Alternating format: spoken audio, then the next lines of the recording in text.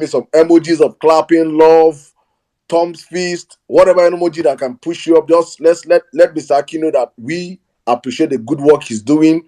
He has taken out his time. He was meant to be with us here last week, but he was caught up with so many party affairs, and he's here right now with us. So, sir, good evening, sir. You're welcome to the Obedient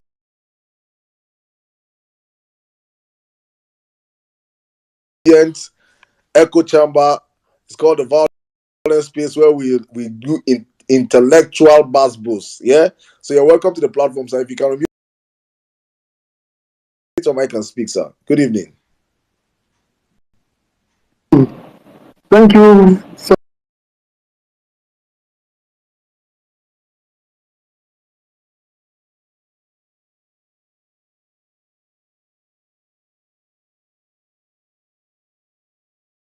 the network and the setup you have here. And I'm glad that my my purpose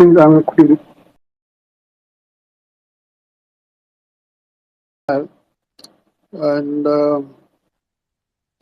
there are more to come. But let me just start with a quotable quote, that will help you in grappling with the challenge that you face this year. The quote is from Frantz Fanon. He was a French intellectual who died many years ago at the age of 39. Actually, he was a black Frenchman. He said, out of relative obscurity, each generation must discover its destiny. To fulfill it or betray it. No time in Nigeria is this quote applicable as it is today. So it is your own destiny, the generation of the destiny of your generation that is at stake. It is after all about your future. And of course, I'm quite glad that, although it came out conspicuously during the NSAS crisis, that the youths have gotten sufficiently angry to want to do something about that anger. And of course, I will advise you, I will endorse what President Obama said. He said, vote, don't get angry, just go and vote. To vote people, you are already angry. You have made a very huge step, in fostering a political movement, not a party. You see, one of the things that people get, wrong about the Peter Obi phenomenon is that it is not just restricted to a party. It is a national movement. And of course, to make that point further is that there's a group called Big Tent, under which people from different parties, including APC, PDP, volunteer are gathered together, to support and, ensure the victory of our candidate and his running mate. So really, it's not a party, well, officially or formally, it is a party. But in reality, it is what we call a movement that is not defined by partisanship. And of course, so it's not a question of being a member of Labour Party. It's a question of a generation. It's a generational question that you are being asked. Not whether you are a member of PDP or APC or no. It's a generational question that is being asked of you. That first you've shown the potential, right, to rise up to the occasion, but you need to sustain it, and ensure that it comes to play and indeed, sway the February 2025 election in the direction that you desire. So, as I said earlier, So I will urge you to keep these votes, or you can look it up and check it out on a daily basis.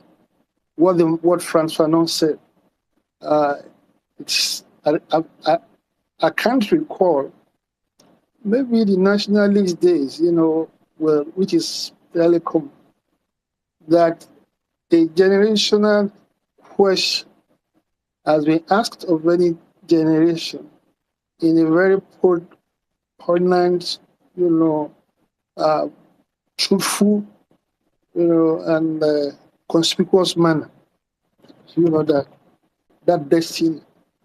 And I hope, of course, it will be the former that you will indeed fulfill your destiny and save Nigeria, from the present. Nigeria is at an inflection point, a tipping point, where the last really opportunity that we have to either make or mar Nigeria is the February 25th election.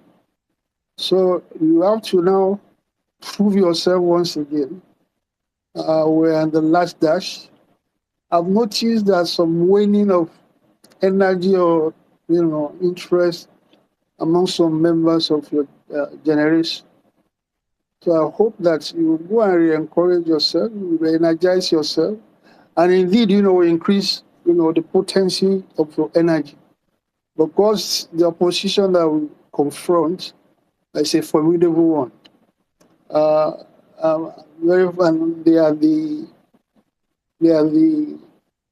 that is the status quo.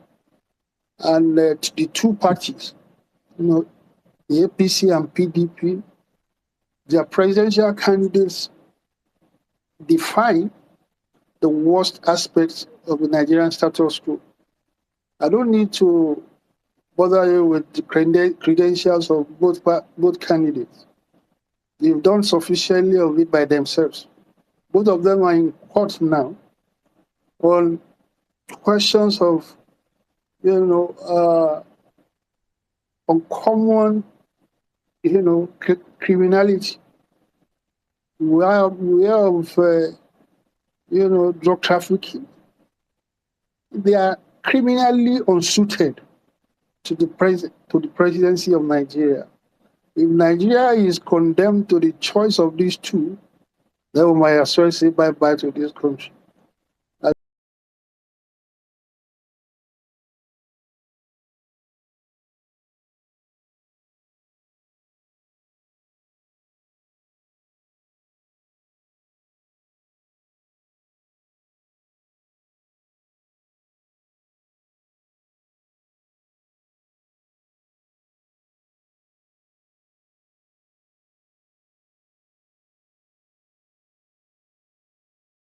As somebody put it, today, I don't know,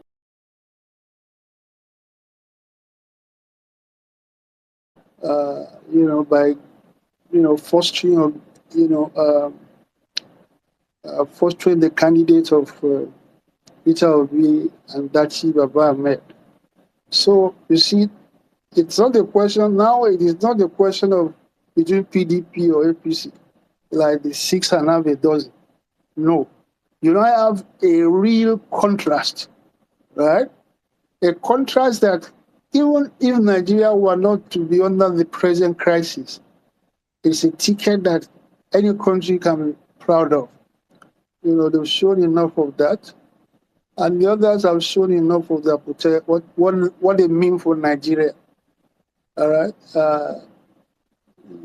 For the if our objective, for instance, is to make a nation out of Nigeria, national integration and unity, which people mouth all over the place. The convention of the power rotation convention that was started in 1999, right, had served the cause of reinventing Nigeria, at least setting us on the road, to unity and integration. Well, you see, when a political player who has been vice president for 8 years deliberately contravenes that principle, in pursuit of his own individual, aspiration, there is no way you can describe that kind of person as somebody who means well for Nigeria. Look, in the first place, they are in the interest of equity, fairness, and justice. They should be sponsoring or help in sponsoring a candidate from the South, and specifically the Southeast. Now, it contravenes the one does not need to be sectional to make the argument. The constituency that he represents, which is not a Muslim constituency, will not feel offended, will not be entertained, to grudge if he doesn't come out. If nobody from that constituency comes out to contest for the election. On the contrary, the Southeast, whatever opinion you may have of them, that has not had the opportunity to produce the presidency of this country. If they don't get it, they are entitled to feel alienated and grudge, and of course, to the detriment of Nigeria. The logic is simple. It's all about equity, fairness, and justice. And that, of course, if it is rotated to this as it is today to the south, within that south, there are 3 zones. Of the 3 zones, 2, the southwest and the south-south, have had a go at it, leaving out the southeast. Now, if you want, in the spirit of being a family, Nigeria being a family, how can anybody argue against the emergence of the presidential candidate and Nigerian president, from the southeast zone? And so anybody, but the good thing is that our own candidate is not defined by ethnicity or religion. They are defined by merit. It's a meritorious, ticket that will have be competitive in any society in the world. So, of course, and the other person, the other APC, what they gave with the right hand, they took it back with the left. They zoned the presidency to the Southwest.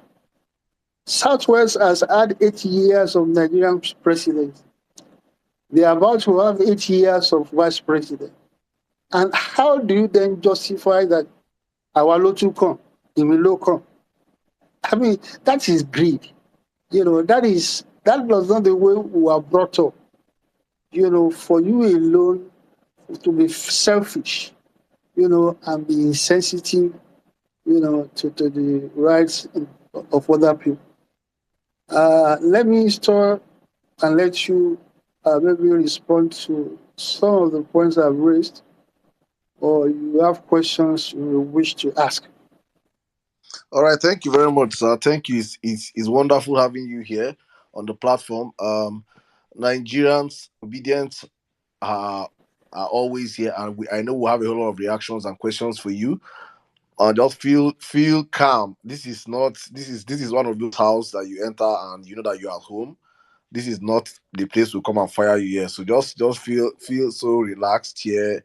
We want to learn because I know you got this job after the unfortunate incident that happened with Doyin Okupe, and you took over from him. I personally want to know how, because I know I'm certain that you did not have time for to go check how the job and what entails in the job. It was an immediate one. You started work. You started hitting the ground immediately. You did not have time to. So I want to know, since you took up this office, how it has been personally. Um, the how it has been. The stress. Have it been that challenging? Is this? I know you have served under the Obasanjo regime. Is this like one of the most challenging jobs you've ever had in your life as a person? Well, no, I don't. Well, in the magnitude of what it can potentially deliver, it is the best. It is the war. It is far higher, than any other than previous. But the good thing is that look, this is a familiar terrain for me. I practically ran the elections of PDP twice or even three times: 20, 2002, 2007, and partially in 2011. So it's a familiar terra firma, that I'm in. That, of course, gave me a head start. And have an idea, of what the kind of tasks that is before me. It's also exciting, There's nothing. Well, I studied political science in the university, and there's something we call praxis. That is the translation of theory to reality. So now there is nothing more a political science student can wish more than now to be given the opportunity to translate, apply the theory he had just served, to reality. So I find it exciting and consider myself lucky in that respect. The challenge we face can be reduced. There are a few other ones, but the major challenge is funding. Now, funding, I'm talking about legitimate funding. There are things you need to pay to do that require a lot of money without uh, without any subversion or corruption, anything intended. Like you pay thousands of polling agents all over the country. You campaign all over the country. There are so many elections are very expensive anywhere in the world. In fact, in the U.S., the popularity of or the chances of a party's candidate often gets predicted by the amount of money it has raised. Right. From there, a lot of people say that, look, the Republicans of potential and Democrats have raised so amount of money. It is usually seen as an indication, of the potential of that party or person to win. And that is, as I said, everywhere in the world, but more so in Nigeria, and that where you have a startup challenge that we have. Now, if the Constitution, is what we really have, Peter Obi will not have, he will have contest, as an independent candidate. That is if the Constitution permits it. So the idea of, but you are now to seek a party, and we all know, without any belittling of the Labour Party, that you have to almost start the question of developing a structure, from ground zero or just a little bit of that. So it's not and then correlate it or corresponding to the other two parties who have had years and years of incumbency with all their networks all over the country. So in addition to funding, it is that challenge, that you need to practically build a party, from scratch to be to be fighting fit, status. To mitigate that is um, the attraction, is the messianism of our own ticket. In other words, he doesn't really need to spend a lot on publicity. He doesn't need to indulge in any subversion or corruption of the system. He's already well known. It is defined by authenticity. It's the first time in a long while that you really have a candidate that you can call authentic, or it comes in the mode of the founding fathers, Azikwe, Amado Bello, and Aulo, that are the spontaneous, admiration. If if Nigeria's election were to be to be very, I mean, to have a high degree of freeness, of fairness, free and fair election. And if the election is conducted today, we will win. That is the truth. Even without polling, I mean, that's when you can, if theoretically, if it is possible for you to dispense with polling agents of or what, I mean, this or that. So that has mitigated, the deficit that we have in structure, and to some degree also the funding challenge. But you guys are also structures of maybe, the conventional term that some structures are, are interpreted in Nigeria, uh, is being redefined, for better. And as I said, you guys who are critical members of the obedient movement, the structures of the candidates. So, but to go again, the principal challenge that we have is that of funding and and getting money to build up, a structure, that you need. The structure comprising polling, and that's what I mean by structure. That you need to have polling agents all over the country, and be able to defend, your victory, and ensure that the other parties do not, have any opportunity to corrupt the system, undermine the election in any Okay, shape or form. okay, so I think I will. Otumba, you can come in right now. But Uh, just yeah. Otumba, go on, go on. Yeah, thank you so much, Professor Akin. It's a pleasure talking to you I'm today. not a professor. Oh, sorry, I keep. Thank you, sir. Mr. Akin Okshitoko, thank you so much, sir. Can I call you Chief? I think you have the Chief Testing title, but I know you don't like titles. So, um, I think one of the questions I wanted to ask is thank you for all you do. This is more like not a more like a personal opinion question. How do you feel when you pull up to those rallies in Borno or Kebbi or Plateau, and you see the crowd, and from your experience working with the PDP, you know typically how much of a typical party we spend to garner those kind of crowd.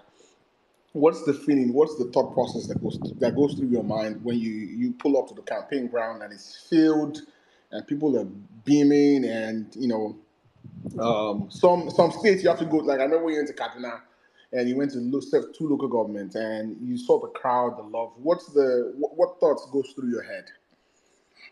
What is that this pleasant surprise, that Nigeria is changing now, and because most of the crowd that come to our rallies, they are organic.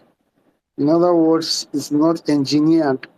It is not contrived, paid for, or hired.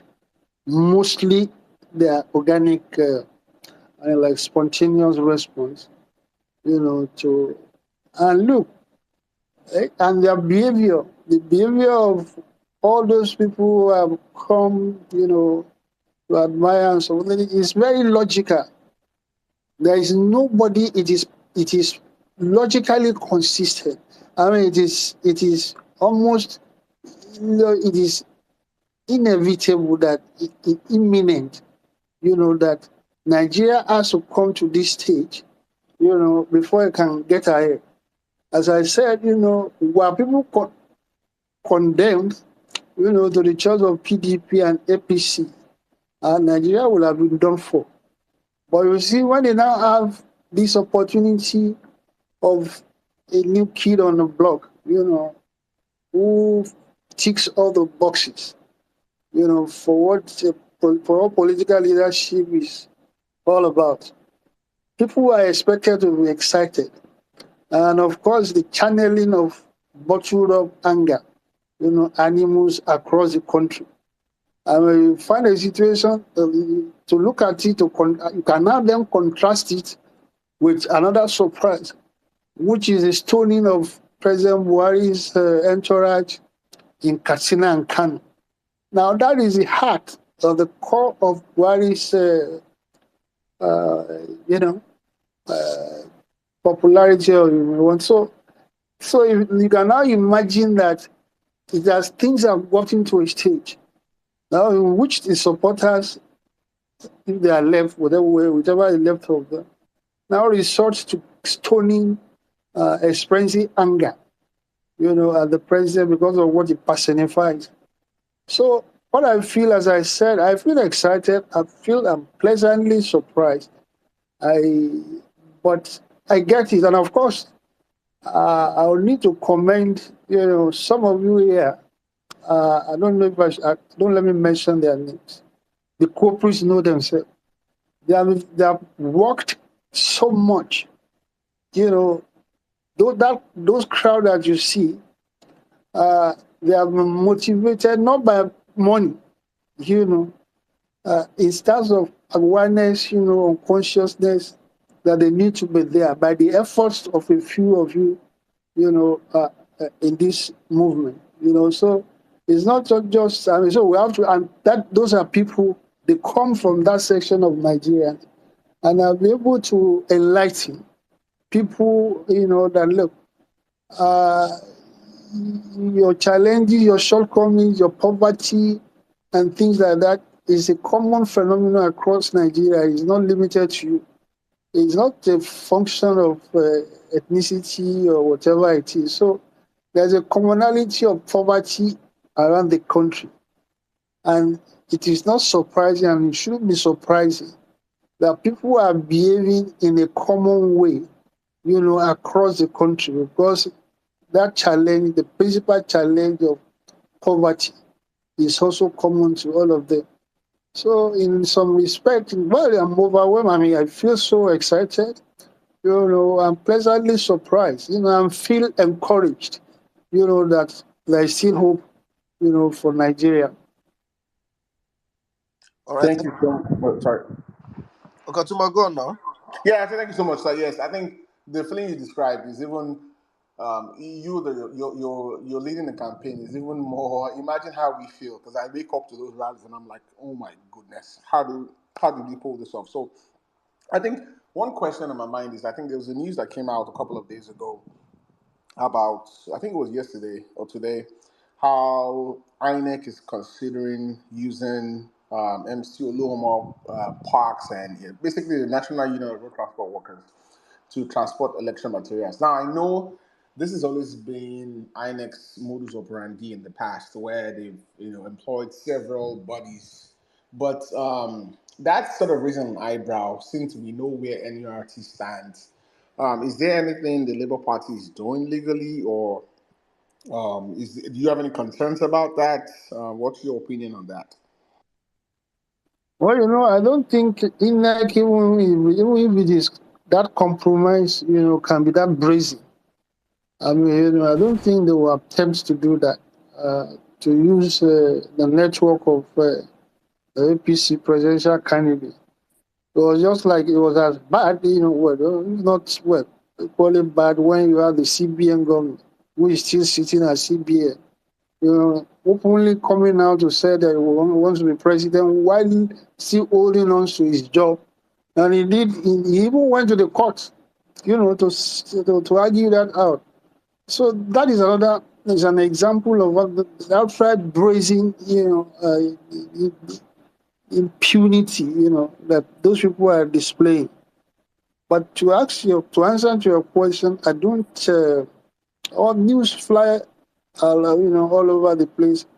I don't believe that they will be that brazen, to use the network of uh, one of the candidates to, like entrusting your meat to a cat or a dog. So they I think cannot afford to be that brazen.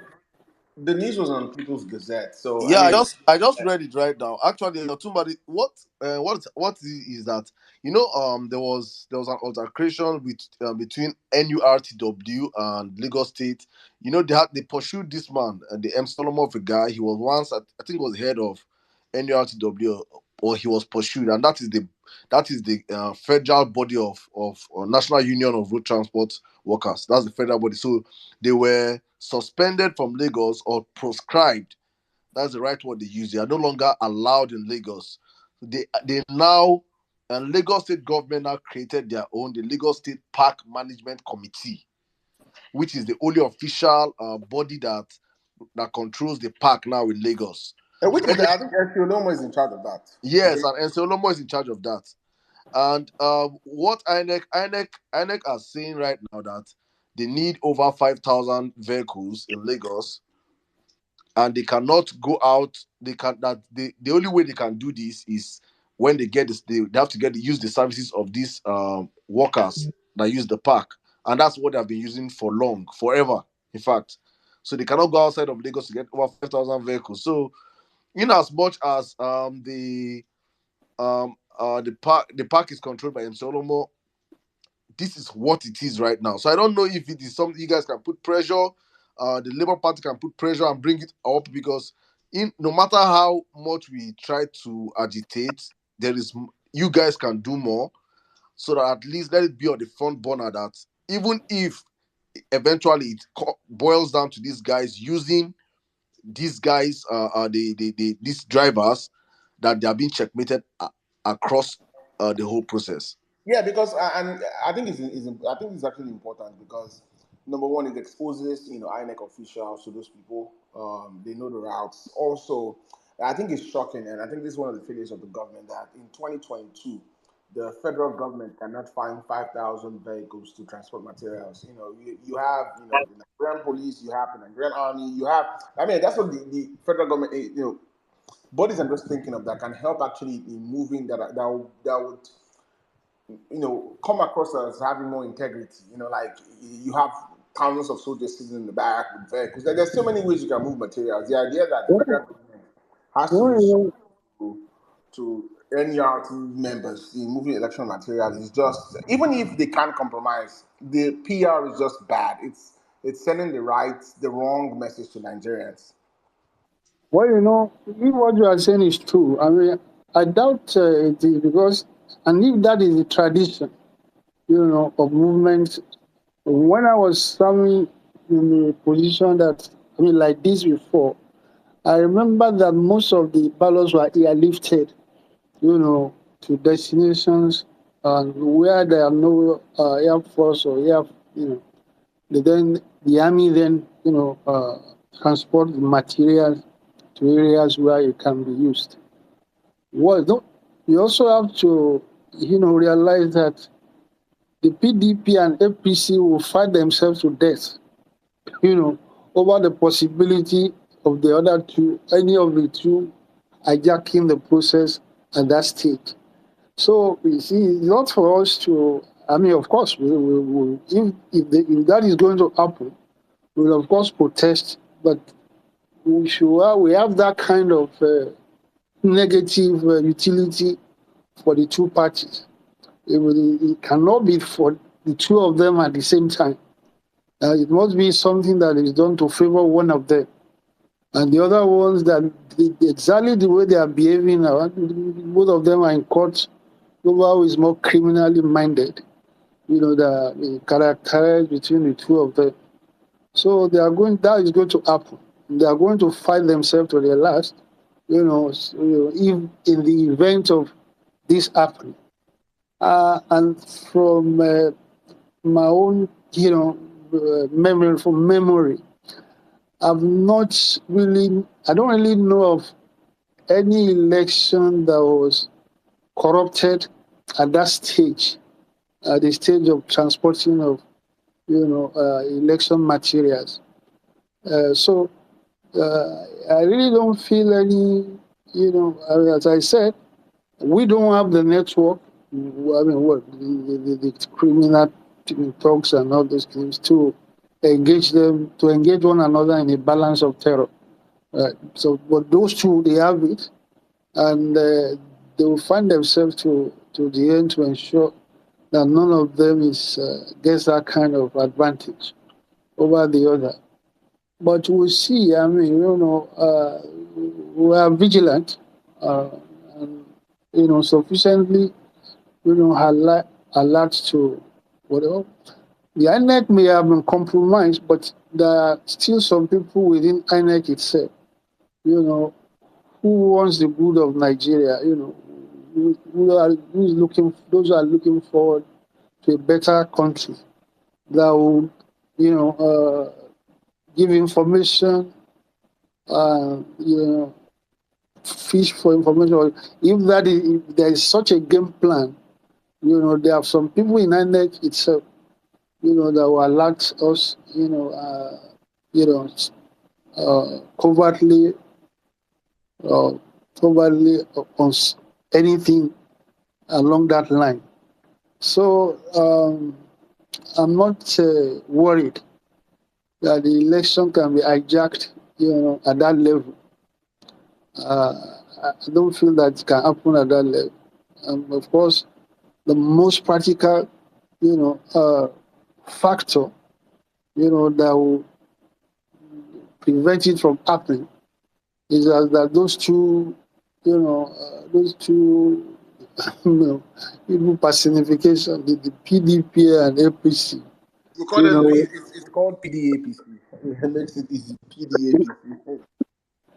they are, yeah, the way they manifested themselves in this at this time, given the challenge that Nigeria faces and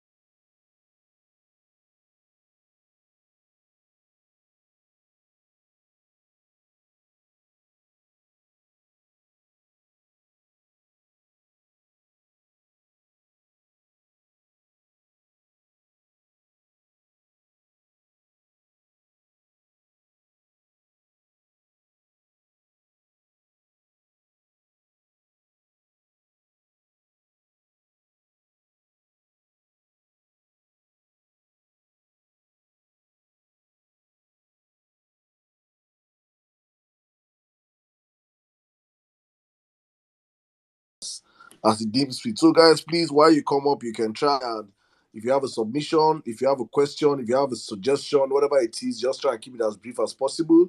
We have a lot of people are requesting the mic, so please, we'll open the floor right now. So, Ms. Akin, please, you bear with us. People are going to be coming up here. Our obedient family members are down here. Most of them are already up here on the speaker section. They will be interacting with you, asking you questions, and you could just do us the favor of answering the ones that you can answer and as it goes on. So thank you very much. I think we'll open up this right I now. think it's obedience. So this is not a firing squad, though. So please, yeah, let's be guided in the kind of questions we have. I understand. So I know we get passionate about certain questions, but yeah, I'm not saying we can't ask tough questions, but let's just be, you understand what I mean. Read the room. Thank you. Thank you very much, my brother. Thank you very much. Meanwhile, yes, for those that are wondering why we're hosting a space on the violence space, Prophet Saddam's account has been suspended, and Emir Saddam is now up. They took out Prophet. Emir is back. So if you take out Emir, something bigger than Emir will come up. So please, Emir is up on the jumbotron. Our next spaces will be using the Emir handle. So I say this all.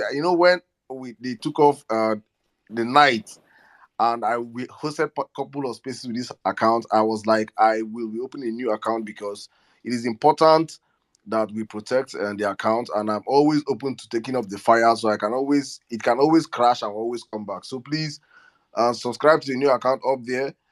That's what we'll be hosting a couple of other spaces. So Emir Saddam is up on the jumbotron. Thank you. Let's open the space with my brother Jimmy.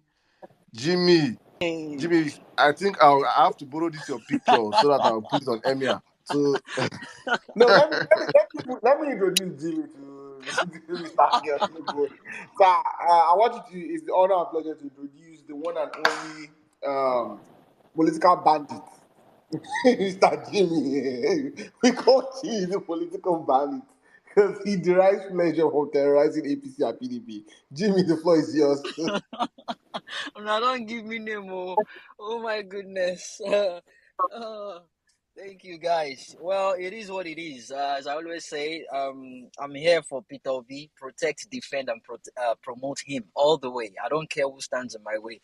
And one of the things that got me into trouble is when I said if Peter V killed my mom, if Peter V killed my mom, I will still vote for him. He will still be the president of Nigeria. After 8 years, he will go to jail. And someone recorded it and sent it to my mom. Oh my goodness! They called a family meeting on me, and it was hilarious. And I told her, I said, at least you will get judgment after 8 years. Abi, you will get judgment. Oh my goodness! Thank you so much, sir. Thank you for being with us here. We've been seeing everything you've been doing. Just within the short period of time you've become the DG. Thank you so much. God bless you. We've seen the effort you've put into the whole thing. The thing is, we we from the southwest, especially the Yoruba ones, we're facing a lot of backlash regarding the fact that we're supporting Peter Obi, that happens to be an Igbo man. And I keep telling people, it's not, I'm not supporting him because my wife is Igbo or is probably from my wife's hometown. I'm supporting him simply because he's, out of all the candidates, is the most credible one, is the most competent one, with the best character out of them. 100%. He's a saint compared to the people we have on ground right now. You can't compare him. It's uncomparable. And someone that had access to over 600 billion naira during his tenure for 8 years, and he's telling people day and night, if you can trace 1,000 naira to my name or relative, I will step down, I will stop campaigning. And no one has actually stepped out. No one has. That is something you cannot take away from him, and it's something I've not seen in any politician ever in Africa, not Nigeria, in Africa. He's so clean, nobody can actually come at him. And every single time they try to bring him down, it just, the way he turns it around, and it is just so slick. The other day, the Mogaji Anwegberi of Kaduna, El Rufai, was calling him an actor. Actor, did you hear his reply? Did you hear his response? He said, yes, he's an actor. I mean, he accepted being an actor. And he called all the actors from the Nollywood industry to support him. You know, I mean, this is a man that you cannot fight. He's a force of nature. It's a divine call for him. So it's a pleasure knowing a Yoruba leader like you is in front of this movement as well. It gives us, from we the Southwesterners, it gives us a good vibe. It encourages us to push further because we've been labeled with so many names, Omoali, bastards, and all that. Well, I don't care. You know, it is what it is. At the end of the day, we're all clamoring for a better nation. So I'm not here to gag you. I'm not here to ask you questions. I'm part of the PCC and the Big Ten, so I know everything going on. I'm just here to just say thank you, and I mean, just take care of yourself. You're a human being too. Eat well, sleep well, pray, and keep doing what you're doing. God bless you, sir. Thank you, sir. Thank you very much. Thank you. I'm very grateful. Thank you. Thank You you. can tell why we call Jimmy the political bandit. You know, introduce the lexicon. Mogaji Anwegberi. But now Yoruba, when you say Mogaji, it's like Duke of Egbere is it's a small creature. It's a Yoruba legend. God. They call him Gwe. Now he's the one that sent his boys after me. The man gets short fuse. His fuse is too short. But as well as I think let's bring in. I'm going to bring before I bring you. My ladies, though, where are ladies? According to Michael. Yeah, Mommy Bolande. Let's take Mommy Bolande. Mommy Bolande, good evening. Ma. How are you doing today? Yeah, I'm all right, thank you. How are you? I'm fine. My granddaughter saying hi. She's saying with me. Kayla. No, Kayla's my daughter. Where's Kayla now? Soraya's my granddaughter. How is she? Oh, Kayla's in her room. So I'm babysitting. I'm babysitting. Anyway, Otumba, how you doing? Jimmy. Very well. How you doing? I'm all right, thank you, Jimmy. You always making me laugh, but I like the energy. I like the energy. Anyway, yes. Sir, good evening. Thank you for joining us on the Vawulence space. You're welcome. Right. So, what I wanted, I mean, Otuba took my first question because I obviously put that news item on the jumbotron once I saw it. But I'm from Lagos State, and for me and for all of us who have been trying to make our permutations regarding our path, our map to success, know that Lagos features quite strategically in that our quest to win this election. So my concern is that the wreck of Lagos, whose antecedents we know well from Osun 2018 and his inconclusive verdict on that election, right, has shown bias towards a particular tribe, and in particular areas where we would regard them as being our strongholds. I know, as obedience, we decided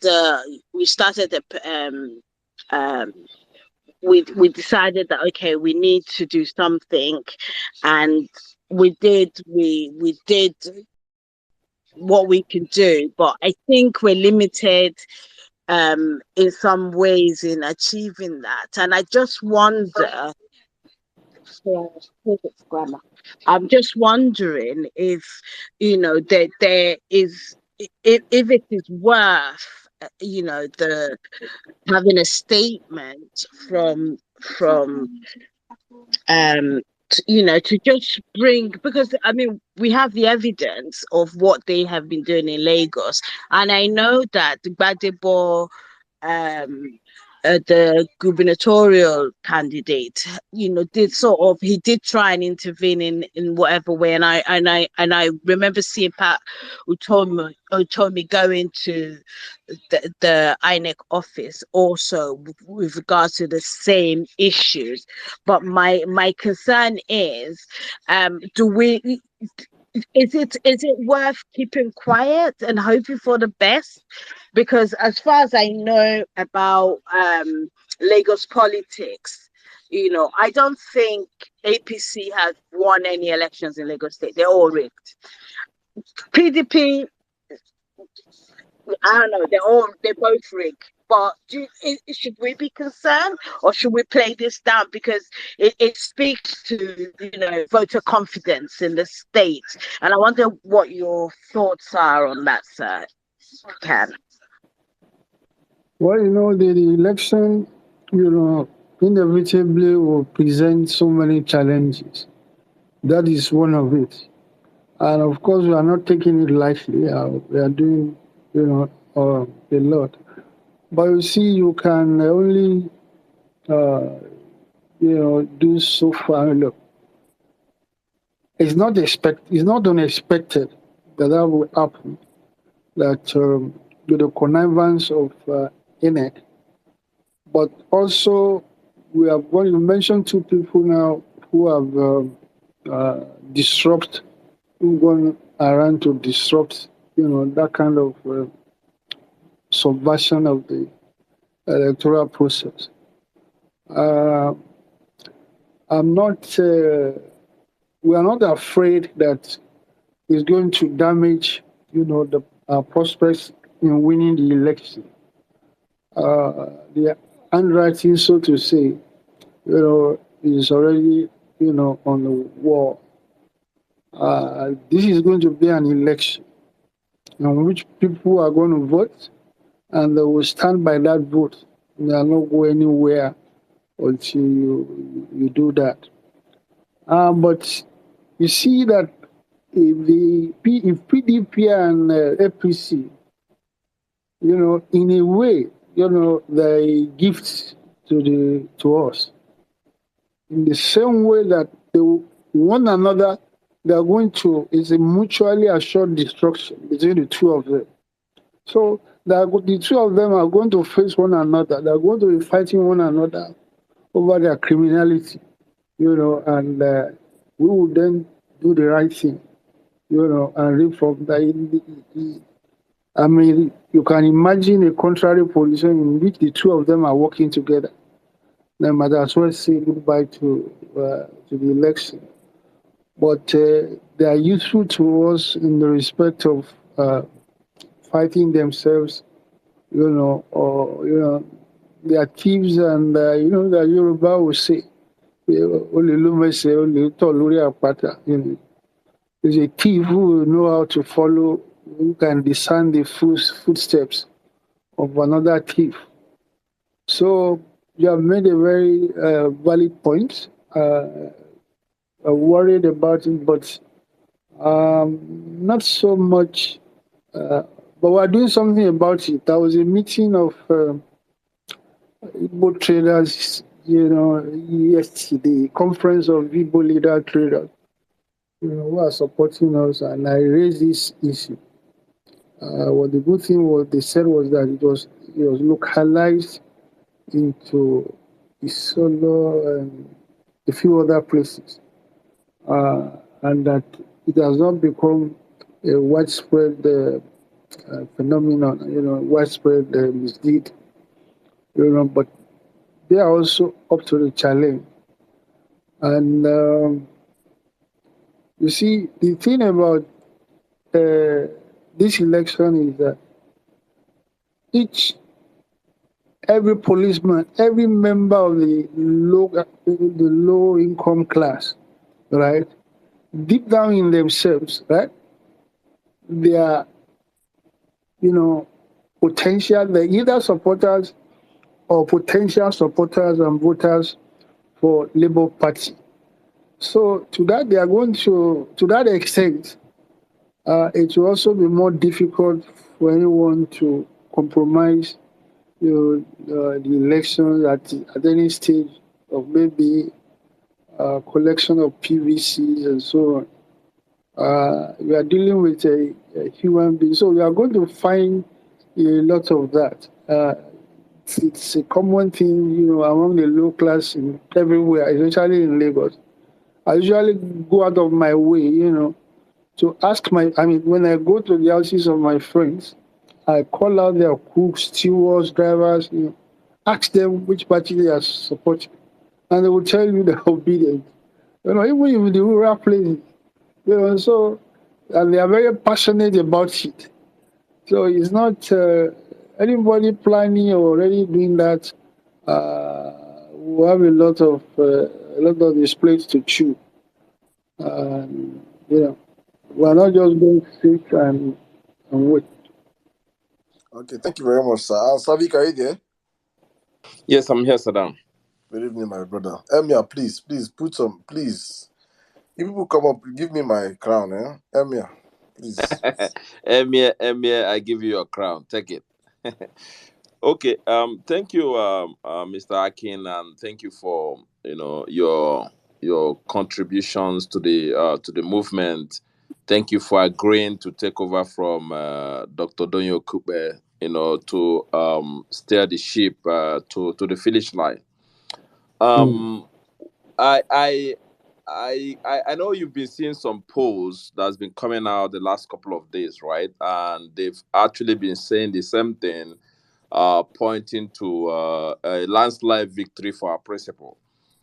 And one of the things that Donyo Kukwe actually shared with us before he left was, his insight on, the areas that he think P2B is going to win, and and since then, all the posts that's been coming out, has actually been towing that prediction that he made in a couple of months back. So I'm wondering, just to kind of give us your insight on what you feel in terms of these polls that are coming out, whether it aligns with the internal polling insights that I believe you guys are doing in the war room or in the situation room for the campaign, and what kind of advice are you able to give for support groups and people in the local areas that you think that we may need to push harder, to kind of, make more inroads. So I don't know if you can share more insight on that. Thank you. Yeah, thank you. Your question is more of a commentary. All the points you've raised, are germane, and you have underscored, but if you want me to validate what my predecessor said, I can easily validate that. I assume that he will have told you that uh, the southeast, south, and the middle belt, the strong constitute the stronghold of our candidate, and then will struggle in the southwest, which is still quite open. If we can get at least 25% in 4 states in the southwest, we're almost home and dry. We are going to test the phenomena that we have been seeing, in the core north, whether it is whether it is authentic or not. Those, expression of admiration, excitement, and things like that, they'll be tested at the polls. So we'll see about that. But there's no reason to doubt any of the polls.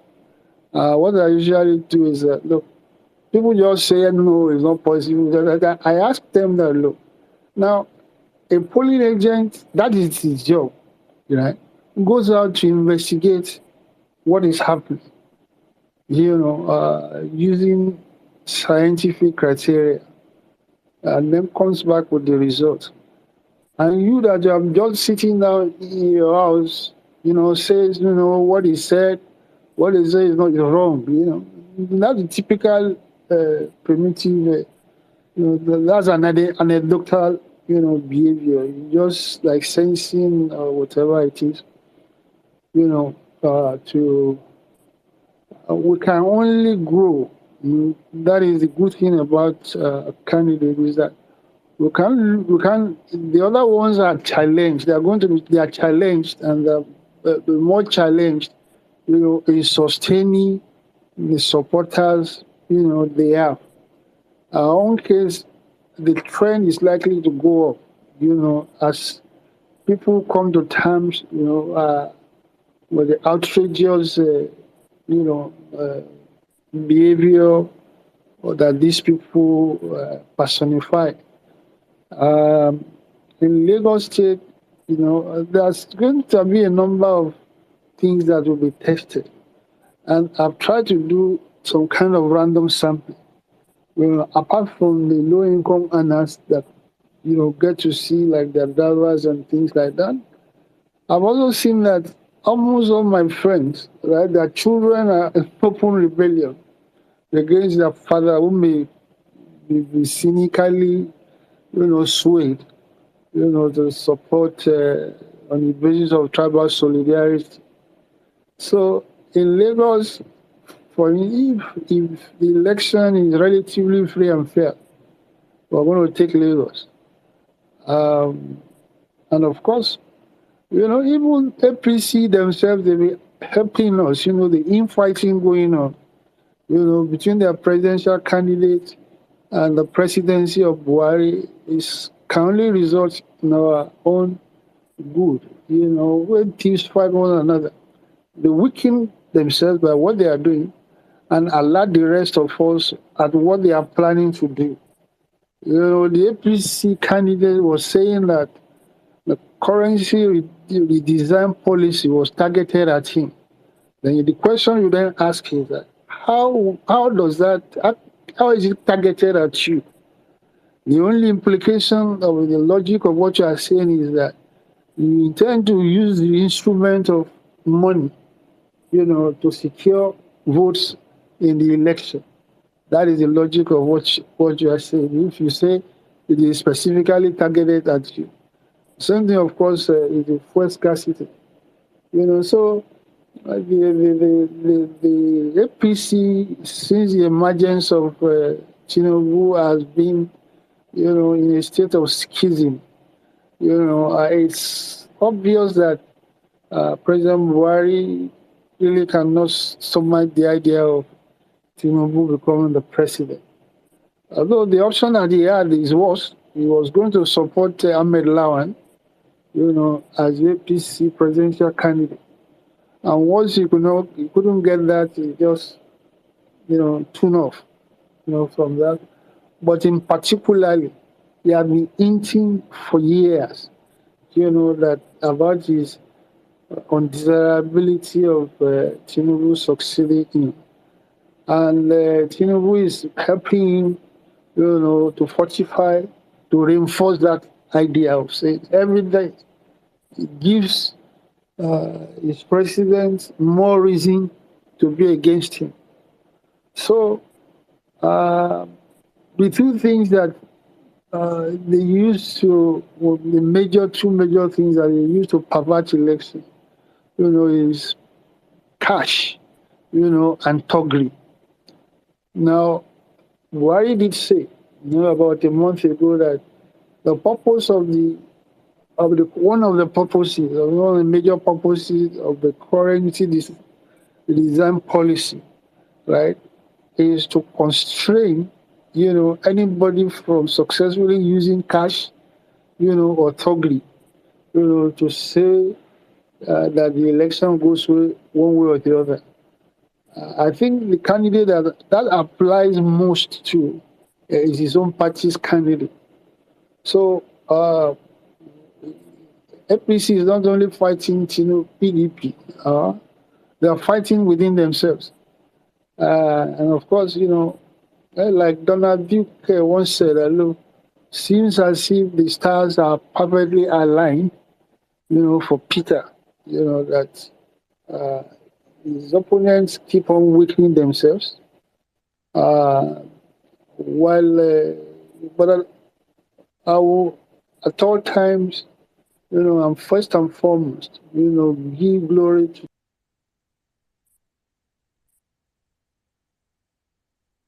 Looks like we lost Mr. Akin. Mr. Akin, are you there? Yeah, I can't hear him anymore. But One more thing, my brother, welcome. I think. What we have okay, to it's back. do. Yeah. So, and as I it's your time, it's your future, it's even your present. And that is how it has always been in all societies. Where change becomes imminent or is effected is all the rebellion or the protest usually starts among the youth. Something will just spark. I don't wish anything as tragic as the person who lit himself, in the haze of petrol in Tunisia uh, to set off the Arab Spring. I don't wish anything as Yes. Yes. tragic, but yeah, Thank you so much, sir. Thank you so much. Welcome to Nigeria, my brother. Welcome, welcome to the space. Yeah, I thank think you. I'll So let you go first, and then we'll go to. You have a submission or questions. We're in the space today. Or we'll go to Annabella. I don't know if you have any submission or yeah, question. yeah. And So go ahead. sir, thank you first of all for coming to our space. I mean, it's an honor having you, and I just want to commend you personally, and on behalf of I think many obedience for what you people are doing. We are seeing you guys. We have your back the best way that we can, and I know by God's grace, we are going to pull this through. When you were speaking earlier, I know when you introduced, when you were talking about yourself, it actually prompted me to go look at your profile. That's when I discovered that you were actually director of the presidential campaign of the PDP in 2021. I was like, we have someone with some good experience here and someone that has won an election before or has been part of the winning team. Okay, sir. I mean, mine is more like, when I saw this file, I was like, I mean, there's nothing that anybody here can tell you about election, to be honest. You have seen it all. But some time back, we obedient, I think one thing you probably know about obedience is that we don't wait. We are always proactive. We go forward. So sometime, not just even some time back, sometime recently, we decided to, some of us are very practical people. We decided to look at the election day, like, because we wanted obedience to be well educated, or all LP voters to be well educated, especially because there is a new system and all that. So we looked at the process from beginning to end. And when my brother Saddam said today that, oh, we're going to have you, I was like, this has to be divine. Because one of the things we said we were going to discuss, one of the things we said we were going to discuss on this space today is to start to reel out earlier this evening, or just this evening, I actually posted, it was an extensive discussion. So I was able to find a way to summarize it. In fact, even till the last minute before I posted it, I was still adding something because I mean it was an extensive. But the one I really just want to remind you of, and I'm being careful of the word reminder because I know it is something you know before. So it's not something I'm even telling you. So it's one of the outcome of that our session. In fact, I mean, I know some people may have it. So if you want to go to it, because I'm very practical, it's on. So what we did was we identified some critical points and gave what we can consider like maybe, like you said earlier, we may not be able to have like 100% free and fair election, to be honest. But what we want to do is to try to mitigate every risk as much as we can, close every loophole, close everything closable. So one of the things we're able to, and this is the one that really concerns you, the rest within the space, if you're still around, it's fine. Within the space, maybe after you've gone, we will still be discussing it. So if you have anybody in your team, any of the young guys, the tech guys, you can also tell them to come around because they might be able to also get some of the points. I know they may know some before, but it's just us trying to extend the idea. So, but there's a particular one that I really want to just remind you. One thing we got to discover from that conversation is that mostly on election day, right? Polling agents of political parties, no, I don't know if it's legal for them to go and meet I have conducted election before, so I know how sometimes, like I was saying on that space, sometimes when you go to INEC office or where these things are done, you could almost not know who is an INEC staff or who is a party person. In fact, I had an experience where I kept calling somebody sir until I realized they belonged to a particular party when I conducted election. But here's the point. So we discovered that they will go and they will go to the rack center where distribution of materials will start in the morning. And, usually it's out of the auspices of, let me go and meet my presiding officer. He may not know my polling unit. Let me help him direct him. And from DSC finish, they start. So, of course, anybody that you direct to the polling unit, or then if you are a presiding officer, anybody that comes to direct you to the polling unit, you would have already started developing some kind of favoritism in your mind towards that person. Like some kind of, we are humans. So one of the things we recommended, or we are suggesting, at least maybe to the PCC for general the agents, especially the polling unit and ward agents is, and this is just more like a reminder to use that, if possible, of course, we emphasize that they should be at the polling unit early. I mean, I don't expect any polling units, any agents to be there later than any voter. But we are recommending one further that it is possible for them as well to also go to the INEC rack center, so that if maybe the PO, presiding officer, now is looking for someone to escort him or her to the polling unit, our own agent will also be available. If all of them, if the other party agents that feel like, we want to do it, let's all go together, so that nothing, because for us, that's a loophole. If there's already a loophole there, it might lead to something else. But I know this is something you already know, so that's why I'm saying, I'm just reminding you so that it should be one of the things we should really look at in our agents' operations. Oh yes, of course. Those are vulnerable moments, vulnerabilities of voting. But we expect that the electronic voting, the beavers, will eliminate, a considerable, opportunity for that kind of subversion. But I worry because the same beaver was used in Osun, in the off-season election in Osun State about 2 months ago. And as you are aware, the tribunal, overturned the victory that was attributed to PDP on the basis of overvoting. So the inference you can make from that is that beavers or no beavers is vulnerable, to that kind of perversion, to manipulation. So that worries me. It should worry everybody that all the while people have the belief that the beavers, the electronic system will make all the difference. But now there is a contraindication, of that expectation.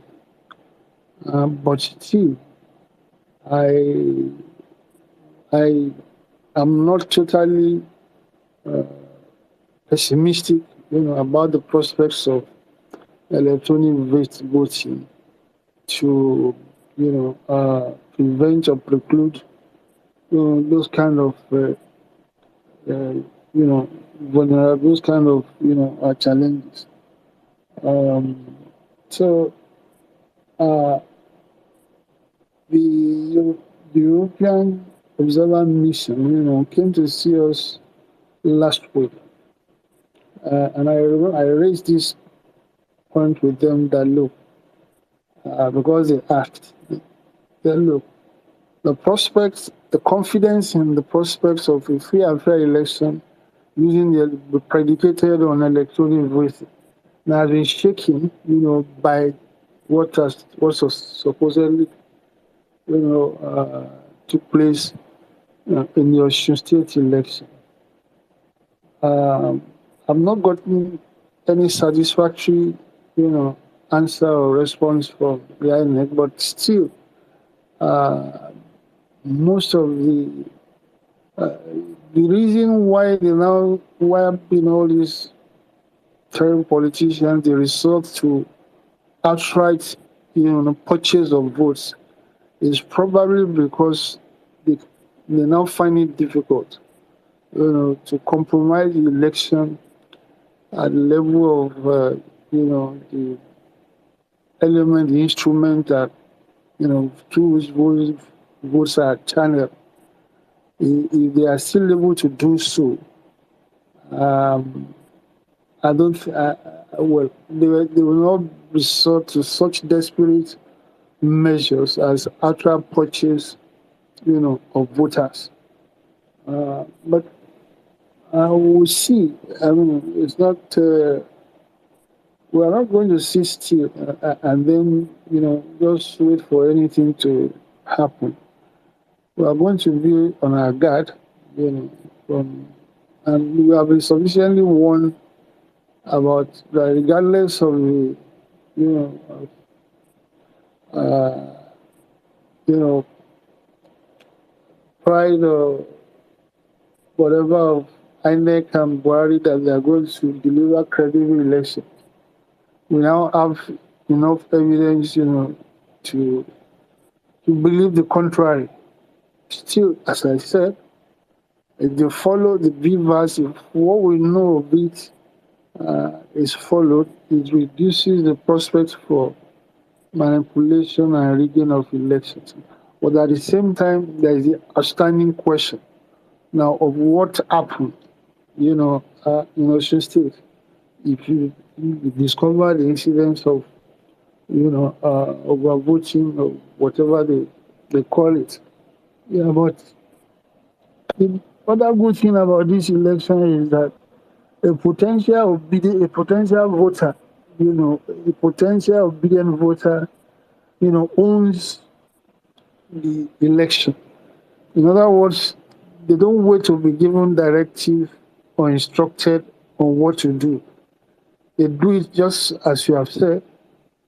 They do it by themselves. The quality of the kind of those who are going to vote are ready to gather votes. Is qualitatively different from what we have had before.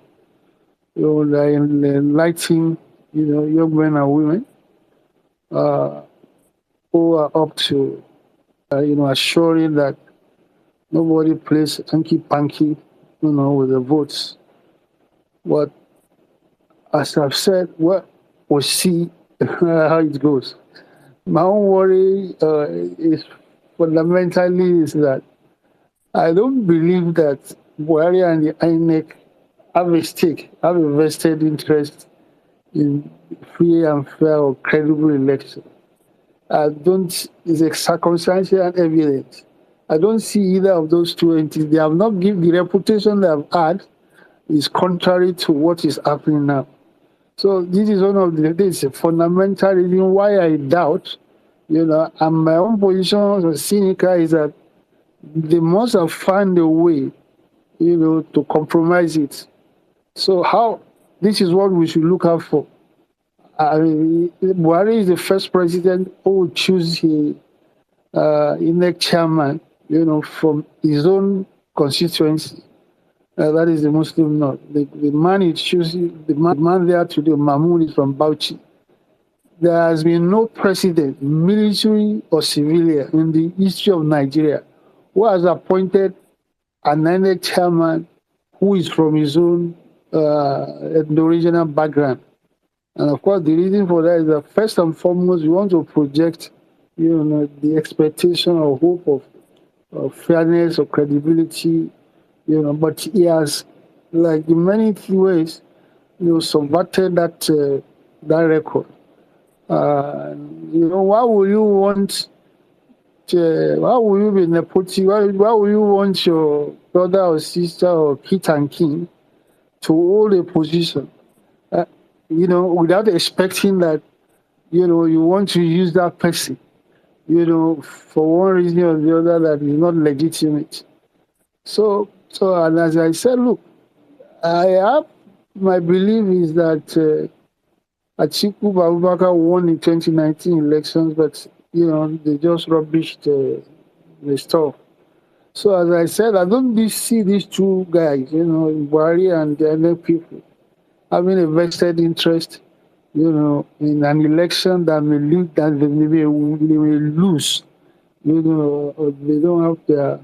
So I suspect their optimism. That doesn't mean, as I said, it just means being very skeptical, on the basis of their reputation. I don't see, from what we have seen of the presidency of Buhari, I doubt if it will work for anything that is good about Nigeria, that is fair, that is equitable, in the country. I mean, it's contrary to the reputation and the record that he has, including the kind of appointments, he makes. It must be why you want you want your kit and king for certain position. Is then raises the question of, okay, why do you want them there?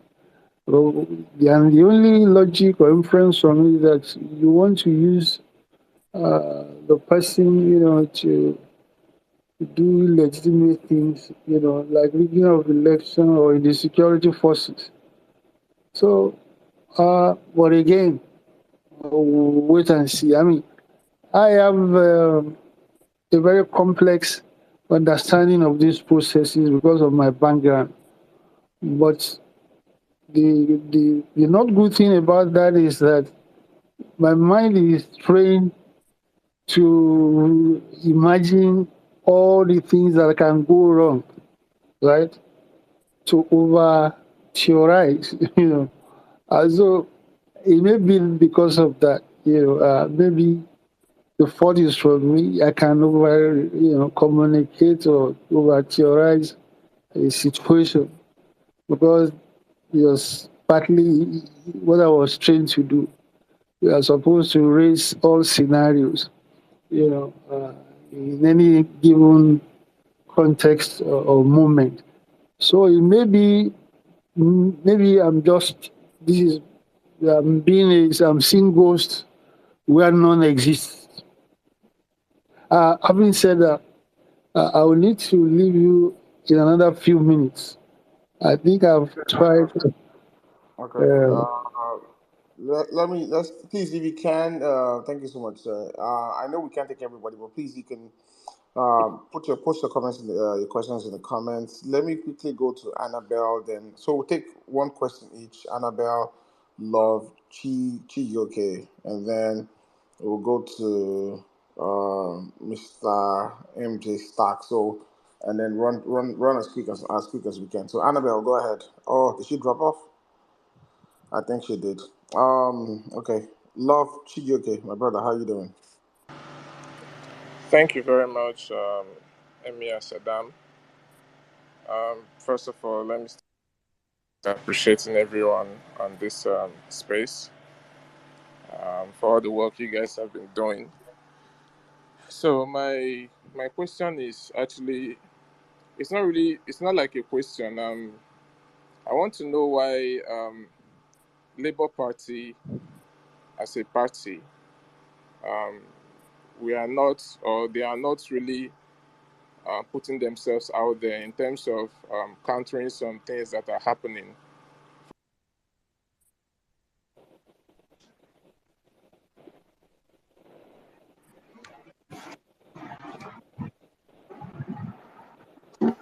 Love Chijoke, I think you're having some network. Is it just me? Yeah, I think we lost him. Brother, you can Yeah, come back here, or you got a call. yeah. Annabelle, are you there? Yeah. I'm here. Annabella, go ahead. Hello. Hello, Emia, Saddam, Otumba. Hello, everyone. Good evening. And thank you all for being here, that we have these spaces. Just a reminder that this is so organic. Good evening, Sir Akin Osuntokun. I'm happy Good that you are evening. here with us. For instance, So, Thank you. Saddam, you mentioned that they don't really have much tricks up their sleeve. You forgot the legal aspect of it. using those network to distribute election materials. They Yes, but you forgot the tested legal one that is aspect of saying it. that he wrote to them And Sorry, Annabelle, there's a voice the coming in from you. outburst on the Someone timeline is wasn't that speaking. much. I think that's what made them to go ahead with Hello.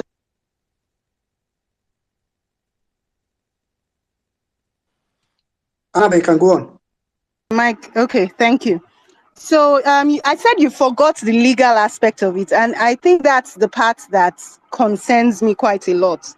The obedience movement has been so organic so far. We've been covering our bases with voter education, ensuring we go to the hinterlands. It's been beautiful to watch. But I have this concern concerning the legal aspect. I don't know if there's a team already set up um, on the legal aspect. Some legal luminaries gathered together, brainstorming on what is possible. Now, when we win this, the next will be defending this our win. And I think that's very vital, because it's not enough to just win. It's to ensure that when we do win, because we know they are going to come at us and come at us hard, even up to the Supreme Court, do we have a team that is ready to present undisputable evidence beyond reasonable doubt that we are the winners? Now, I'm thinking that we should have something like we should be a part of the situation room in this sense. Let me put it this way: if we can have Telegram numbers, and I selected Telegram because this is an app that I know that you could send in videos, and no matter how lengthy, that you can use. Town Hall app is great, but it doesn't allow you sending videos. Now, if we as electorates go into the voting ward now, we are about to vote, and we see certain things, we should be able to snitch on these guys. You have a whole army out there. We should be able to, take advantage of that. For instance, if let's assume now on my own ward, there is things like vote buying going on, over voting, voters intimidation, I should know where precisely to send that information, that I'll be certain that it's being used as evidence, apart from it being addressed, but used as evidence to defend our win. So I'm suggesting, if a Telegram account can be set aside, publicized, so that anybody at the polling center, possibly after the election, if all things go well and good, all you can just say is, okay, win from what so, you send it in, it is filed away. But if there are cases of voters intimidation, vote buying, over voting, things like that, if you have evidence, you send it to that Telegram account that is stored aside by the legal team, analyzed and, shelved, because I believe if we do win, or we want to counter that win, whoever else that is being announced as winner, we should be ready with evidence.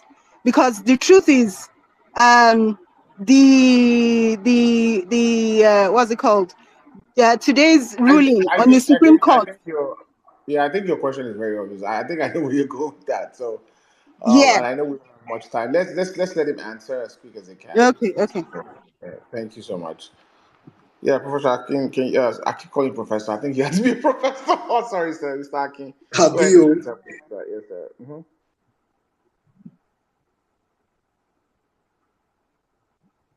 Mr. Akin, are you there, sir? His mic is muted. Possibly, Well, maybe you help him. no, he's unmuted. So, I'm Mr. seeing Akin, are it you there, muted sir? here. Yeah, it's muted, but I don't know. Maybe he's on a call or something. Mr. Akin, are you there? Salam, are you there? It looks like we lost him. I think he's probably on the call or something. But let me just shed a little bit light on what the question. I think the most important thing is that we underrate the power of the people in this country. Yeah? That Yeah. is one. Two is that when you have a useless government in power, it enables nonsense. Why we are having this judicial nonsense we're having right now is because the government in power is a very useless government. So they have enabled corruption across every sphere of governance, from the judiciary to the executive to the legislative arm. Every part of Nigeria is corrupt. So when in the eventuality, because let me tell you something that's about to happen right now. What's about to happen right now is that Nigerians are taking back their country. And I dare say this, that when we win this election, there is no judge born of a woman. There is no lawyer born of a woman that will come out and say they want to truncate the election. You want to set the country on fire. They know this. So please, I'm not even bothered about, let us win this election. So let us see the judge they born, or the lawyer they born, or the tribunal they born that say they want to take the people's. I don't understand what happens there for this country. So I'm not But even bothered about this Oshun, this one. Oshun has come and gone. Let Nigerians win. Let Peter occupy Aso Rock. Then let us see who.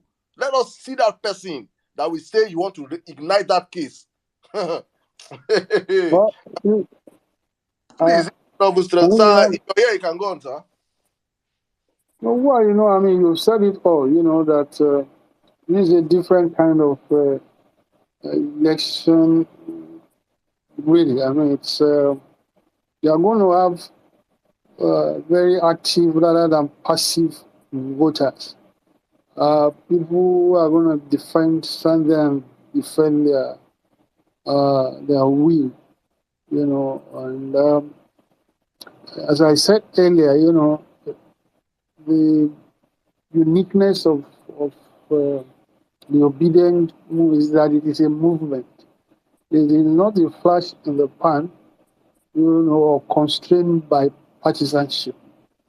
And so the point Annabelle was making about legal preparedness is equally valid. And of course, that obedience, you have several volunteers, senior advocates, who are going to do that in the, but listen very well to what the previous speaker said. Heaven helps that court, the Supreme Court, that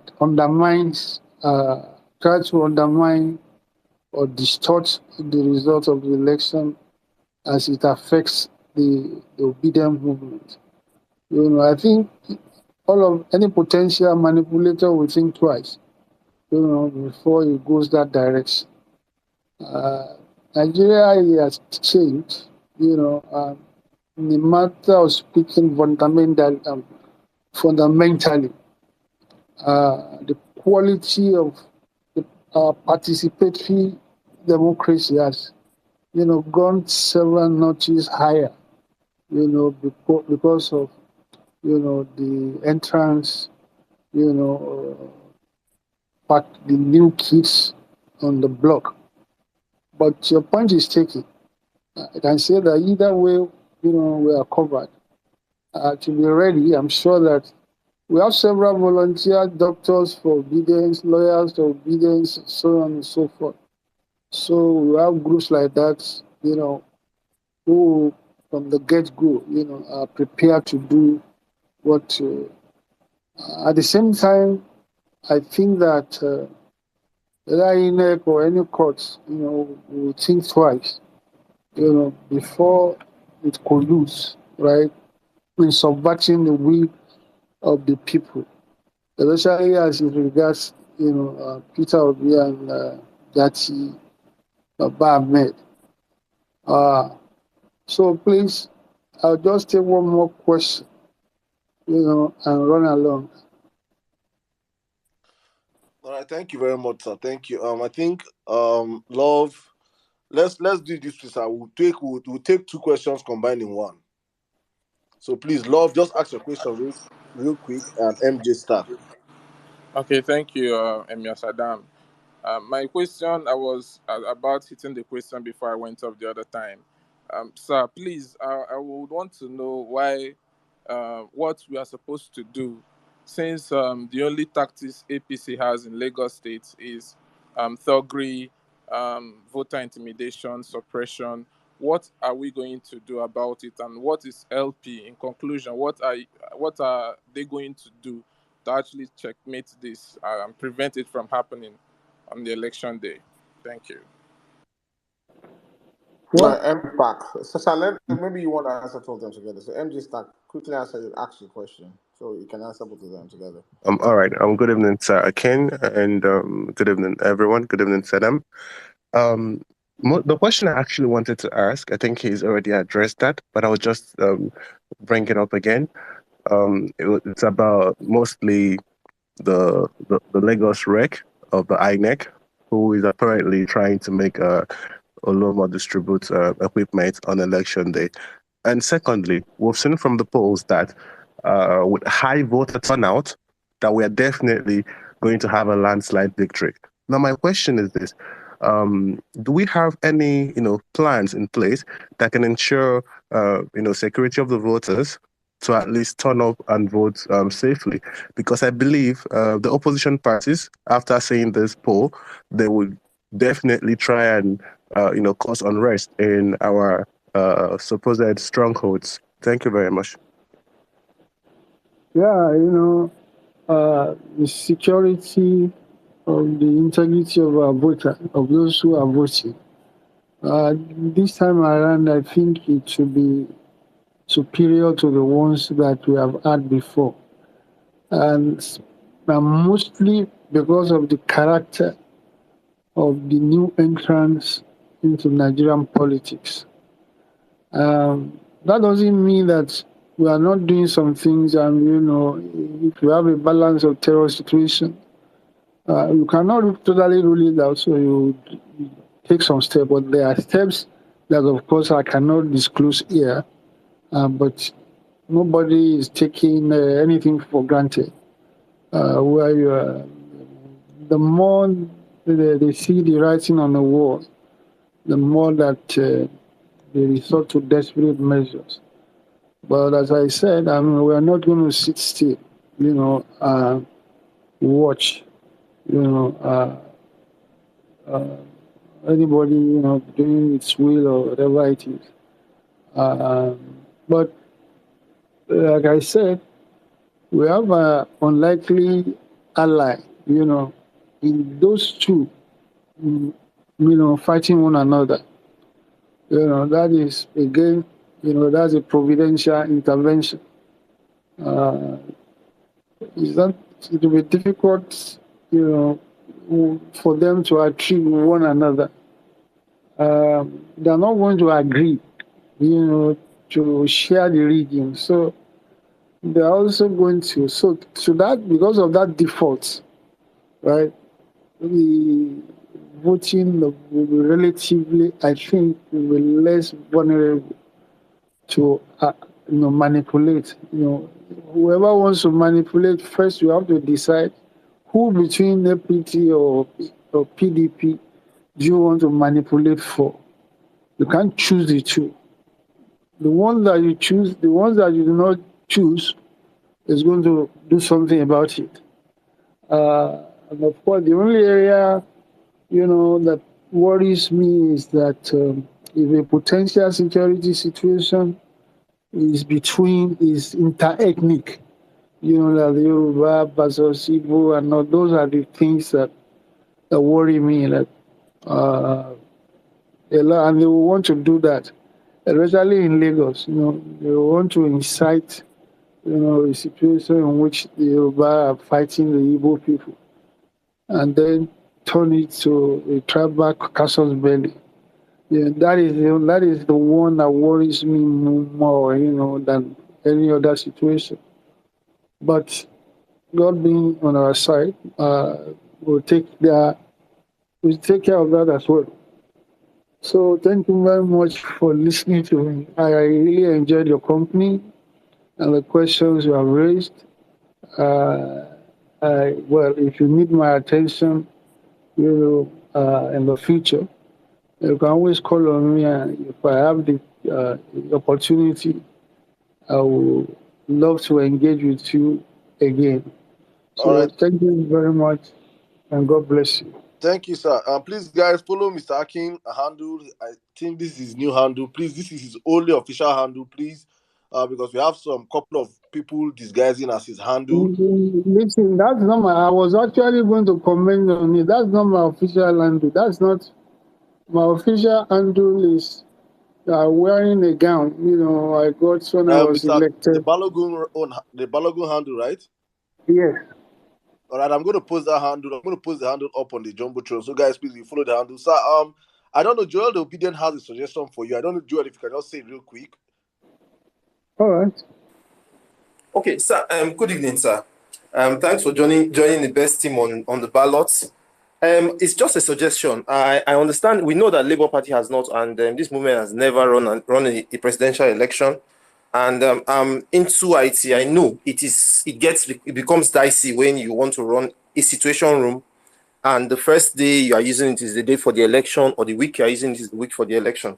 My recommendation is, please, can we have the situation room running maybe a week before and have obedience calling, and even if it's going to be dummy calls continuously, so we can fix and correct anything that will happen on that day, because we know these people are going to try many things. They are going to try and take down your situation room internet, that they will probably try to jam calls, so we can prepare for those things, have alternatives, because I know situation rooms win elections in most of the elections I've been part of. So it's just a suggestion to have it running for a week and solve every problem, power, connectivity, and all that. Sure. We're going to do that. Address rehearsal. So that's the short answer to your recommendation. It's accepted, and we are preaching to the converted. So that is going to happen. So, do you now say bye-bye? All right, thank you very much, sir. Thank you for your time. You have spent at least an hour plus with us on the platform. This is the Vawulence Space, the Obedient Echo Chamber. We say the biggest political space on Twitter, Nigeria. Thank you for spending this time. Hopefully, we'll have you one more. I will try and see if I can get you back here and one more time before the elections. We'll fix probably just one more space. Jimmy, please can I mute your mic?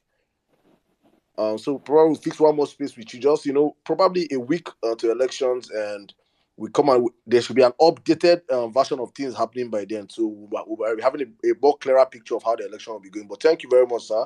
God bless you for your time with us. All right, guys, and we're back on the Vawulence space. That was the our LP Director General of the Obidati Presidential Council, Mr. Akin himself, with us.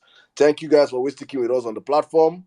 Thank you. Don't forget, please, we are crowdfunding for our 100 million man march on Magnific Space. And from this space, we'll be going back there. It has been extended for one extra day. We are trying to raise enough funds that will be used to get LP materials, flags. We are printing millions of flags. We want to spread millions of flags across the whole 704 local governments, across the hundreds of thousands of polling units. Every ward will be having multiple obedient flags, Labour Party flags, and peripheral. So please, guys, after this place, you're all encouraged to go there and drop your widow's mite, support the program, support us how we have been going. And yes, my account has been hacked out. Prophet, I was giving too many prophecy. I was prophesying the lives of Abado and Mikano. I prophesied onto the life of the short man from Kaduna, and he sent his boys after me. And here am I today. Right now, I've been coronated. I had a meeting with the Sultan of Sokoto, and he made me an emir. So please, you can follow my new account up there. Emir Saddam is a new account. Probably from our next, from next week, I'll be hosting our Vawulence space from the Emir Saddam space, because we value this Vawulence space handle a lot, that I can always open multiple accounts. If they hack this other account, I'm also ready to come back again. But this Vawulence space account is something we have built. It should not be up for targeted attacks. So please, our next couple of spaces will be going back to the Emir Saddam's account. So if you're not following the account, best believe you should be. All right, guys. We are going back to election irregularities. For one, I had a distress call last week from one of our obedient members, and she was worried. She got some information and she wanted to share with me from the Osun elections and what she saw, what her team were discussing and everything. And me, I'm all about energizing. I've not really put my head down to look into the INEC stuff, like the well-meaning Nigerian and other. I feel like we have different departments in this movement. You know where is your stronghold. You hold there and do your best there. But the call was so deep that I had to contact people up the echelons of the campaign, and we were in the call, and we had to iron out most of these issues, and that's why that was what prompted this space. Actually, I was like, okay, we're going to tackle election irregularities, because most of us, all the things I've been hearing is that you have to be in your polling unit, vote. After you vote in your polling unit, stay back and defend your vote. Make sure it is counted. Make sure it's uploaded on the Beavers. Then it is over. But guys, I have a sad news for you guys. It is not over after the polling. It's been put up on the Beavers. So please, that's why we are here. I want to educate ourselves to understand. Please, this I think is a very, very important space that whatever you're hearing now, please, you should also find a way how you can take this message out to other people by tweets, by WhatsApp message, by calls, whatever means you can. This information is very, very, very vital. You do not vote after voting and your results have been transmitted to the Beavers. Go back home. No, please. From your polling units, you march to your ward centers. It is at the ward you can go and sleep. After the ward, you can sleep. Because what we found out is that there's a back channel whereby when the results are being transmitted from the Beavers, one goes to the RACTEC and one goes to the server. And the one that goes to the RACTEC, that is in the ward itself, that result, the person in charge of the ward will be the person to finalize if it is that result should be transmitted to the main server itself. So when we found out that information, it is important, and we have found out that we have 8,000 words, about 8,000 plus words, and these guys can manipulate to the point that they can get 8,000 strong men to go on 8,000 words and say, okay, let's see how we can change the results from the words. If your polling unit agents, if your ward agents are not strong enough, they could be manipulated also. So if you're in your numbers after your polling unit elections, you match to your wards in your numbers. From there, you make sure that the result that has been transmitted from your polling unit to your ward is being transmitted, the same result being transmitted to the main server. It is very, very, very important that after you vote, you match to your wards. Please, guys, this is a very, very vital information so that you don't go and vote and rest and say, we have transmitted from our polling unit. So many things can happen in the ward itself. They can cancel some results.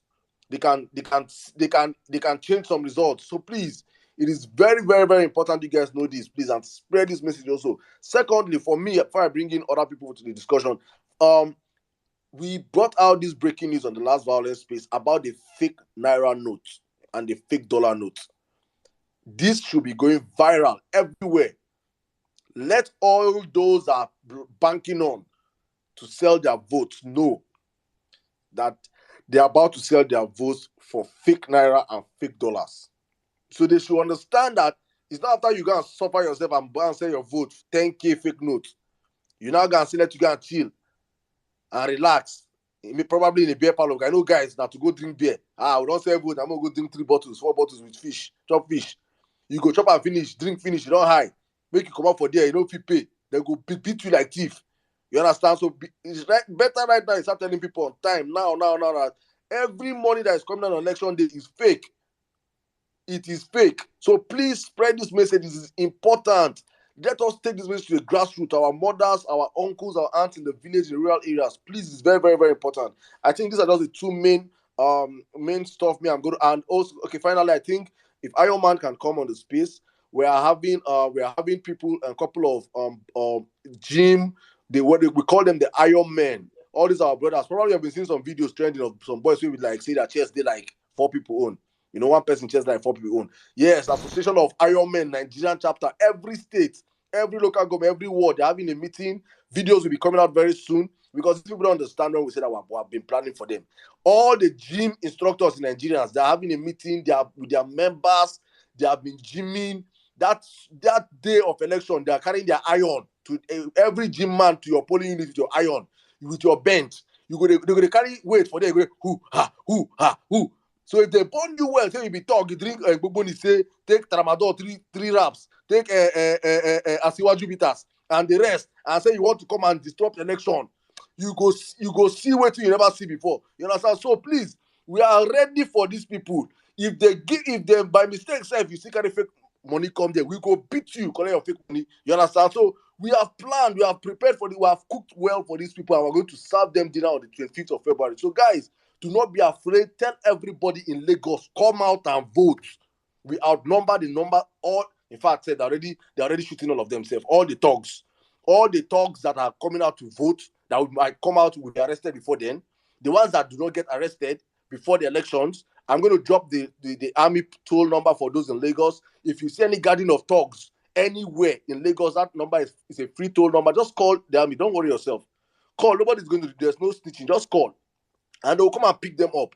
We're doing a cleanup of thugs before election period. So the election in Lagos is going to be we're trying to make sure it is as free and as safe as possible for everybody. So you go out and vote. If Tinubu is as popular as he claims he is in Lagos, let him win free and square. Let him win with the people coming out to vote for him. If he wants to do voter suppression or any other means, it is impossible. We're going to make sure that it doesn't work. So, guys, these are not a few tips I want to give you guys. I'm going to bring in my brother. I don't know, Otumba, if you want to come in right now, or Wellbeing Nigeria, or let's take more speakers. Wellbeing Nigeria, I think your submission, you give us bit by bit. You go in, come in, go in, and come in. You understand? Yes, Saddam. That is all right.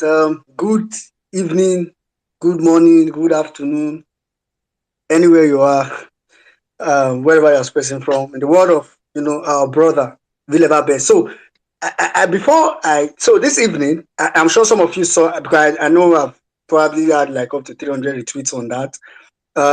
It's also posted on Jumbotron now. I posted something that I called, what did I call it again? Obedient Election Day Tips 1. This is version 1, and from what we gather here, I'm still going to edit. In fact, from when Saddam was talking just now, I already noted one point. I already wrote it down that I'm going to go back to even edit and add. So, but let me quickly advise you, if you know anybody that knows a thug, I know you will not know thug. If you know anybody that knows a thug, advise the person that no verse. Please, guys, the number, if you're in Lagos, please, if you see any group of thugs, let not waste time to tweet it. Let me just say that now. If you see any group of thugs or people that you don't like their face, probably they are taking Asiwaju bitters with his Asiwaju cigar. You know what I mean by that. So please, or so with a brand, please just dial 193 on your phone. Ebuka and Co. Please dial 193 on your phone immediately. Army will come there. Army will ask you and you direct them to the place. Please, it is very, very important. Save that number for emergency cases. Dial 193 or email. I know Nigeria Army well. Let's just email na.callcenter@army.mil.ng. One more time, na.callcenter@army.mil.ng. NA, Nigerian Army, na.callcenter@army.mil.ng. Well, Nigeria, back to you. Yeah, somebody should put that on the put it on the comment section. Maybe we can pick it up to Jumbotron. So, like I was saying, if you know anybody that knows a talk, advise them. See, me, I saw this obedient Iron Man. I've seen one of them. In fact, when I saw the person today, I was asking Lamin. I think it was Lamin. I was asking, like, is that the real DP or what? Please advise them. All right. Like I was saying as well. So when I put that out this evening, for those of us that probably won't it, I made it this simple. Thank God, Mobi Bolanle was the person that would demanded. Mobi Bolanle and Honorable Adara, they demanded they called it Dummies Guard. So I try to make it very simple in such a way that you could probably read it and get it. But the only reason I'll probably explain some of the points is if you don't get it, you get. So within the space, within interval, of course, I cannot read all of them out once. I'll read them one by one at different points. I'll first of all say the three ones I call the general action points. That are general. We must do it. We must start it now. The first one is, from now, we need to start linking up with obedience. And how do we do that? Town Hall app. That Town Hall app, please, if you know you are going to vote, in fact, even if you are not going to vote, if you are in diaspora, go and download Town Hall app. Just link up, because if we can link up, it will make it easier. Imagine if I know I'm going to my polling unit and I've already spoken to like 10 people that I know they are going to be there. My confidence will be up already. Only 10, not talk about if I can speak with more. So please download that app. The second point on that general point is, The only way to win this election, let me just tell you guys, is to come out in mass. If we come out in mass, there is no amount of rigging. Just take this from me. I'm the one that's telling you. And just take it. There's no amount of rigging that they will do if you come out in mass. If they like, they will rig. See, you know when that picking say, if you do, go tell, they go rig safe. Don't say where they go rig, they will say, how many votes LP get? LP don't do 15 million. All this our rigging at 1 million with this since.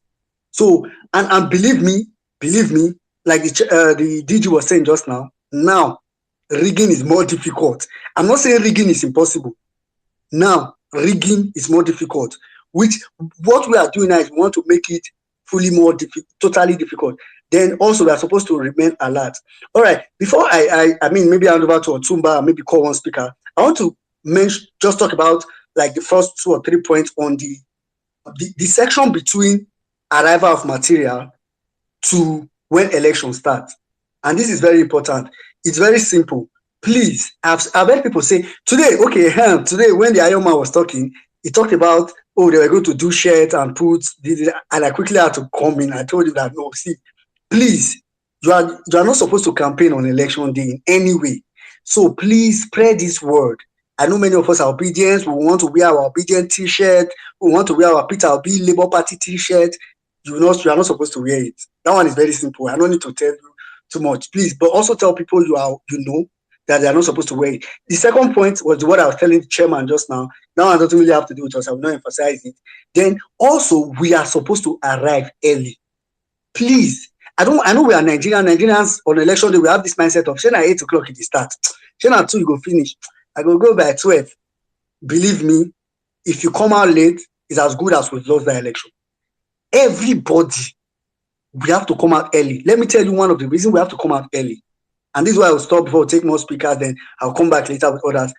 The reason why we have to come out early, is because if we're able to come out early, we can vote early enough and start to observe other things. Because if we come out late and we are now staying in the line, meanwhile things don't go on. Because if you have ever voted before, an election venue is a very rowdy place, it's a crazy place. A lot of things are happening at the same time. You will not be able to. That's why I usually pity for agents. One agent cannot monitor. It's why we said over time that you as an obedient, you consider yourself as an agent. You are an agent. I give you free of charge. You are an agent. So please make sure that you come out early so that by the time you don't vote, you go come chillax. Not be go home.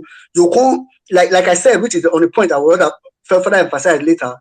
I said by the time let's say like 20 guys in the polling unit have voted, you guys can now come together and say, oh yeah, they're forming a team. 4 of you go and be watching the person tearing ballot paper. 4 of you go and stay at the gate. This, as in, you guys will form like a squad, literally. And this is very, very important. Later, I'll come back to the rest of them, but I don't want to bore you with so many because these are information that if I read it out at once, you'll probably be confused. I don't know if Otumba has anything to say, but if not, Otumba, do you have anything to say now? Okay, maybe we'll just go to our speakers. No, go ahead. Yeah, okay, we'll just go to our speakers. I know Oladipo have been here. I know Olawaski have been here, but let's just quickly go to Oladipo. Oladipo. Good evening, Saddam. How are you, sir?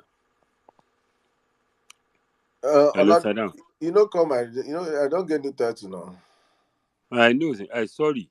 Emir Saddam. I mean. No vex.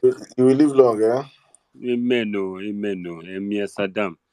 May your days be long, and God will make sure that your days are filled with good things in Jesus' name. I greet everybody. I greet everyone here. I greet Dr. Olu IJ, Grandmaster, every single person on this space. I greet you. I had to run different marathons today because my city was violent today, seriously violent, and it wasn't funny at all. I had to look for ways to quickly go get the kids from their school, get them back home, and it wasn't funny. You see, what I just want to say is this: I think there is a kind of somersaulting madness going on in Lagos State. And one thing that the wreck of Lagos State has forgotten is that no one has the monopoly of madness. Because when I saw the reports the other day, when they said they were trying to liaise with INEC, I laughed. I said it's not possible. They won't even think of doing that. Now, they are now saying that they are trying to meet and do this, do that. It is clear that some people are so brain dead to the point that they could be discussing with the loyalist of a particular political candidate to distribute election materials. But like we said, no one has the monopoly of madness. We've already started to tag them, and we are mentioning them. And I know that know how, appropriate people will call appropriate quarters for them to know that this is nonsense. That aside, I won't lie to you. In a way, in the last few weeks, my spirit was a bit dampened, but I know that it was just because of everything going on here and there. But I just want you to know, Nigerians are learning the hard way. People are now saying that this tribalistic nonsense and this religious bigotry is not going to drive us anywhere. We need not to be sentimental about who we are voting for. We need to take the bull by the horn and look at what are the track records. I am so tired of all these things going on, to the point that I ask myself that there must be something mentally wrong with you to come out to campaign for PDP or APC. Saddam, you are going through this because they know that you are really, really, really eating them where it is hard. Because I ask myself, I've gone through most of your posts and everything. I don't think you really go toe to toe with these people like I do. But despite all that, they still targeted your account because they know that, you see, they look at you that, okay, you are the convener. And the moment you convene, all of us are lying. They see you as the voice, and that is why they are all these things they are doing. It's a targeted effort. But one thing I want you to know is this. They can do whatever they want to do. We are not going back. We are taking our country back from these fools. We cannot continue like this. Fuel is not available. Light is not available. Water is not available. Nothing is available in Nigeria. The only thing that is free in Nigeria is impunity, calamity, and whatsoever. Is that bad? A guy was shot today. He was shot in the arm. It was just an onlooker. It was not even part of the of whatever is going on. The distances I walked today, as in, it wasn't funny at all. And we are in a country that has a government, that has a legislative arm, though we know all those guys are legislators. Only kini kan gba ìkòkò ń gbẹ̀yìn kó tún gba kini kan. And not continue to be in the same country and be in the same settings with these evil people. They either have to align, learn not to be evil, or drop from the ship entirely. I really appreciate you for what you are doing. I thank you guys. You see, you guys have kept the fire burning. Otumba, I thank you. Joel Obedient, I thank you. Lastly, please, everybody, your foldable chair, your power bank, your phones, space on your phones, your PVC, morning, afternoon, and maybe night food. Set your alarm. Resume to the polling booth as early as 6. Before they get there, be there. And after they've gone, make sure that you guys start together and finish together. Nothing should bypass us that day.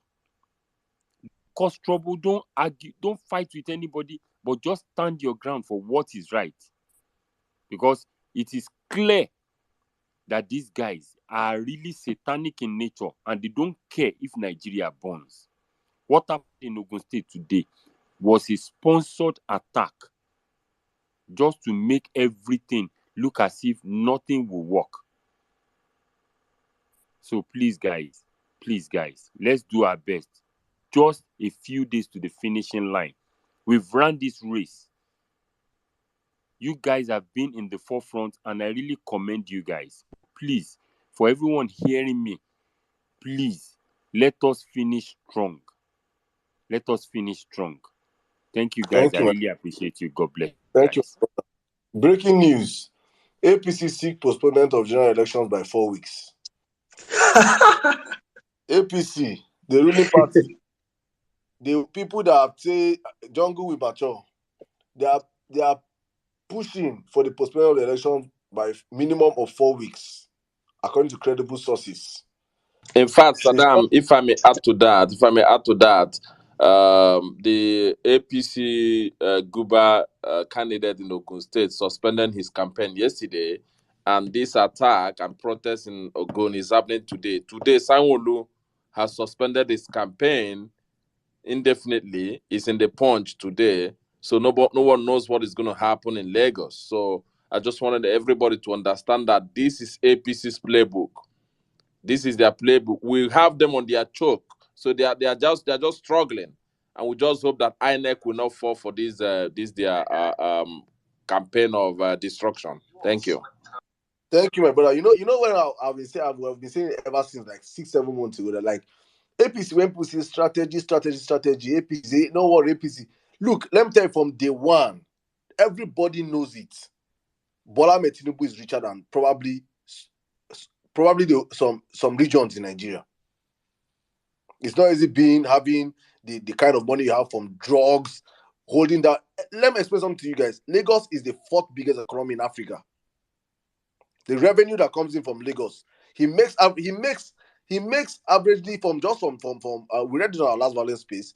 He makes averagely of over 270 million naira every day from thugs, from touts that collect money from people.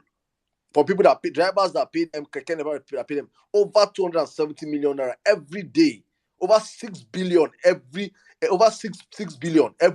month, over 80-something billion every year. That is the one that we can calculate, not the one that these official stats that is coming out now. We know what's happening behind the scene, just from one aspect of the state.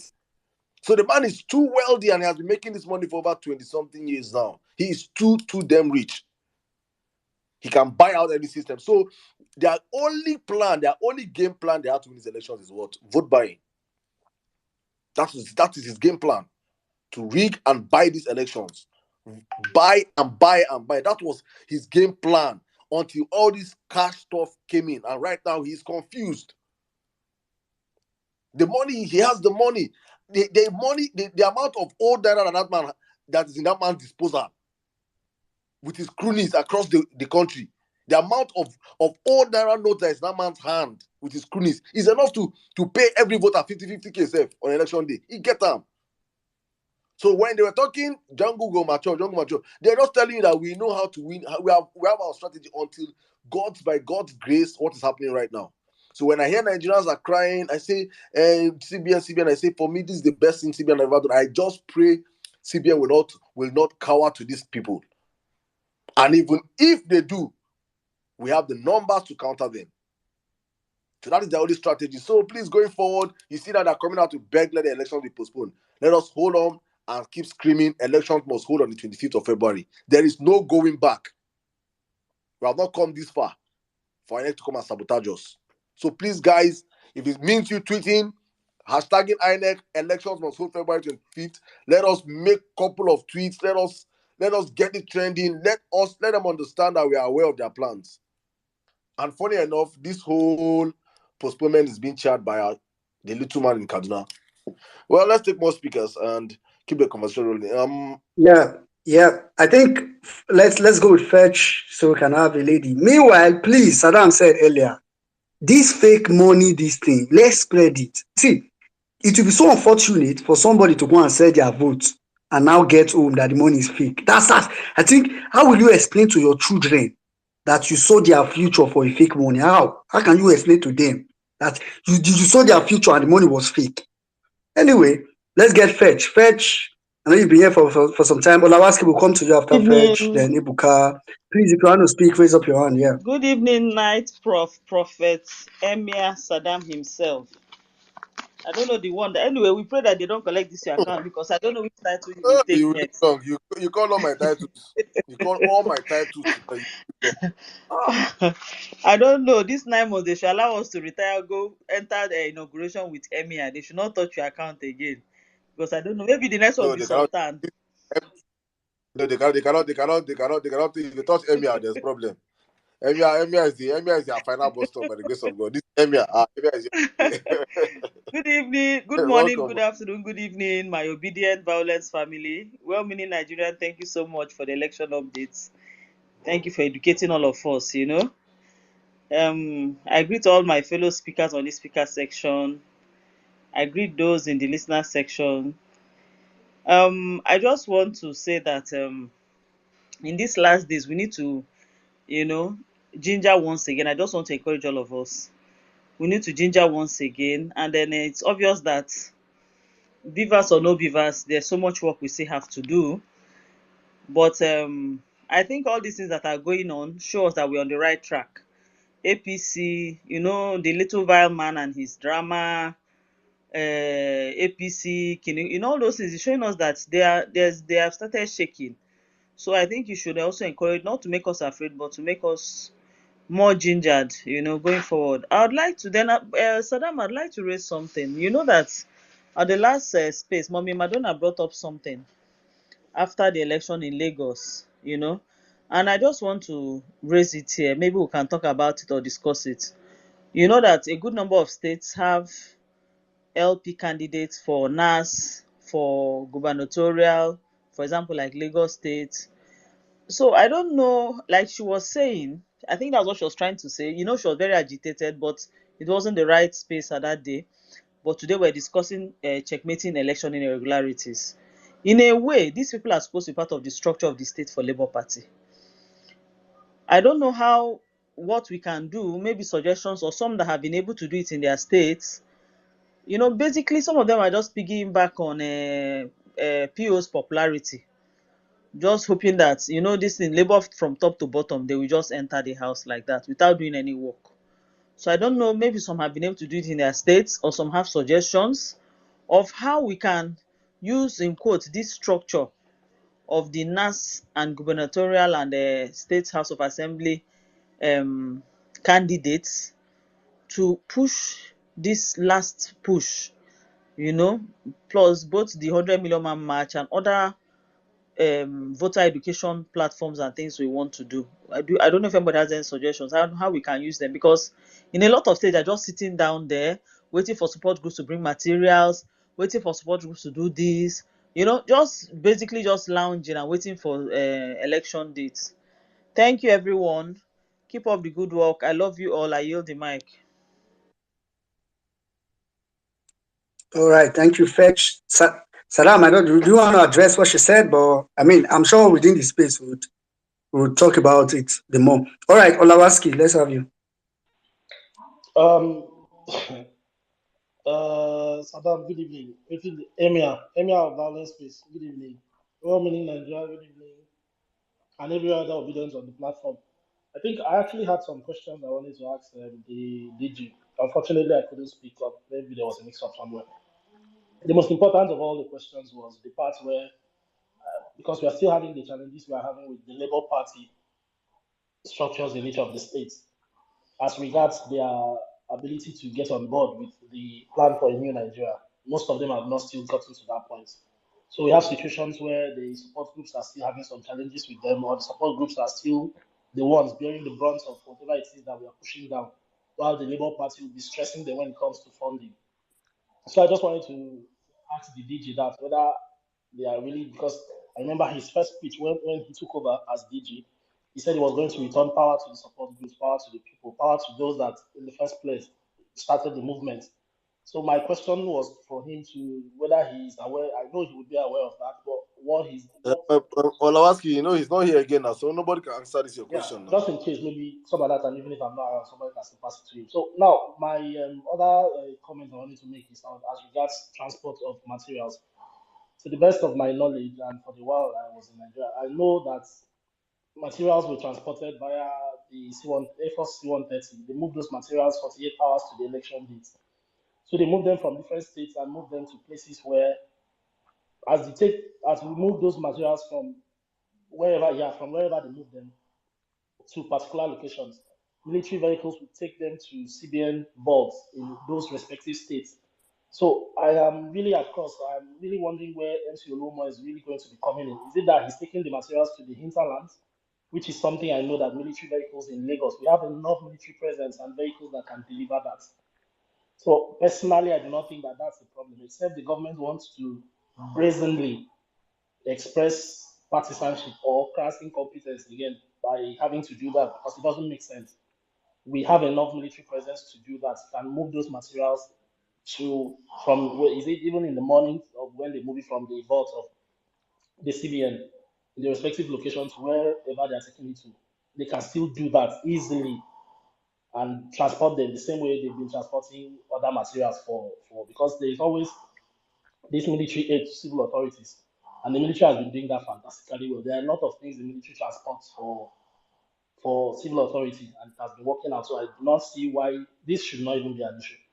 So lastly, sorry, just 1 minute. I had to write something down. Let me see if I can quickly just pick them before. To round off, the last part of what I wanted to say is that Beavers thing that they talked about.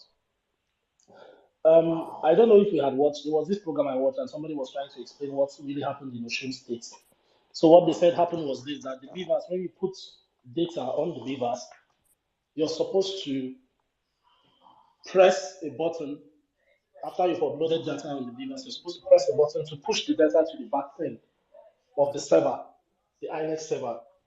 But I think what happened is maybe APC may have gotten to maybe some of the people that are INEC representatives in specific locations in Osun State. They didn't do it everywhere. They just needed specific locations with large numbers. So what they did was these people they imputed the data. When somebody comes, they take the number, they take the person's record on the beat, they confirm the person's record on the beavers. But after they've uploaded whatever it is they've uploaded, I think they were supposed to push it to the back end. So they pushed some, but in some cases they did not push it to the back end. So that means that what they had at the server had discrepancies with what was remaining on the beavers. Now, when they took this matter to the court, and I think the major challenge we are beginning to have, and maybe we are not paying attention enough to that, and we need to, is our court. Our courts have lots of people that are outdated with ICT, lots of them, and that's why it has really been hard to digitize the legal system in Nigeria. Most of our legal luminaries, they are very outdated and they are very stubborn. They are stubborn to a fault. So most of them do not really understand what the digital implication of most of these things are. Because if they did, there was no reason for them to come and be struggling with the discrepancy that existed with the data on at the back end. Meanwhile, what they should have done was to pick the beavers and look at it. You would have seen that the data that was not pushed was still there because the data remains and it cannot be wiped off. So that is the mistake they did. So they now base their judgment on where they shouldn't have based their judgment on. So I think that this is it behoves on us to also consider when at the level of the polling unit and at the level of the local government or what area where you referenced before, you ensure that they push the data and you see that they press that button to move it to where it ought to move to. Because once they do not do that, then it means that there will be discrepancies as regards the last thing they had pushed and what had happened at the end of the day. Thank you very much for the opportunity. Thank you very much, Olawaski. You don't want to preempt my class. Anyway, it's just that I want to, when I bring up some of these things out, I want to talk about it very systematically so it doesn't get a lot of people confused because people are hearing different things. So thank you. What you said was actually right, but we'll get there. We'll probably talk about it a little bit more broadly. Thank you very much, Olawaski. I appreciate you. All right, Ebuka, Let's have you, Ibuka. How far? I do. Good evening, the fake emir of this thing. God bless.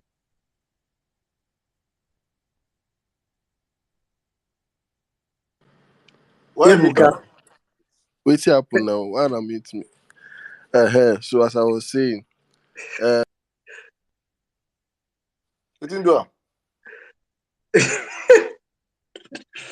I better call on that speaker. I bet that one is serious. Oh God. All right. Please, if you know you're on the speaker session and you want to speak, please raise up your hand. Okay, Fetch, I see you are raising your hand. I'm sure you just quickly want to chip in something, maybe 1 minute. Fetch, go ahead. If you know I you want to just want to speak, just chip raise in up your hand on something. the Thank speaker you. session. It's based on Okay. the Olaski talked about transportation. I just want to say something. I've been following INEC and their meetings for a while, and over the previous elections, INEC has always used have used the Transport Workers Union and the Transport Employees Union across the country. They also use both services where available across the country, and where they need security to go into the waters, they use the Navy. Where they need air operations to lift the materials, they use the Air Force. So they have always used, because I remember they had a meeting recently, maybe sometime last year, where they signed another MOU to make sure that as many unions as possible that are involved in transportation are used. Now, what makes Lagos State's case peculiar, and remember that when we talk about transport, there are some places that are practically unmotorable. All these places must be reached with campaign materials. So every transport union in Nigeria is used by INEC. What makes Lagos State peculiar is the fact that the National had that issue with MC Oloma, where they asked him to, somebody used the word anyway, asked him to step down from Lagos. And then the Lagos State government, considering that they are boy now, Lagos State government now dissolved the NURTW of Lagos State, created parks and garages, and made sure MC Olomo the chairman. That is where the problem starts, because now the NURTW structure, which INEC usually uses, which they use in all states, is no longer available in Lagos State. What is now available is the parks and garages, which unfortunately is controlled by a non-loyalist of the APC candidate. And that is where the problem starts. Because ordinarily, if it were an ordinary situation, INEC would have used the same system. Well, Professor Akin has said something about it. I don't know.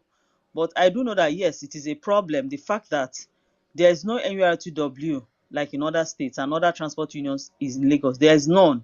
All they have is the parks and garages controlled by a loyalist, which I agree with Olawaski is a problem. But it is not peculiar that they use NURTW. It is done all over Nigeria. They don't use the military transport they use them for security, especially Navy and Air Force, where it is those hard to reach areas. Thank you. I yield the mic. Thank you, my sister. That stuff is very, very important to say that because people don't understand what's really transpiring there because NURT has always been the body that transports INEC materials. It's not today starting, but we all know, if you can all remember, the crisis that happened between the whole NURT sacking Olomo. I said earlier on the platform. So he was sacked, and there was a fracas that ensued, and Lagos had to disband NURT in Lagos. That's how criminal that state is being run, and people want to carry that template to Nigerians. It's crazy. They can just wake up one morning and dissolve a national body because it doesn't suit the affair of one man in the state, a man that happens to be a thug, for the government. So it's crazy where we have found ourselves in right now. We're going to make enough noise about it, and even in eventuality that INEC chooses to play, to say they insist on it, then I don't know, but let's make enough noise for it, though. Let's make enough noise. But I feel like I said it earlier. I said it to some of my friends. I said, election is not the time of ballot snatching. You cannot snatch ballots. The only problem that we have now is that probably some of those people we need to now make sure that the security forces attached to each of those drivers now will do their job. Will do their job by making sure they escort these guys to and fro with the materials. Because right now, if you're going to go and block INEC as you want to steal ballot box, you're wasting your time. If you want to do voter suppression in the region and there's violence there and it ends up not voting, you're wasting your time, because INEC has made it sure that from the new electoral act that any place that the council votes, they will still go back there and vote, as long as that result is going to be will affect the general outcome of the result. So I think we'll be in Nigeria later. We'll discuss that, but I just want people to understand that even if it's not as if INEC are now going to meet Olomo. The states, the NURT has been hijacked in Lagos. Not today, it didn't happen today. It happened like a few months ago. And that is why INEC might want to use those people, though. So, but let's keep the conversation rolling. Joel Obedient, hands up. Please, if you want to speak, your hands should be up. If not, I have to drop you so we have a queue. Okay, Matumba, let me bring you back up. Joel Obedient, please go on. Okay, guys, good evening. I was just going to chime in on this NERTW to show you how, first of all, people saying that NERTW should not be trusted. You're actually playing to what Oluomo is asking for. You should read the article again. Oluomo is saying in Lagos State, you should use the Lagos State, whatever transport agency that he runs, to show you how powerful that man has become in Lagos. There is no state governor that has successfully disbanded NRTW without, as in there's no state governor. Anywhere you try to disband NRTW, you have problems as a governor. So they find a way to pander towards them. But this man successfully did it in Lagos. Now there is a different body apart from NRTW, and I think it's the same thing in either Oyo or Ogun State. There are 3 states in the southwest where they've removed NRTW, and it's all courtesy of MC Oluomo.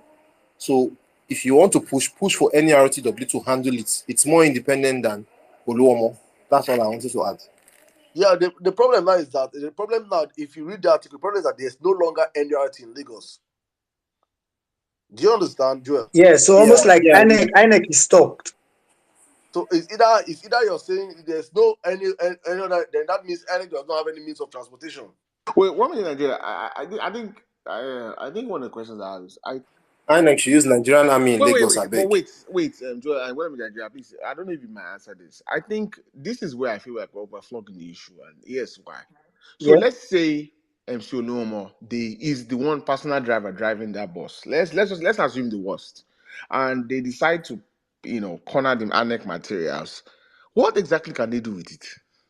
So, for example, if they take the beavers machine and they take the ballot boxes and the ballot papers, and for some reason they hand over the beavers machine to an ACA to program, what exactly? Because I don't want a situation where we're panicking over a non-issue. Paranoid, yeah. So yes, I know we're paranoid, which we have every right to be paranoid. Believe me, I don't trust anything in the Nigerian system. But realistically, like let's be realistic. What can they exactly do based on your knowledge of the process? Because they can delay delivery of electoral materials to certain areas. That doesn't affect. That affects everybody. They can intentionally mix it up. But that affects everybody. It doesn't affect Labour Party. It affects everybody. They can send. Sorry, let me just say this in 1 minute. They can send the one to Ward 1 of Alimosho. But the thing is, they've always transported materials. Because if you go back and read INEC election reports on the INEC website, 2019, I think there's one for 2015 where INEC, it's like 80 pages PDF document. One of the things they've always talked about was why I knew it wasn't strange is NURT has always helped them transport materials. So they've always done that. So and those materials, it's not as if they will hand over it to a driver and there will be no INEC staff or security that follows them. So even if, let's say worst case scenario, they take Ward 1 to Ward 10, how does it specifically affect? It affects everybody, that's my point. It also affects their end game. So they are going to do this to only the opposition wards where they have population. Hello?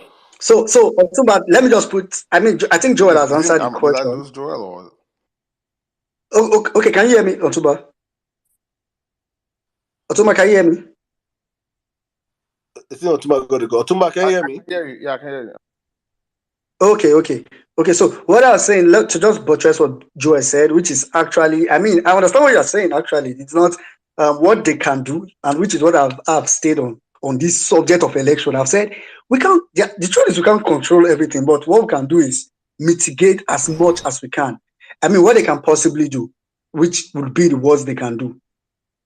because of the era of the Beavers. Thank God for the Beavers. That's why, I mean, in as much as the Beavers is not a That's my perfect point. I system, think if there was no yeah, Bivas, then I'd be worried as hell.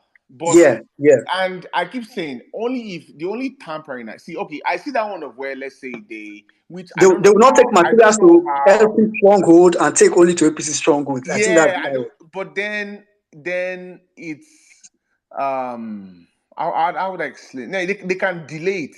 Yes, they yeah. can delay. They can mix up stuff, but then it is still going to be.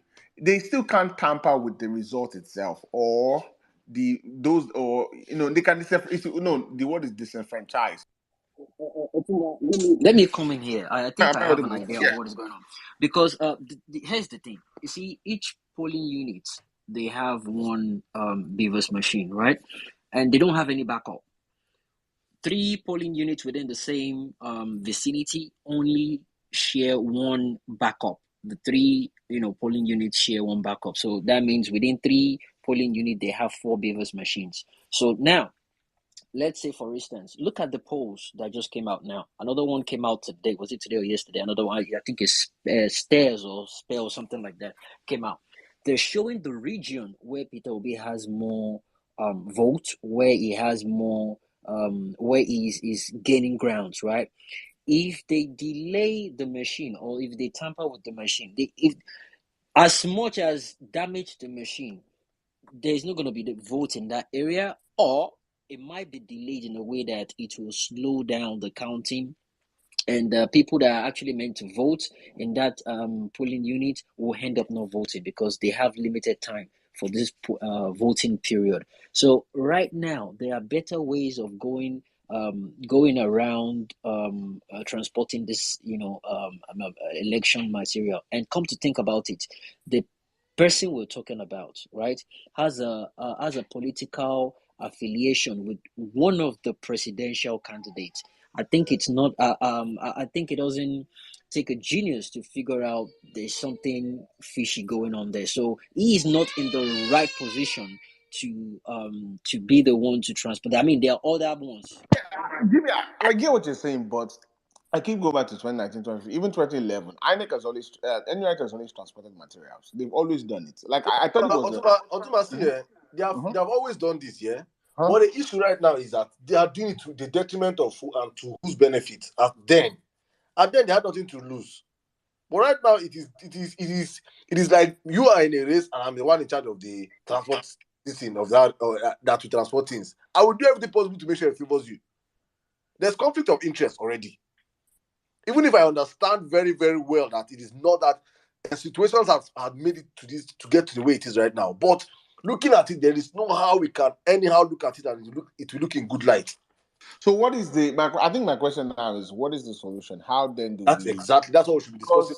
Because I feel like, and the key part is like which part of the conversation is if we can't get INEC to change their mind on MC Oluomo, how then do we then mitigate?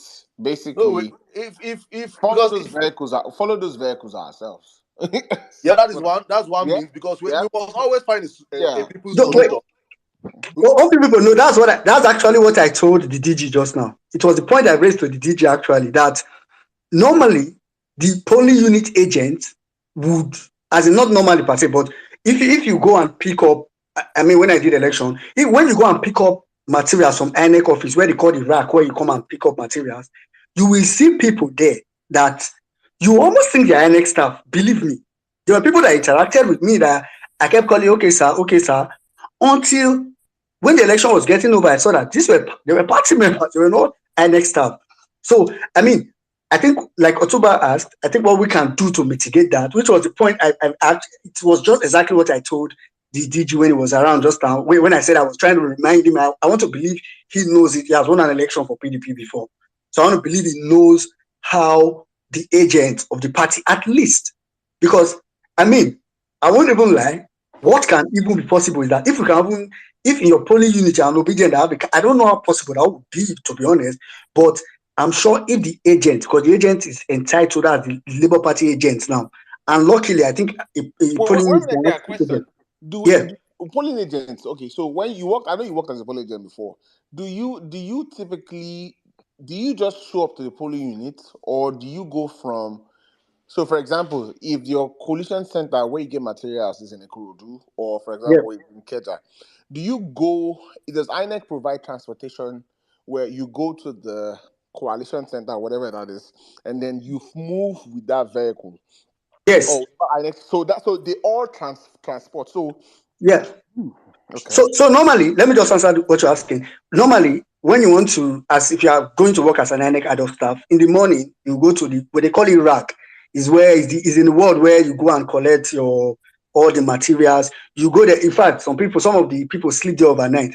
In fact, I think I don't know if I wrote it on the stuff I brought out today, but I think I wrote it somewhere that if possible, the agents too should go and sleep overnight, because what normally will happen if I'm going to conduct an election for INEC in a polling unit, right? I'll go to INEC office either overnight or early in the morning to collect my materials, and I'll pick the materials. They'll give me a bus, and the bus will take me to the polling unit, because some of the materials are heavy. Not just me now, me and every other people that are working with me in that particular polling unit will go together.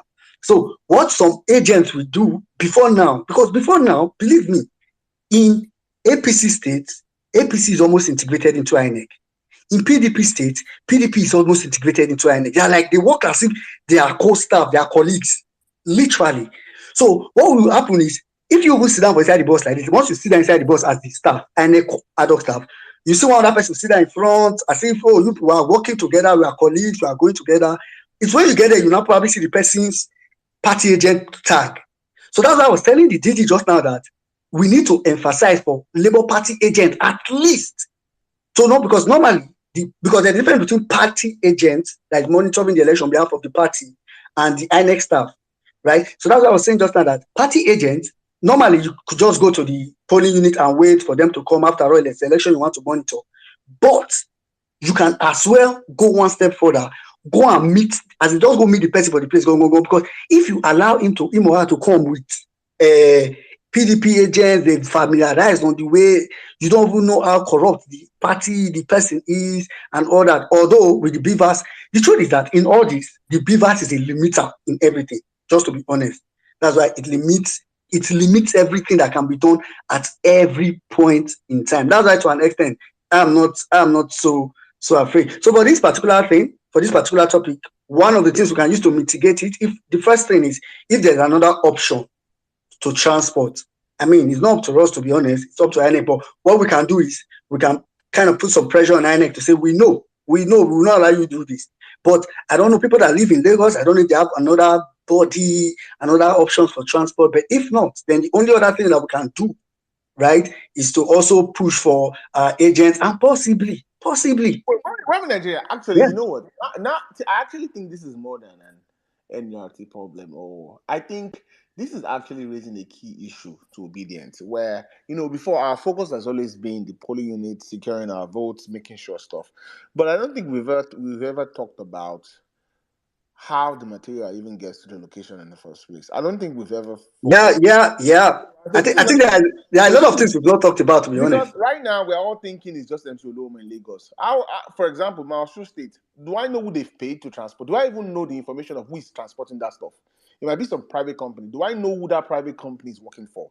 So I think this actually raises a larger question to our strategies, where if I don't think it's why MC Oloma screams at you and like, oh yes, red flashing lights. But the question then is, I think someone has said, do we then know what the transport mechanism is in every other state? Have we even looked at it and said, okay, wait a minute, how are those materials even getting to us? How do we ensure the material gets to us on time? How do we ensure Otumba, the integrity of we the have a material? long way to go in Otumba, Nigeria. it's the same thing Royal everywhere. Royal Mail. Yes, so my point is, so it's It's not even a every Lagos Edo issue. State now, you So have Kabaka handling it. Can you imagine? yeah, so it's not even a Lagos State issue anymore. It's not It's a even a Lagos national State problem issue. now. So yeah, so which I think I don't know where this is where the See, but Otuba, is what I've Now, the said that. difference between Lagos and every other state is that in most other states where you have NURTW chairman, even when they are subject to the governor, the people have a say around them. They have people around them. You can shake them. Some of their park members can shake them. You can see certain parks in certain parts of the state that can shake them. But for Oluomo, it is hard to shake him. Kabaka in Edo State has been taken over by somebody else. The person before him was Bobizwa. Bobizwa was taken over. You have, I think, no molest or so. So they have this, they can shake themselves. It goes from court alliance to who's in power alliance. So there's this, people where all the bodies are buried, people hanging around. But Oluomo has been there since whenever till now. So nobody's going to shake him. That's Lagos fear. And Lagos has too much population, too many voters to risk. So Lagos can be used as an example. And if you want to say, why is INEC not looking at other alternatives like car hailing services? I don't know if it's because the items are too big, maybe the tables and the rest, but there are cab hailing services that could be used. Look, that's a good point. But the thing now is, you see, Kabaka and MC Oluomo, they no, because they have affiliation to a presidential candidate, right? Even though they might be effective, right? But at this point in time, they are compromised as far as we're concerned. We can't use them. So, I mean, we have other transportation. I don't know why we, the citizens, are the one being left to make this decision. You see, a lot of things needs to be fixed in Nigeria. As I was saying earlier on, Otumba, if na UK, Royal Mail, it is their job to transfer all those things. Here in the US, now US Post, they go, go know as the thing go reach there. So I don't know exactly how they've got so bad at the stage at which we're now figuring out how to transport. And so, I beg, the money INEC has been paid. Waiting that they use the money for. What is what is it going to cost them? No. The thing is, they contract. So for example, NURT, they're going to pay them. It's more like they're contracting them to transport stuff. But I mean, one question I have is, I don't want it to sound like we're fear mongering. That's what I want to. Yeah, exactly. In fact, Otumba, I think we already treated this issue. 2019. Yeah. Do we know of any cases where, or 2015, where the biggest problem in major areas were the fact that there was a delay in voting materials getting there? Because I don't want to buy the idea that we should just think, the rec in Lagos is a bigot, is an idiot. But I don't want to say the entire INEC apparatus in Lagos is compromised. Like, I don't. If that's the stage we're at, then we're having a separate, different conversation. You understand? Like, even Otumba, I totally agree with you. I don't trust anything in Nigeria that has a Nigerian flag with it. But at the same time, we cannot just fully doubt the entire system from top to Z and because at that point, then it's like, there's nothing we can do. But I still feel like, I don't know, maybe someone corrects me. I might be naive and I accept it. Like, it's gotten so bad to where we can't even trust INEC in transporting materials to polling units. That's where I'm at. So, Otumba, do you even know why I don't want us to even buttress on this so much? Like, for me, it's something that we've seen, we've known. What we can do is to be conscious. What we can do is since we know it, because the truth is, even if any service that is taken is actually open to, we are talking about Lagos here and Tinubu and all that. So it's actually open to whatever they can do. But that's why I've emphasized that in this election, I said three things earlier that I said were general. I said, first of all, coming out in mass. People don't understand what number does. See, if they see in number, all this coming out in mass is very key. It's very key. That's why we've emphasized, even if you don't have PVC, please come out that day. Even if you don't have PVC, come out that day. I mean, you may not be able to vote, but come out. Let them see that there are people out there. So that alone will solve a lot of the problem. Then, of course, because we are aware, we can begin. Nigeria. Yeah. Quick one. As INEC come out to complain about problem, about them having a problem transporting election material, yes or no? In a general election, they would always have problem. No. I mean, have they come out to say they have problem? Nah, they've not. They won't come out. I don't want to come out. So it's only MC Oluomo that is just putting it out there, right? Yeah, I think this is bad because it's Oluomo and it is a year where Tinubu is running. That's why. So I suggest we should just disregard it and just not until INEC comes out to complain. We should just skip this topic and just move on. Yeah. So I mean, for me, I totally buy into that idea. So we don't. I know we have a couple of speakers here. Joe, just want to say one final thing. I don't want to push fear mongering. Yes, one final thing I want to say. Well, in Nigeria, we've been pushing this narrative. People should come outside on election day. There is a curfew. You can't move if you are not voting. You are not an agent or you are not an observer. So the best you can do is to be on your street and be a watch out. But you can't go to the polling unit. I don't think so. As at the last election, if you're not Wait, voting. I have a question. For observers, is there an ID card observers wear? Yes. Yes, You there's an actually have ID to card. Yeah. register. I was like, I can print So observer tag what? for everybody. Just No. No, you go. have to. You have What to. you can You do have is for to. Catholics, there's something called the JDPC, Justice and Peace, whatever commission. If you're a Catholic or certain churches have it, Baptists have their own too. They have observer team, so you can plug into your state and recruit your people to be observers. So it's early. Best time to do it now is now. So my people, Yeah. peace. So, We need to start pushing those that don't have PVCs or could not yeah. get a PVC or not registered. Is to start finding, observing, talking to local churches or local organizations that will be election observers. Yeah, Yes. Yes. that's the way to beat the system. So that's Yes. something we need to start pushing for. I think the Labour Yes. Party. So, Joel, you just said something, and I'll just buttress it. Actually, of course, the truth is that election day is dynamic across state, across places. Usually, it is preferable. Of course, I can't say for a surety that everybody here or all obedient. Your polling unit is going to be very close to your house. For me, my polling unit in Benin, it's walkable from my house, so I can literally just walk to my polling unit. And usually, when you are walking, like you have, of course, you don't walk alone, like to the voting centers. Of course, they are usually like, what they call it, roadblocks or something. So sometimes maybe police, usually soldiers, they may not literally just stop you and say, all of you show me your PVC. So of course you can be out there, but of course, if you're also going with a car, they may stop you guys. Oh, show me your PVC and all that. That's probably fine. But the truth is, what we are saying is that if you don't have your PVC, go to the nearest polling unit to your house. The one that you can just stroll and go there. So you don't need to go to a specific polling unit. Go to the one nearest to your house in such a way that you will just walk and just bam, yeah. You just enter, because of course, if you haven't going on the road on election day, it's not really like I mean, I understand it's very strict, but you can go to where you're going to. I know we have a couple of speakers. We'll come to our speakers now. Before we go to our speakers, I just want to put one point forward again. I dropped some points earlier, and this one is very important. Remember earlier, I stopped at let's come to the polling unit early. The next point is that usually when the electoral officers arrive at the polling unit, that's they've come now with the bus, hopefully not MC Oluomo's vehicle. They've come, they want to set up and all that. So they are going to set up. They are normally mandated. It's compulsory for them to show you. There are some things that are supposed to show you. But I mean, some of them you may not be interested, but I want to tell you 3 things. Please, in all you do, wherever you go, make sure these 3 things are in your mind that you must verify from them. Make sure. And these 3, first of all, I think there's one that we sang a lot. Ensure the BVAS is feeding 0. Ensure the BVAS is one other reason why we have to be there early. Because if you come late and he has already started he said he has started doing accreditation, you can't hold him because you are coming late. But if you are there and he meets you there, ensure the BVAS is feeding 0. Sometime back, I posted a picture of what the BVAS feeding 0 looks like. I'll post it again and again before election.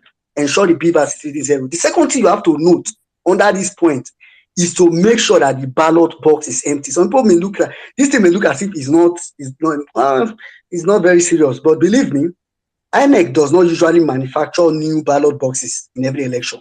It's the old one.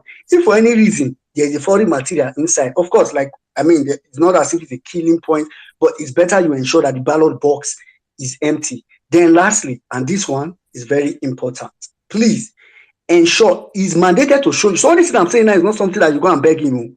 It's your right to know. You are supposed to know. It's supposed to show you that the result sheet is empty. Result sheet is empty. Please, that's very important, because if they have done anything with the result sheet and you don't know, all the election will be in vain. Please, these 3 things: BVAS feeding 0, ballot box is empty, result sheet is empty. And so with that, I'll go to, I know we have a couple of people here. Okay, Mary White, let's have a lady in the house. Mary White, I know you just came up, but please raise your, because you're not raising your hand, I may not be able to call you up. Hi, Wellman in Nigeria, my brother. How are you? I'm good. Tumba, my friend. It's been a while since I heard your voice, but how are you? I'm fine. Don't worry. I'll call you. Don't worry. Good. Emir, the new Emir in town, Saddam, how are you? I was gonna say stop short of saying their father, but I wouldn't say it for reasons personal to me. For APC and Abado people for what they doing to you. I think it's all in vain. So I mean, the reason why I requested the mic it's regarding this issue. Before I speak, I'll have to greet my in-law. Hi, Jimmy. How are you, my in-law? Thanks for the video that you posted the other day. I really do appreciate it. So on that note, I came up because of this Oloma thing. I was wondering why is the onus on LP? Why can other parties join LP to actually stress this to INEC that this cannot happen. They should actually come together for once and hold like a press conference where they should categorically come in and just reject this because this is just not fair. Like Saddam said, is a conflict of interest, and we know it's a conflict of interest, and it's just not fair. We know he's going to ensure that because we've been saying to them that they are not going to win Lagos, and by giving it to him to be in charge of transporting all this election materials is going to ensure that they do rig the election in their favor. So, like I'm saying, like I know other parties likely are listening to this space. I mean, they should all the showers that like the only thing they know how to do is just to tweet bullshit. This is the time to actually come together as a party. I mean, why should I even say shower? He hasn't even done a rally, talk less of do anything like to show that he's interested in actually running for president. But I think this is a serious matter. This is something that is really important, and I think all of them should come out, hold a press conference, tell an INEC to actually look for someone neutral. And I think there is time to actually look for a neutral. Mary White, let me cut you short.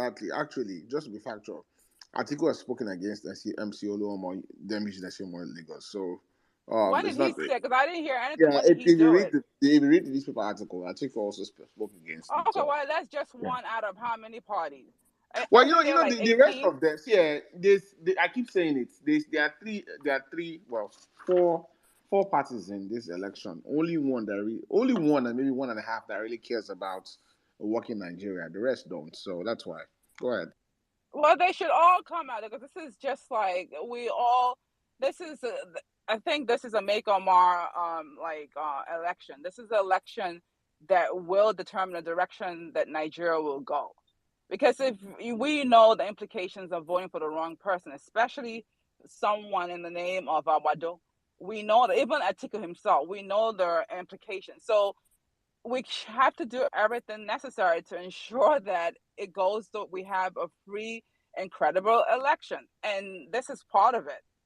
And another thing I was going to talk about also was like when I was on the space about the fundraising thing, someone actually came and said something, maybe Wallman Nigeria could buttress this too. I think you were on the space too, where he said like you could actually post the party logo like 100 meters from wherever the election is being conducted so that people could, if people are coming to vote, they could actually see the logo and not ask the agents there who could direct them to the wrong party.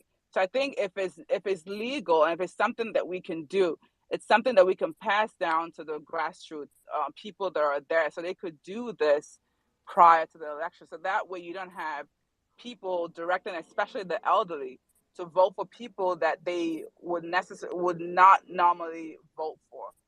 And I think that's basically what I was gonna say. But I like that we are having these discussions because it brings certain things to light that we should be looking at. On that note, I'll say thanks for listening. I'll just say hi to Jay Obedient and everyone else that I can't see. Naomi, Darren. I mean, I could go on and on calling, but I'm not gonna do it. So I just say I love you all and thanks for listening and God bless. All right. Yeah, thanks, Mary White. Let me just quickly clarify that point you said now that somebody raised on. So I wasn't there. Okay, what I did on the fundraiser spaces, I made sure my account is always there when maybe I'm not there. Every time I'm there, I'm always speaking. But that particular point, I'm sure within this space, that's a question we'll throw open. I'm sure within this space, maybe one of our legal minds can Yeah, clarify. it's allowed. I think 100 meters from the pole. 100 meters from the pole. So Saddam, where it is dicey is that a typical, as in for most polling units, except from, there are some polling units that are usually singled out, but a typical election polling unit is usually inside the school. In fact, usually one unit will be outside one class. You know the way Nigerian government schools usually Yeah, are. that's why I say 100 meters. 100 meters from the polling unit. So definitely, almost all the polling units are most of them are inside school. So 100 meters probably from the entrance where people are coming in. You just post find one strategic banner big enough. You will see it, so many parties. Yeah. So of course there will be party posters already safe around that. Yeah. So I think maybe because I'm not sure INEC goes around to see No, all the INEC will posters know. that INEC already will are. go around destroying the ones that are as close as possible to the polling unit, the polling booth. That's what they do. I think I've witnessed that. But the ones that are far, at least 100 meters from there, INEC have no business interfering with any poster 100 meters. So it is another strategic. That's why you have voters, the vote canvassers. Those are canvass for vote, and of which every obedient is a vote canvasser. Well, Exactly. if you're not, if you don't have a PVC, because there are people they go dig vote from far. You don't tell them say, more say LPs. They show them, more will do everything to win elections legitimately within the law. Nothing. We're not without Yeah. money to waste. Yeah. We just be So strategic and use our brain. There, I'm certain for a fact that there is no APC person that can go and tell another person going to vote on election day and come and vote me, vote APC. They go beat you. You understand? It is not possible. Except say the only way you can tell them is to bribe them. You understand? And all the money that is coming there is fake. All the money APC have now in their hands are fake. Any note you see APC with Nigerians, any I note. said, Saddam, I said, obedience in that day. Start shouting that any money they give you is fake. Oh. Like, Fake now. you That's what we're start passing. to That's the people message we're unit passing now. that. Fake. Let it look like original. It is fake. There's no real note anywhere. Even if All the original, money out all there the is money fake. is fake. It's fake. So just take that out to your mothers, your brothers, sisters, all of you, wherever you are, rural areas. As well, please, it is very important now. 100 million man march we're planning. That is the please, all of you doing poster, banners. Let it boldly written. Any money you're collecting is fake. There is no original money coming out this period. Please let them know. You can't vote. You can't sell your vote 10,000 fake notes. that point is very important. See, 10,000 fake naira notes. anywhere Can you I are. can I say something? Can I Instead of end finish, my? go chop. Talk. Okay, Mary White, quickly go ahead. Yeah, I was gonna say, and another Let's thing take that was someone else. said. Let's take No, Toye, Otumba. Let me just this Otumba. critical thinker. Otumba. He's in my favorite state, Delta Otumba, State. can you hear me? Yeah, I can hear you. Mm-hmm. I think Mary is saying something. Oh, I can't hear Mary. Sorry. I can Okay, go hear ahead, Mary you. White. Yeah, quickly. Okay. So I was going to end too. I'm only saying this because we have the numbers here. And I think it was said on that fundraising then too. And I know we did have a time where we were flashing the LP logo on our profile. I think we should continue that. That was one of the things that was discussed there.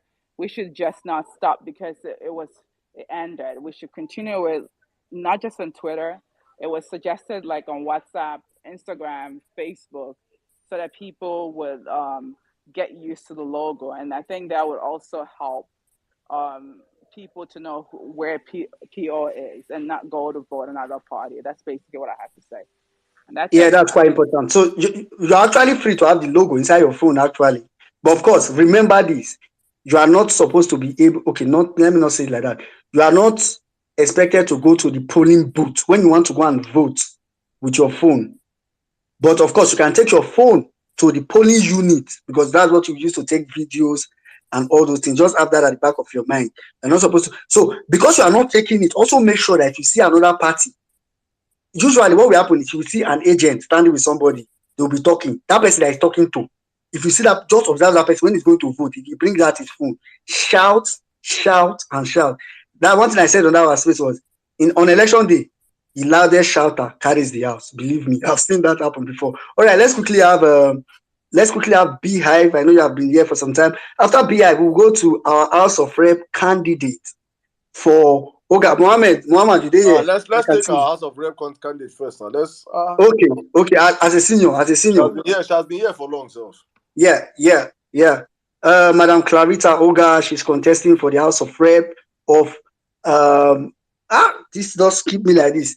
I'm sure you know Ogoja Yala. Ogoja and Yala, yes. Of Cross River. Yeah, go ahead, man. Thank you. Thank you, Saddam. Thank you, well-meaning Nigerian. Hi, Jimmy. Hi, everyone who is on the speaker session and other listeners. So I wanted to come up here to quickly address the question that I believe it was Fetch who asked that question about what are the National Assembly candidates doing, for the movement in the grassroots areas. So I just wanted to provide some perspective from the work that I have been doing. And before I go into that, I wanted to say that we have to understand that when Peter Obi joined the Labour Party, you had, a lot of people who were inspired by that move. They decided to pick up nomination forms. But one thing we need to understand is these candidates are not, your typical career politicians who have amassed wealth from, stolen funds, misappropriated funds, and all of that. So you have candidates with different capacities, right? You have candidates who are able to, fully sponsor their campaign, and then you have other candidates who are able to contribute to the movement in their own way. One thing that the Labour Party has, is the goodwill of the people, right? So you have a situation where you may not have enough or as much money as the other parties, but you have access, to things like the support groups. You have access to volunteers. You have access to passionate supporters of the movement who are, willing to contribute their time. They are willing to contribute their efforts and all of that to the movement. And that's something that has really helped me in my own campaign. So when I first started my campaign, it was obvious that there was no Labour Party structure in my constituency. The first thing we had to do was, rent a place in the two local government areas, furnish it, and right now that's what my constituency is using as the secretariat, the Labour Party secretariat, right? So we had to work with the Labour Party excos to get this off the ground. In addition to that, there was no presence of Labour Party as when it relates to things like banners, posters, and all of that. So we've had to print multiple banners spread across all the different wards, thousands of posters. In fact, we've had to supply materials, and by we I mean me and my team supply thousands of materials to the different support groups operating in my constituency. Um, and then there are also other Labour Party candidates in other constituencies who don't have, as much capacity as I do. So sometimes when I print these materials for myself, I tell my team, okay, print this set number of banners or posters, and then have it shipped or have it sent to other constituencies, to other candidates. So those are some of the things that I have done. And the motivation for me is that even if I don't win, Peter Obi must win.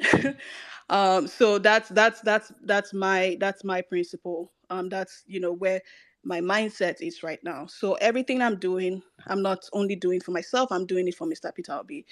Everything I've printed, all the banners, all the posters has Mr. Peter Obi on it. And that has gone a long way in spreading the word in my constituency. And working with the support groups has also really helped, because having access to almost to hundreds of volunteers to help with things like pasting the posters, things like erecting the banners. In fact, there was an incident where some of our banners were destroyed, and we had some volunteers who saw the destroyed banner and took it upon themselves to re-erect it, to put it back up, um, of their own free volition. We didn't have to pay them for it. And we have people who have also volunteered to go around the different wards, making sure that all the banners are still standing, and if they find any ones that are destroyed, they let us know and we resupply them with more banners. So one thing that I would like to say is that I know a lot of people think that some of the National Assembly candidates running under Labour Party are just waiting to write on the name of Mr. Peter Obi, but it's not realistic, because the other parties are not just going to sit down and wait for all the voters to vote Labour Party on that day, right? They all have their own strategies, they all have their own plans, and it requires, like, we need to do the work. I don't know if there are any candidates listening to me, but we can't just sit on our hands and just expect that people are just going to vote Labour Party top to bottom. I mean, I would advise that, voters actually vote Labour Party top to bottom, not because, it would benefit me personally, but because we need to create that opposition, right? I feel like all these parties have gotten away with a lot of evil doing for too long. And we need to actually make a point. We need to tell them that, what you do actually matters to the people, right? You cannot just go around, making, useless policies that, don't even have any impact on the people. So even if what it takes is to vote Labour Party top to bottom to prove that point, I say that's what we should do. So I would like to round off by saying, as we get closer to the election, what I'm working on right now in my constituency is to bring all the support groups together, because up until this point, every support group has been working on their own. They all have their volunteers working, spread across the different wards. But I think we've gotten to the point where we need to form a coalition in every ward, every constituency, every local government area. All of these support groups need to come together and come up with a strategy for election day. Because one thing we need to do, as we are going around canvassing and sensitizing people, we also need a plan for election day itself. A plan that involves going to all the different households and talking to people and getting them to come out on that day to vote, because we need the numbers. I've been following the polls, every poll that has been released. I've been following it closely, paying attention to my state, and I think from the next year poll, I think Cross River is at either 63% or 68% Labour Party. I took that as a challenge. That's not good enough, right? We need to increase that percentage. We don't have the luxury of letting the other parties, take 25% or splitting it amongst themselves. So every vote counts. So if we can work with the support groups to consolidate, their structure, so that we come up with a plan, spread them across the different wards, and give them the mandate to go out on that day and ensure people show up to the polling units. That's something we need to do. But yeah, that's all I wanted to say. Thank you so much for the opportunity to speak. I Yeah, always thank enjoy you very speaking on this much. platform. So yeah, thank you.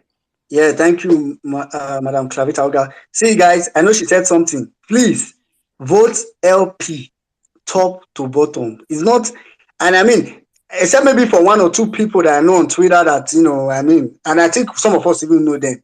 And those ones are probably in Abuja or something. Aside, of course, Madam Juliet, for people that are in Kogi, of course, whether or not you like it, our brother Isaiah, but anywhere else, vote LP top to bottom. Just this point I want to say now, let it stick to your head as well. Everybody, let it stick. See, don't go to the polling units and start to canvass for vote. This particular point was actually raised by one of our brothers. I think it was even here not too long ago, or Tumba Dike.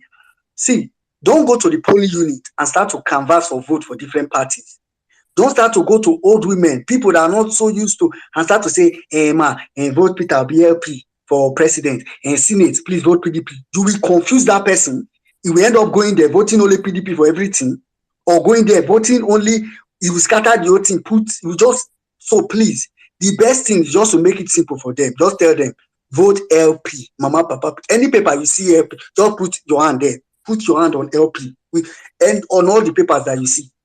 At this point, I don't care. I said, baby, and I'm glad that Madam Juliet is running in Abuja. I mean, people are exposed or something, and those ones can probably deal with it. But in a lot of other places, please, let's not confuse them. All right, let's quickly go to Beehive. Beehive, can you just do this in like 3 minutes? Can you hear me? Yeah, go ahead. Oh, okay. Yeah, I'm sorry, I don't know that I can do 3 minutes. So just Just let me go. I've been here for a very long time. I think you should My brother, pacify me. please do 3 minutes, I've been please. here. I'm here since before People have DJ been came. here as long as Wait, you have hold been. on. Please, Okay. Good evening, sir. I will try, but just let me have a go. So first thing I wanted to quickly mention that it seems like have we given up on those that could not get their PVCs? Have we shut that door? Because if we haven't, I don't see the Labour Party. Chigozie had a case in court, and they said, "Oh, collection had not finished, so because of that, we should go and come back when collection finishes. So when collection finishes, you can reopen that case and say, oh, okay, collection has finished, and so this is the number of persons that we're not able to collect. So how do we make INEC allow us votes without having? Right, that's one. If we haven't given up, then maybe we need to resuscitate that conversation. Secondly, somebody said that we cannot, if you don't have your PVC, that you cannot go to your polling unit, or you should not go to your polling unit. You should not. I just wanted to say that that is not even something that we should even mention at all. And this is not the kind of place that we should be passing that kind of information. With well-meaning Nigerian on that stance, right? Everybody should go to their polling units. The closest one the one that is closest to your place. Like everybody should leave their house, because once you start to say, oh, if you don't have your PVC, you can't go to your polling units, then you start to reduce that number already. Because what is the essence of leaving your house to just hang on the streets and be doing what? Everybody should match their polling units, right? That should be the message. For the canvassers, because well meaning, you mentioned sometime that we cannot campaign at the polling, but canvassing is campaigning to some degree. So yes, even if we cannot, put on paraphernalia of Labour Party, we can have the images on our phone, like you mentioned, and hustle for customers. I like to say hustle, stand on the polling unit and make sure that, persons are repeatedly, familiar with first the logo and the acronym stay in their mind, right? As for what is happening in Lagos, I just want to say that what we can do, and I've seen calls from most of the obedient accounts saying that the INEC has to go because this is a decision that's coming from him. So maybe we can put pressure on the INEC. So either INEC sort of redeploy him, or they have to somewhat go back on that decision. For the other states, some people mentioned that we cannot control what happens in other states, and that's fine. But the one that we can control, they say the stone that you can see does not go into your eyes. So this one that we can see coming to blind us, we're not just going to open our eyes and let it come in. If you're familiar with elections in Lagos, this is a template. It is a recurring template. Areas like Ojo, um, um, where else? Ejigbo, just Okota, evil dominated areas. Materials will be getting there by 1 p.m., by 2 p.m. So when you start accreditation, when you start voting, by 5 p.m. it's already dark, and we're finished. And people don't feel not enough persons vote, and they just collect the results, whatever, anyhow. And the thing just gets it. So maybe we have lost in the polling of like 500, only 200 persons can vote. That is already voter suppression. So we can already see this stuff coming, and it's not something that we can just sit still and say, oh no, let's not overflow it. Let's overflow it. This is the time to overflow it. Beyond now, there will be nothing to overflow anymore. So everything that we need to, sort of bring to the bear, we should. I want to say congratulations to the lady that just spoke. I think that she's going to win. She said even if she doesn't win, Pio should win. Well, it's the other way around. And if she does win, Pio will definitely win if she can, sort of deliver her constituency. And I expect that the persons already have the sentiment of voting LP top to bottom, anyways. And with the goodwill, like you mentioned, that we already enjoy with the party, she only needs our presence really. And that's the problem that I've been having. Well, meaning you're in Edo State, most of Edo State's people, they're not representing at all. I'm not even in the country, but I know many heavyweights Edo people from Facebook and YouTube, and they are complaining. Even people at home complaining that Labour Party people Labour Party reps and senates, Okay, BI. yeah.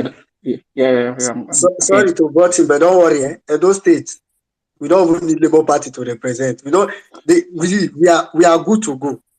Take me on that. No, they are very strong PDP contenders, especially in like Edo, Edo Central, Edo Yeah, yeah, North, I there's a very understand. I strong understand. APC presence. So that's what I mean by assuming Yeah, yeah, the yeah. Labour people will come. They will also suppress those. If you've seen the polls, you see that most of those percentages, those APC and PDP, they're coming from Edo, not Edo South. Edo South, Benin City, where by our side now, that one is locked down. Every top of bottom will probably vote LP. But Edo Central is a predominantly PDP zone, and Edo North is because of Oshomole is APC Kini. So if those LP people were a little bit more present, that would have. But let's not even go into that. I just wanted to point out that All I right. support the Okay. other person that said that Labour Party people were not necessarily doing as much. So let's commend the ones that are doing, and let's Yeah, not yeah. to overflow the ones that are not doing. Sure, because at the end of the day, some of them are still sneaking. A lot of assembly seats will be filled, whether the All right, person bro. show face or did not show face. I think there was something else I wanted to say. I don't remember. I'll probably just stay up. Don't drop me in case I remember. No, Thank you. no, well, if you remember, you can probably put it in the comment section. Fine. At this space, we are going to, I mean, try to, and this happens every Tuesday. So, I mean, probably may not be able to finish everything today, but it's still going to happen. Let's quickly have Muhammad, my brother Yaya. Ah, Muhammad, are you there? good evening. Go ahead. Yeah, I'm here. I'm here. I'm here. Well, meaning Nigeria, I'm here. Good evening, everyone. Saddam, Otumba, Savik, Mary White, Captain Jamil, Jude. I saw Jude here. Good evening, everyone. I sincerely want to talk about, election coming. And whatever I'm going to say here, I'm talking about the experience we do have here in the North. The terrain is never the same. Even though we practice the same political system, but the method in which election is being practiced here, the way election is being conducted here is a little bit different. And somebody says something very, very important. I think it's Otumba concerning manning, polling units. If you are picking materials, because I have been in this system for long, I must tell you this. I have been participating in election, conducting election, being presiding officer, Seriously, what drew my attention was issue of taking materials from the rack, that's rack center, where everybody will go and pick his materials back to various wards or polling units in the ward. There are some people that you will see in the car or in the vehicle that is to convey the materials to the various polling units. You see some people sitting comfortably, as if they are INEC staff, whereas they are not. And this is where we need to tell everybody, like every Labour Party member across the nation, we must also participate fully, just like every other person used to do. And nobody will intimidate us. You know what I mean? Like if before I used to, maybe if before I used to do it for the purpose of community service, or have been doing it for the purpose of some parties that I feel may bring light to the nation, and probably they failed or they have failed. I remember myself. I can't change party, but I can change. I remember my name and my capacity remain. All I do, I will continue. The only thing this time around is gonna be in favor of another. You know what I mean? So we need to tell people, sensitize people, because good number of people that are with us today, crying, agitating for better governance, have know a little experience on conduct of election. And if you don't have the experience, believe me, all what you have done will end up going to somebody's favor, be in favor of others. So this is where we need to take it very, very seriously. I have been in this act, I have been participating, I have been conducting elections since 2007. I have this experience, and in the north, I know how it used to be. Some people will even offer you INEC officials, habaga, abinchi, you know what I mean? Seafood, sea water, see this, see that. Now, just feel at. So we are part of it today in the north. We will not allow it to happen. Thank God for beavers. Thank God for Thank God for beavers. So many things, so many irregularities will be caught. I assure you this, and we will do everything humanly possible. Lastly, issue of observers. I have a problem here, please. You know, Nigeria has not been that seriously digitized. You know what I mean? They are not. Somebody can go and print nonsense like International Observer. Go paint your hair gray or go shine your just go dye your hair. Say you come from South Africa. No agree. No, I'm serious. We must see relevant. You must be duly accredited by INEC and some relevant authorities before we allow you. Go print nonsense card put for chest, can they intimidate people? Never, it will not happen. Lastly, please let's make sure we give people enough fun stickers. This is the last thing we should use as yardstick. Enough fun stickers. Enough fun stickers. Nobody will ask, okay, you tell me not to bring my phone to vote. What if I'm living like 500 meters from my house to my polling unit? Who do you expect me to give my phone to? Then in case of emergency, who do I call? Burn that thing, I beg, forget them. Work. Nobody have the right to ask you to. The highest thing you tell me is to put my phone inside my pocket. You get? So we are going to share enough fun stickers. No retreat, no surrender. Peaceful election must take place. And he who win shall be declared the winner. We are going to do everything within the law of Nigeria and ensure that good governance come to reign in Nigeria. God bless you all. Bye-bye. Yeah, thank you, Muhammad. Let me just quickly read some comment from our comment section because these people here, they are participating. A message from a comment from Service Culture says, I have a different experience. I followed my parents to their polling units and nobody asked me anything in Lagos. So like I said earlier, it works differently across different places. Like so many comments, I can't go through them. All right, I know Auntie B, I can see you in the building. We'll come to you. I know Ayawe, you have been here for very long. Please just speak. If you can just do 3 minutes so that we can go to another speaker. Ayawe, are you here? Yeah, I am here. Yeah, thank you very much. Just go ahead. Okay, good evening, everybody. It's almost morning, actually. Okay, so I'll be speaking very briefly, and first of all, I want to commend the previous speakers who spoke.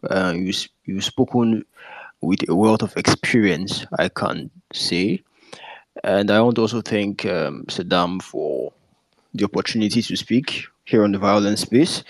I've been following through for a while now. Okay, so basically, yeah, I want to just go straight to the point. Now, I want to be speaking basically on electoral mobilization for that day.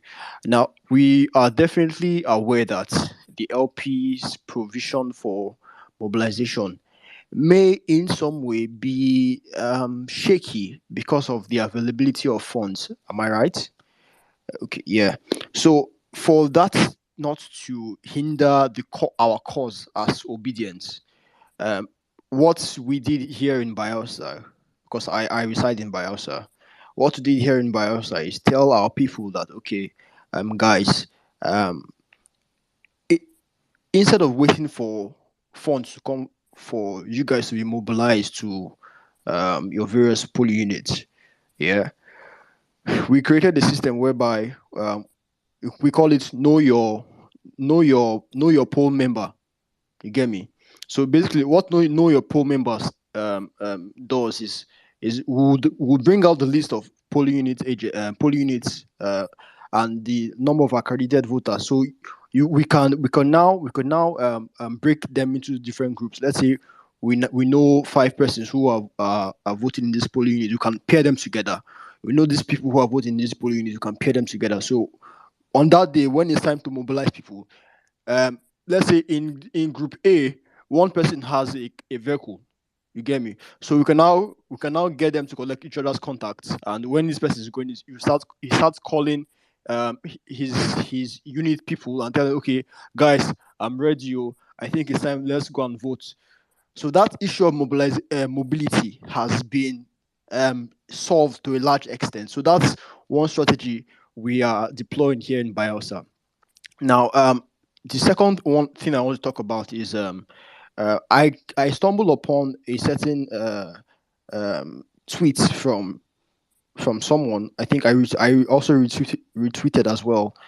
He spoke about him going to court to get a court hearing regarding the disenfranchisement of students in the participation of election. Because now, I think one of the strategy that these people are trying to harness is basically now we all know about the ASU strike.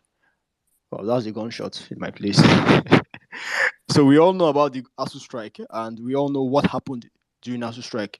Now that ASU has resumed, now they are now putting an enormous amount of workload on students during this election period. Now, what that does is that they are now disenfranchising students to go and collect their voters card, also disenfranchising them to go to their various polling units to vote. Because even though let's say they give that election day as a day of rest, obviously it's useless because we are losing out about 13 million voters voting strength nationally, because they obviously knew that no student in his right frame of mind would either vote for Tinubu or Atiku at this current point in time. So what they were trying to do is also to see how they could collapse that system. So the ones they have, they will see how they could induce that with money. So in that regard, this tweet I stumbled upon, the person who I am now in contact with says that he went to court to get a petition against INEC and ASU. Now, what he's asking for is basically there should be a 1 week break for students of different institutions for them to go home, get their PVCs, and be able to go and vote on that day. Now, I think what he has done so far is he's gotten the petition, and he needs help in students from different institutions filling that petition. So he could go for another hearing on Thursday, which is next tomorrow, at Abuja. Okay. So yeah, so I am not in Abuja currently, but I want to go to Abuja. So I am also soliciting on the violence space. I would retweet and probably send it to you, Saddam. And if we could get people to also fill that petition, and if we could get people who are in Abuja to also make themselves available on Thursday, to also join him in court to create more awareness. Then there's also going to be a press release on Wednesday for this purpose, and there is now what I call Obidatu Students Directorate. I think this was formed some few days back, but by some elder statesmen, and I'll throw more light on that, probably not now, but some other time. Now, the Okay. objective basically of the Obidati Directorate, Student Directorate, is to first canvass vote for Obi. Secondly, is to get insights of what students feel about the educational system. Me probably getting direct access to PO. Then thirdly, also what maybe advocating for a better environment for students, and this is one of them. So now the Obidati Student Directorate is also the one fronting this movement. Now, the national director of this movement is in Abuja. He's the one that's conveying this mission, and I think it would be nice if we could also throw support for these people, not financially. I mean, just show your presence, send the petition, fill the petition. If you're a student, fill the petition, and let's see how we could push this. That's just Brother, can you my. please wrap up in 30 seconds, please? Thank you. Yeah, I'm I think through it's already. done. I'm Yeah. through.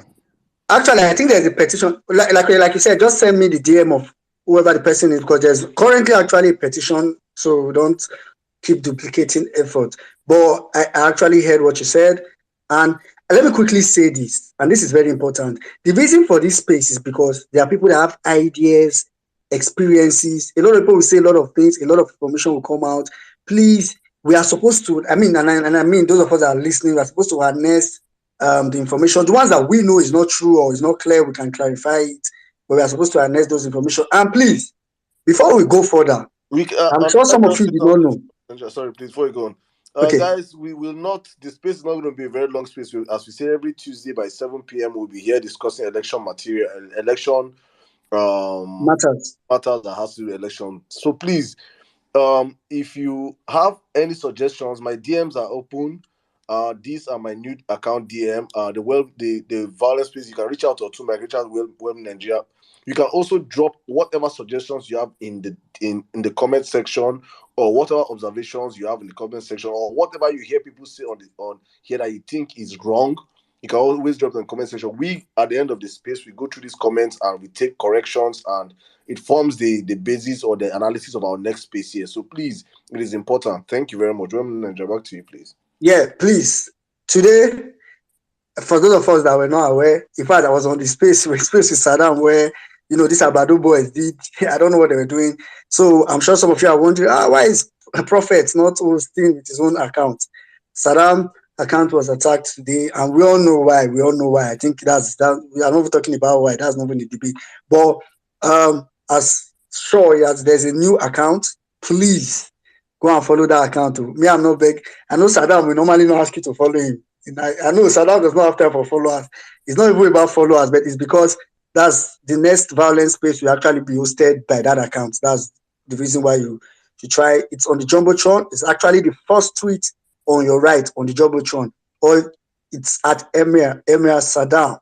Saddam not graduate to from knight to prof, from prof to prophet, from prophet now to hey. The way Saddam they go now. Please follow. Take Emir out now. The one way will come next after Emir. Please, all right. go and follow the account. Say this also. Let me say this also because ever since this particular account is an account that we have a whole lot that holds that. In fact, this is the backbone of the whole violence space. So it's an account that is well protected. But I understand the level of attack all my accounts get because of the kind of work we do, and it's normal because the people that we're talking about are people that normally nobody will talk about them and what the kind of information we give. So I am willing to always take the bullet. I told my friends the last time it was the Saddam uses account. I said no. I know that after that first account that they're going to take the second one. I knew that. So I already started getting attacks from early on. So even this Emir now, I know they will still come for it.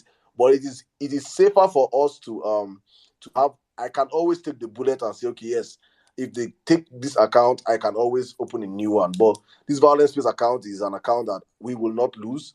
So subsequent spaces I'll be hosting back with the Emir account so that anything I want to happen, make it happen to that account where I go to create. If they take out Emir, I bring the next one. The other one is the Ganduza.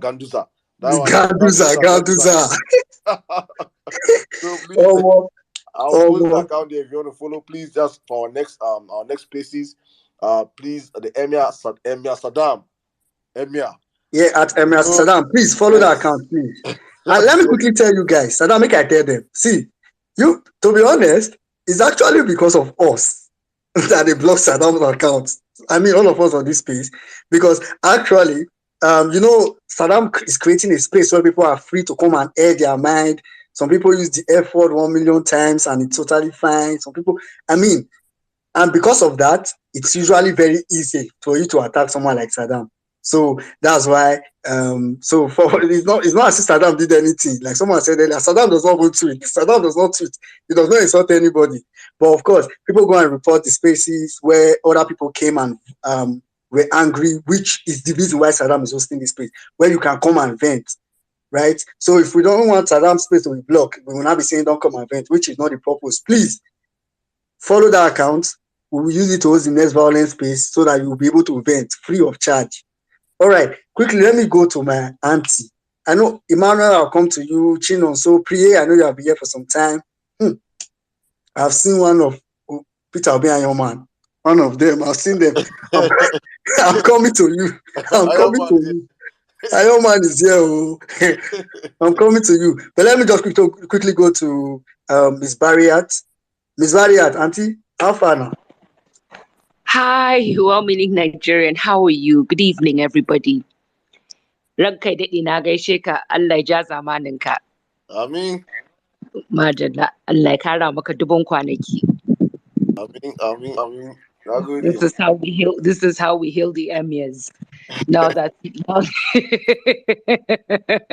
now that you're an emir, next time I'll wear our ear and just be listening to the space, knowing that an emir is in our presence. So we'll dress with our and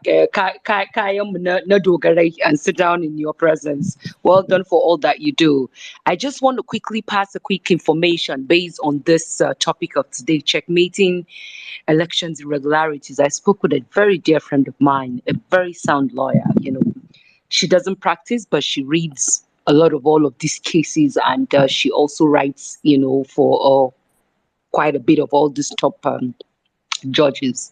And one of the things she said she discovered, with the Oshun election, which when we spoke, she advised that, LP must take that into consideration. Very simple stuff that she said she figured out, but was overlooked by the, what do they call those guys? The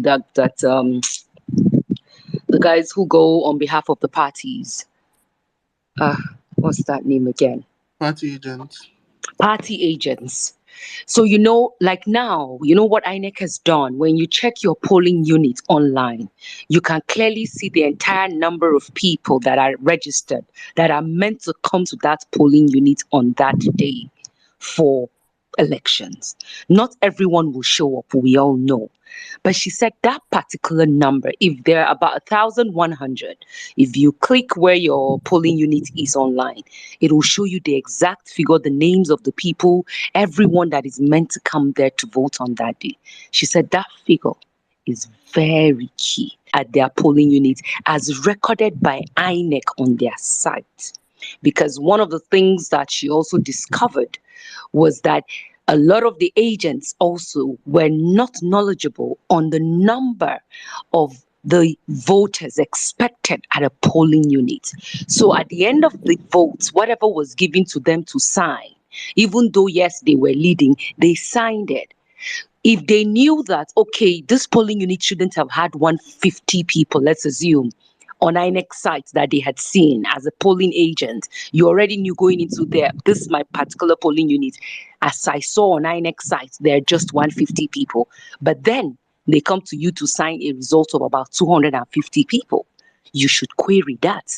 You shouldn't sign that. It is a trap because you're fully aware. So they should be guarded also with that information. Please, if there are party members here or that PCC or Big Tent, if you're listening, this is one key area again that was exploited because the polling agents went there not so knowing the exact number of voters that were expected at a particular polling unit. So please, all LP polling agents should be guarded with this information. If you live and screenshot it when you go to the site of the unit you're going to on that day, have it on your phone so that when they finish counting, check also with what you have. If it's supposed to be 1,300 people and INEC is telling you 2,000 people showed up, accredited and voted, and this is what is uploaded in the system and they're sending it to the server, whatever it is, query that immediately and raise an alarm. So that's all I needed to just bring to our notice because it was one key thing that was noticed by her and she passed that information to me. Thank you very much. Wow, thank you, Auntie Bayat. That was actually a very crucial point. I In hope you fact, jotted that point down. Very important too. yeah, in fact, I'm actually going to come to the BVAS point as the next point. So if you are still on this page, make sure you remain on this piece. I'm coming to the BVAS. I just want us to take a couple of speakers. Then I'll come to the BVAS and explain like just the process, how it works, because I know some people are confused about it. But before I go to the next speaker, you remember just now, the last guy, Ayawe, that spoke.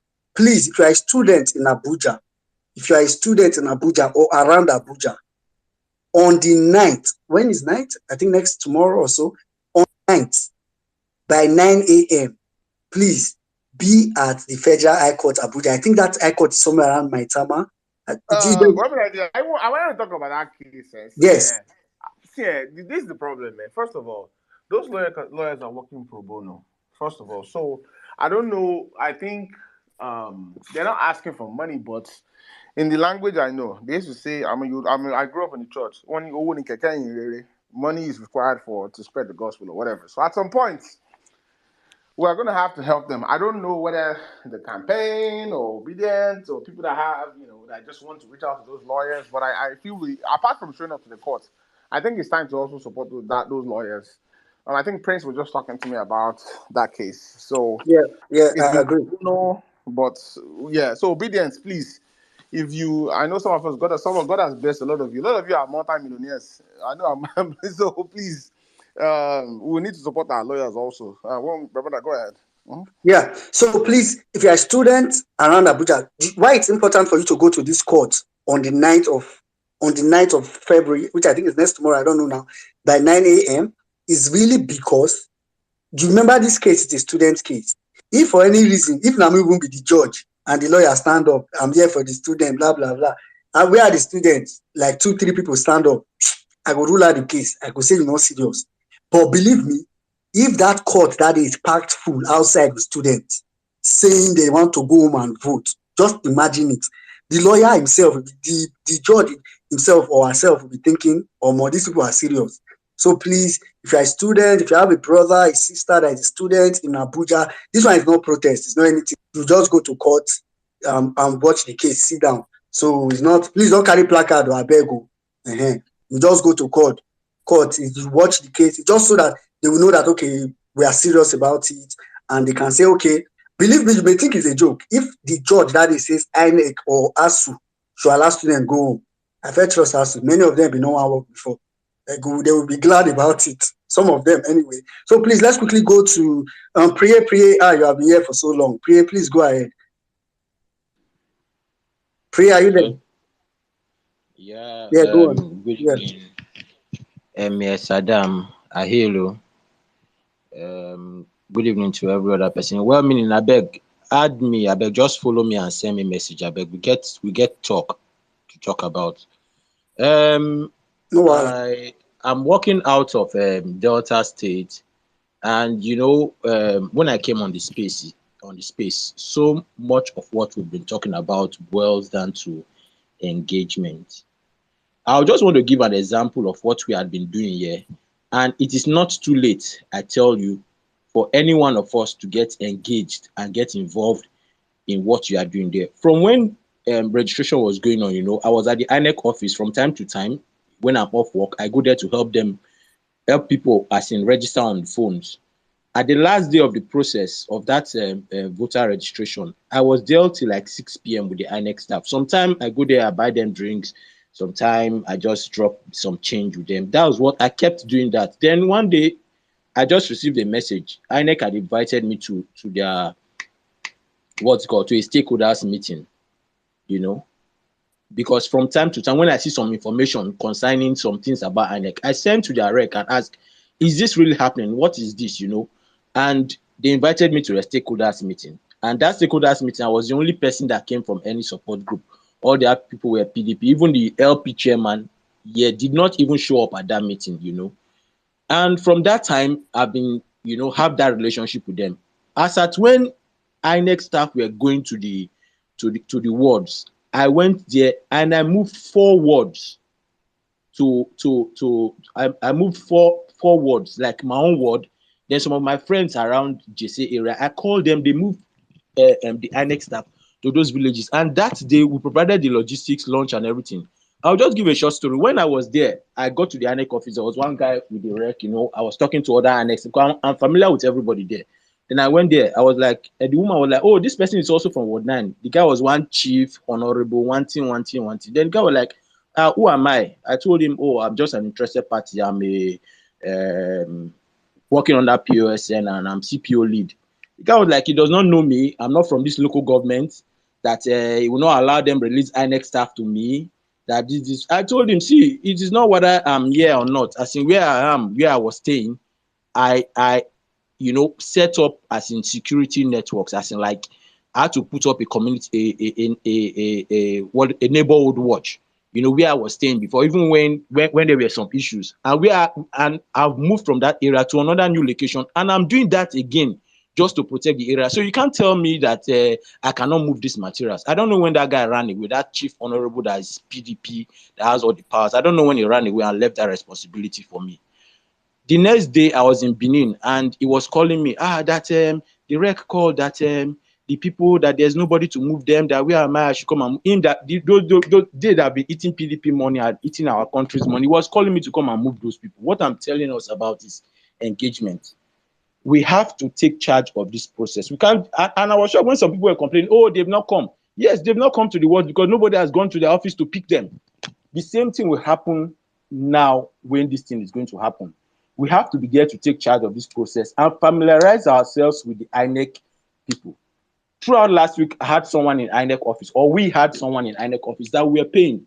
At one point, INEC now gave that person rights to be, as in their login, to be logging in complaints. So that's here. Sometimes we'll complain, oh, PDP is too close to them, oh, APC. Yes, because they go to the office each time, not like every time, but sometimes I just go there, just water, cold water, you buy it, just cold drinks, you buy it.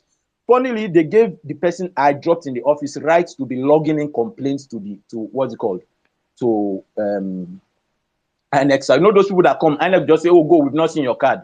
Because they are busy. But when they now saw somebody that was giving them an LP, and that lady was helping them log in those complaints. And she logged in about over 100 complaints she did log in. So I encourage all of us, it is not too late to go and engage with our INEC people. Ask them, what can I do to help? You know, bit by bit, you know, you warm up to them. And those relationships will play a large role as we go into the elections. Because if something is happening, somebody will just call you and tell you. Because if they don't have your number, who would they call? If they have a security report, they don't know an obedient that will take that information and run with it. Who would they engage?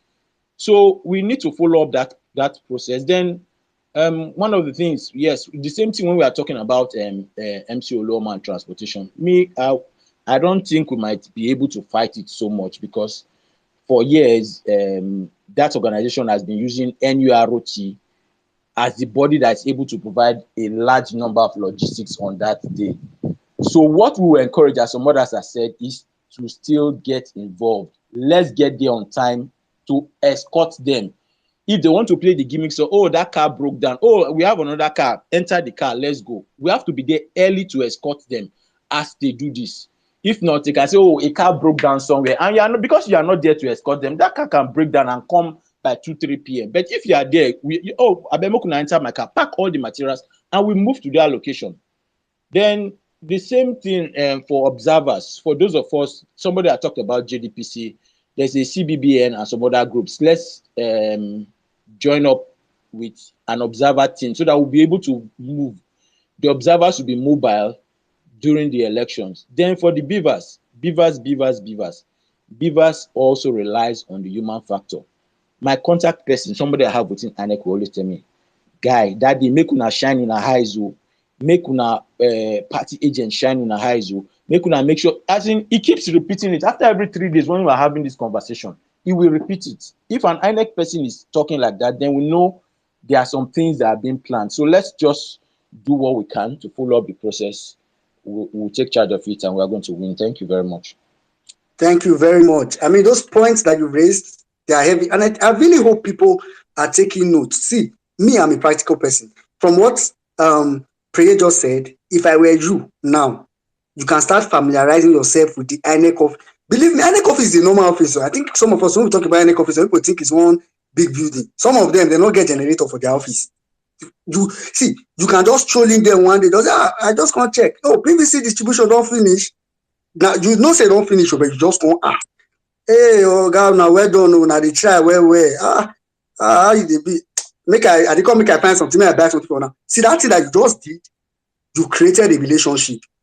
That person that you interacted with, form a relationship with that person. Go there once, twice. You people exchange number. If anything is going wrong, that person is going to call you. Because last, so far I don't tire everybody for this country. All right, let's quickly go to Emmanuel. Emmanuel, please unmute your mic and speak as fast as you can. Hi everyone, good evening. My Emia, Ran Kadidi. Make I not talk too much, but that muchikani yensu. Very that muchikani yensu. Let me greet my people. Igokenu.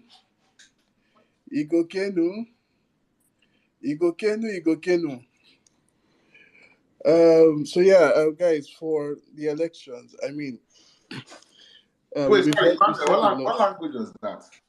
Eh? The language. You know, Again, yeah, Malawi. Now when Tinubu take Amanda it goes there. to the volcano. Now so Tinubu take greet Oba that day wey cause problem. I beg you. Okay, make I greet. I for greet Saddam for that one. No. Oba Alopaye. Papa, wait till you talk. If you say I call that greeting, I make up bad invest that way this guy go there. Cause that greeting, that guy murder that greeting. I'm beginning not use that greeting to the play. Go ahead, Emmanuel. All right, guys. So yeah. So we've heard a lot of things on the bill. So what I'll just try to emphasize a few things that I think are very important. So number one, like me and well many Nigerians have discussed before on his space, is that apart from just getting there early, one of the things we also have to do is observe the number of people that come to your polling unit. Now, how do I mean? So definitely there's already an amount of people that are accredited or number of people that are supposed to vote in a particular polling unit. Now, the voting period is between 8 to 2, which is a 6-hour period. They tell you start by 8. Once it's 2 o'clock, you stop voting if nobody's coming by 2, right? When people are lining up, one of the things that presiding officers are instructed to do is to count the number of people that are on the line, right? The reason is that it helps them to also be able to check with the accreditation, with the number of votes and everything, right? It helps them to check and be sure that the number that they've counted is the same as the number that has been, number of people that were accredited is the same with the number of people that were that casted votes, right? So please, when you get to your polling unit, right, while you're gisting and you're chatting and everything, also try to see how you can count a bit, right? To be sure, know the number of people. Then also watch the periods where the voting is supposed to be ending. Most especially if your voting starts by 8, right? The period is supposed to last 8 to 2, which is 6 hours. From 2 p.m., voting stops and then counting begins, right? Watch, because Nigerians, we have this fire brigade mentality. Is when it's about to end, like now start seeing people come out rushing to polling units. No, it's going to be an avenue for some of these parties to want to try and send people in, right, to cause problems, right? So watch that 2 p.m. mark. If most especially when your election begins by 8, watch that 2 p.m. mark. Watch the number of people that are on the line, right? Once it's 2 p.m., if you see that other people are coming by 2 p.m. or after 2 p.m. and you're not seeing a multitude coming, raise an alarm. Stop it there, right? That way it helps you to protect, because I'm expecting, when I'm saying this, I'm expecting that all obedience are going to make sure that they are polling units by 8. Sorry, before 8. Preferably 7, 6:30 if possible, right? To help you take a good watch of the area that you're going to be voting in. Now, to people who possibly be working as presiding officers, this was what I suggested last time I spoke about this. 1 week to the election. So the election is on the 25th. Between now and the 18th, I am almost totally certain that they would have told you where your polling unit is. Please, it will not cost you anything if you take a cab, you take a bike or something, wherever you are, and go to that polling unit. Now, what does this help you do? One, it gives you a lay of the area. It helps you familiarize yourself with the place. It also helps you know easy access points if anything goes down, right? Because the truth is, for me, the you as an election official, you are very important to me because you're the one that carries the results, right? So go and know the lay of the area that you're going to be voting, that you're going to be conducting elections in. Know the place, know the length of time it takes you to get there. Be able to know the road yourself, right? When I did the elections in 2019, I went myself to the polling units like 4 days before the election. I went to know the particular polling in the particular place, the particular venue, right? So if you ask me, oh, how what do I want to get there? I can tell you, oh, it take me 15 minutes on bike to get there, right? I already knew, okay, in my own case, there was no much situation of me, okay, do I have good access to run away if anything happened? No, I had to play it smart while I was there. So it gives you, going there gives you a good avenue to know, okay, how do you want to conduct the elections? Are you going to be playing it smart to make sure that you're able to keep everyone in check, right? So these are the reasons why I'm emphasizing on that. So please try and go there early. Try and get there on good time.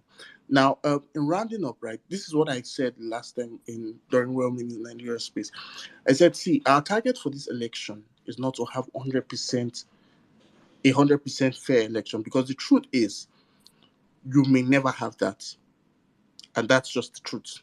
But what our target is that we can reduce these things to ensure that we have at least a 70% clear election. If we can do this, I can assure you that with that 70%, Peter Obi is already the president of Nigeria. But please, you have your part. You must play your part. Okay, you must play your part for this to be successful, right? Everyone has to play their part. It's not left down to the party agents or this. Please, you must play your part. Take everything that you're hearing here and anything you hear subsequently, right, to heart, and ensure you play your part. That's the way we win. That's how we win. Thank you very much, and have a great night. Yeah, thank you, Manuel Ajali. Okay, let's quickly go to Kalumenge. Kalumenge, I know you've been here for some time. Can you Yeah, just do this in like 3 minutes okay, let me try. or less? Okay. I just want to thank everybody. I've been listening, and then I want to thank everybody's contribution. We are really doing well. So, but I just want to say a few important things just to emphasize on what people have said, just to create more emphasis on that. I was hearing of election rigging and that until some time ago when I was waiting for youth service, and some guy from a ruling party in my state then approached me that they're looking for graduates to recruit as presiding officers to help to do whatever. I said, no, I'm not interested in that, but I'm interested in their neck money. So that is why I freely applied to be presiding officer. So this evening, when I read about MC Olomo, I remembered everything that transpired then. See, now I know these ruling parties in various states, when they talk about structure, by now they must have recruited people, ad hoc staff. They work hand in hand with INEC. That's the truth of the whole matter. Most of the states now, the ruling party, they have hijacked the ad hoc staff. Like 70, 80, 90% of the ad hoc staff of INEC, presiding officer, this, that, are those who have been recruited by the ruling parties. That's what they talk about structure. Now, the issue of transporting INEC election materials to the polling center. Now, you have them, those party in charge of the state will be the ones, not only in Lagos, in all these states, that party in charge will be the ones to get their drivers, the officers, police officers that will follow that bus or whatever. They will pay them. All the most of the police, let me not say most, all, they will give them enough money to shut up. And you, a presiding officer, and when you look at the driver is an agent of the party. The police officer is working for the party. So it's already to give you that impression that if you go to police station and mess up, these guys might abandon you or they might kill you on your way back to return the. So it is going to shut you up. That's what they used on me. So when I looked at the officer, it was working for the party. The driver was working for the party. But that is not what's going to, they might use it to delay their neck or materials or whatever. But their aim is just to make you a presiding officer to walk in line so that you not derail. What happens now when they get to the police station? I remember my case very well, vividly. That what happens is that when the time for rigging, now we are talking about beavers. Beavers is not going to vote for us. Beavers is just to transmit election. How are they rigging? We are still going to use paper. We have not gone like UK or America that do electronic voting. We are going to use paper. What happens towards the end of that time was presiding officer, towards the end of the election, when people must have voted and gone home, that's why when we talk about people staying in the police station and wait till everything is counted, till transmitted, that is why it's very, very important. We should emphasize on that, because in my polling station, towards the end of election, people have gone home. Most, like 95% of people have gone tired and go home. And then I saw one agent of the ruling party coming and asking me of the election papers, ballot papers. I say, Oga, what for? The police officer say, what am I giving to him now? Then I looked at the agents of some of the other parties. In front of me there, they were giving the agents of those parties wrap of money, each of the agents. So when we talk about the agents being there, I still believe that the agent of Labour parties will be strong, but because the amounts these guys were offering, it takes only Obi, Peter Obi himself, to be an agent to say no to that kind of money. And all the political parties who brought the agents collected money. Some people who are even asking to be agents of political party, the truth of the matter is that when they apply, they want to be agents. Some of them apply so that they will collect money from the ruling party and from party that has money. They will collect that money and work hand in hand with them, because those agents collected money. And then these guys, through the officer, collected the ballot paper, remaining ballot paper, and completed. Now, when I look at our neck denying people getting their PVC, as a former presiding officer, it just reminded me of what is going to happen. Imagine a polling station, a polling unit of 1,000 people, and those who have PVC are like 400. By the time you hear the result that out of that 1,000, that 1,999 voted, then you know what really happened. From maybe 400 actually who came, then to 900, you know that the remaining 500 were just manipulated. So that is why it's very, very important for people to be agile and remain in that polling station, polling units and whatever, to resist this thing, because it's going to happen. Now they're talking about structure. Now they're talking about change of currency, because it's money, not only money to buy election, pay voters now. It's money to sort both the agents, money to sort the presiding officer, money to sort the police, money to shut up people. But if people are not there, obedience are not in each polling units to look at all this thing critically, even when the police officers will come and tell you, move back. This is time for the agents. Now it's only the agents that are required to be close. Some of these agents have been bribed. Say no, we are watching. We are not going to move back, because they are going to use those officers to move you, and some of them will cock gun to intimidate you to move back. That is the time of rigging. That is the time of manipulation. That is the time when they will configure whatever thing, and then at the end of the day, they tell you, this is the number that voted, this is the number that voted for such party, and this is the number we are keying into the election, the electronic transmission system. So finally, on a final note, as we make the last push for this election, I think we'll. Hello, as we make the final push for people to come out to vote, let us fight with our blood on that day, because now I know they are strategizing now.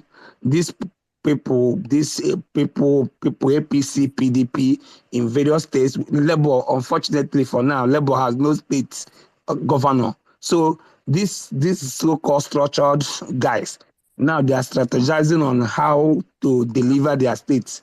Each governor is strategizing on how to deliver their state. And what does that mean? How to manipulate and rig. That is what they have seen clearly. Every poll now is showing Labour winning. They are seeing clearly now that free and fair, Labour will win. Now, what is he going to do? They are now coming to the polling station, polling unit on the day of election to do the final mago-mago. So we must resist it with everything. That's what I want to say. Thank you very much. All right, thank you very much, my brother. Thank you. Mr. Chinonso, my brother, you have the space, please. Yeah, Saddam.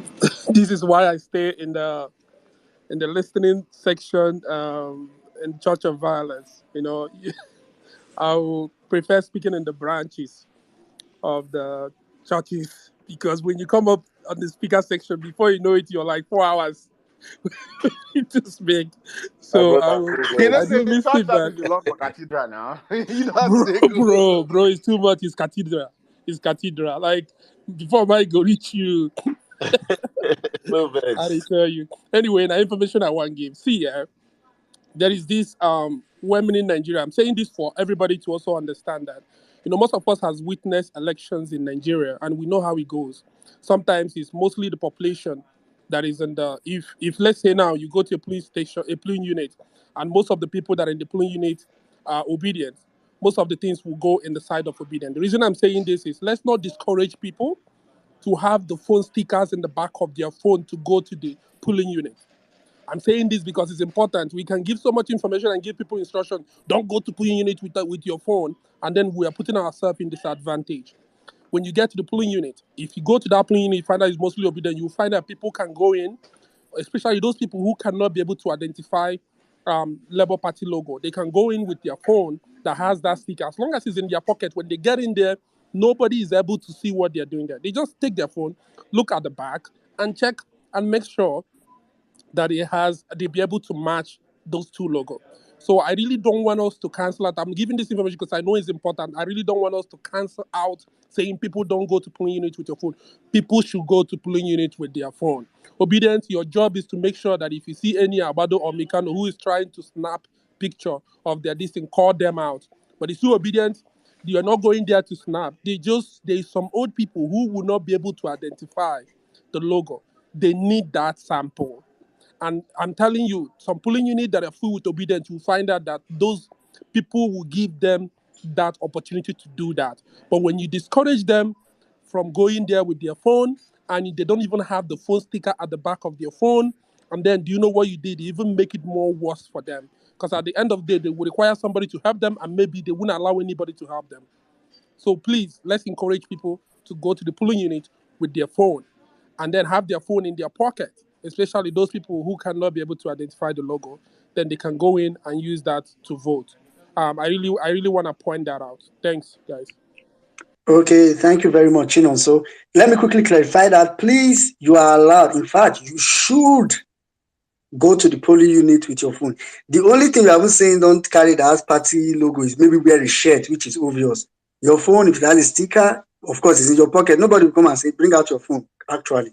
So make sure you have your phone. And like he said, please, when you're at a polling unit where they are trying to do anything, that's when you we shall. But to throw more light on what who was it now? Kalumenge was saying, please let me clarify this, yeah.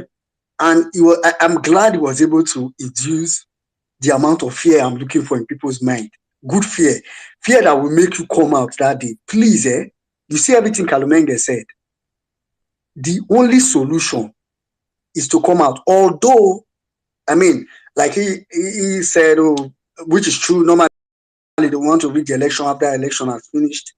Believe me, with beavers, there's little or nothing they can do. I mean, they can't do as much as they used to do. Not like they used to. They can't do as much as they used to do. But, and that's a very strong but. Like I said it earlier, I said in the election polling unit, the person that has their presence felt the most is the winner. That's just it. See, you can I really wish they could do like a test election before the re-election. You will see that if you know how to shout, election polling unit is like football viewing center. If two teams that are rivals are playing, if you know how to shout, if you know how to, you could quench the other people. That's literally how it works. Before I come to like a typical what the beavers works like, because which I really think people should know. I would allow our Iron Man, Alpha, Peter Obi's Iron Man, you there? Peter Obi's Iron Man. Okay, I'm sure probably he's not with his phone now. Quickly, let me just. Please follow Saddam's account because we're gonna. That's where please follow Saddam's account, people. That's where it's on the jumbotron. That's where we're going to be. Yeah, please. Very important. I beg. Go and follow Saddam's account. Yes. Because if they ban it tomorrow again, we'll make another account as they go. Exactly. Like I said to you guys earlier, that's the only way you can express yourself. That's the only way you can talk without you saying, because if we use this Vawulence space to host Vawulence space next week, me, I go tell Saddam, say make it turn and make una know. Anybody should not insult anybody, just talk, But of course, that's not what Vawulence space is meant for. So please, let's appreciate you guys. This handle because we don't want to, we don't want to use this handle to do basketballs because they can clip it and report it to Twitter. So we don't want to use this handle. Yeah, it's very crucial. So let me quickly say this. I'm going to try explain. So literally, let me just tell you how election is.